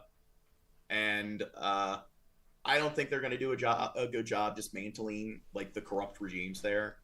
So it's just going to be like as fucked up, except they're fucked up politicians are going to trade more of their oil with us as opposed to China. And I will insist something that I've said several times before. This is not conventional. He's investing in the future. Compared to other cases, like countries in the Middle East. We had an election. Regime change was already mandated by over 70% of the population. And what we need is support to enforce that decision. How do you square military action with receiving a peace prize? Are we at the point? Okay, yeah, she was the one that like thinks. Is she the one that thinks that Trump deserves the Nobel Peace Prize? I don't think so. Wasn't it some previous? Okay, is she the previous Venezuelan president, prime minister, whatever the fuck? She was never. Oh, okay. Actually put in on. She's won elections and she's campaigned against Maduro, but they keep putting her on house arrest. Oh, okay. So I must be thinking of someone else. Either that or I just have my facts all mixed up. It's necessary? What we're fighting for is precisely freedom in order to have democracy, and democracy in order to have peace. And in order to maintain freedom and to achieve freedom, you do need strength. The contrary would be the peace of the dead, in which you have a country under absolute, oppression and simply given in. And that's not the case. It's absolutely absurd that you see a criminal regime like Maduro that gets support from Russia or from Iran, and then as a benefit to people, not to us. Oh, you know what? Kressmir, they're probably right. He's just pouty about Maduro calling him out and being a dick several times. Yeah, it has nothing to do with like human rights. It doesn't even have anything to do with like your sort of like covert justice of we want to help them, but in reality they just want the oil. It's about trade. Well, so okay, I have the AI search assist. Said Maria, right? Yeah. This is Maria. Oh, you can't see me pointing. Okay. Nobel Peace Prize winner in 2025 expressed gratitude for what Donald Trump is doing for peace globally and mentioned that he deserves the Nobel Peace Prize himself. Yeah, okay, so I was right. Okay. She has been a prominent figure in the fight for democracy in Venezuela. So there's like a conspiracy or whatever that he wants her back in office. Well, that's probably true, especially if she said that he deserves the Nobel. Yeah, she's saying nice things to him. He loves her. You know what? Maybe she doesn't actually think that. Maybe she knows how to stroke his ego. Yeah, maybe. Yeah. It seems like it's pretty fucking easy. Well, you know what? If that's the case, then she should be president. I mean, that's like, I don't know. It's pretty Machiavellian. That's good job. Good. Dude, you know what? I think she cracked the code. It's like, good with if you want the full support of the U.S. like government and their military currently, talk about how awesome Trump is and suck his dick. And the one dude who he is currently like the head of Syria. I guess there's a provisionary government, but he was part of the one militia group. They that were one of the Arab militias. He was and Maduro or not Maduro. I forget the other, but pretty much like people you would think that definitely don't fall within the demographics that the like right-leaning politicians and voter base actually care about. It seems like they've learned that all you need to do to get the support of Trump is suck Trump's dick and feed his narcissism. Yeah. Yeah, Japan, that prime minister was doing that, trying to give him a bunch of compliments and then buy trucks from him. And I was like, oh my God, this is buy horrible. him a jet? I don't know about that. No, that's Saudi Arabia. They gifted the White House like a new airliner that's supposed to replace like Air Force One. Oh, that's insane. Leaders, that's absolute absurd. We do not have arms. We have our will. We have the power of organization and the power of love, which at the end, I have to say that peace is ultimately an act of love. Well, I think this would be a good point to end the stream. You're done. Yeah, I'm done. Okay. Should I But end it right maybe- now, or are we going to do like a long goodbye to We need Teddy? to do a goodbye. Well, we need to advertise the Discord. So let me... there's only 13 people watching. But for those watching, we have a Discord. I'm going to put the link in the chat for people. That's the best place to go if you want updates on everything PPP related. And I'll be back soon. I don't know when. Well, Okay, I'll, yeah. To the fucking think- regulars, calm the fuck down. If you want me to come back. If you don't want me to come back, you know, that's fine. Oh, you were talking about... So I do think tomorrow should do another stream. Yeah, for sure. Yeah, and then And we'll I was hopefully... not going to stream tonight, and then Kimberly's like, no, you're fucking streaming. I fucking made it. I was like, Like, I don't know. But, yeah, I think Sunday night we'll do another stream.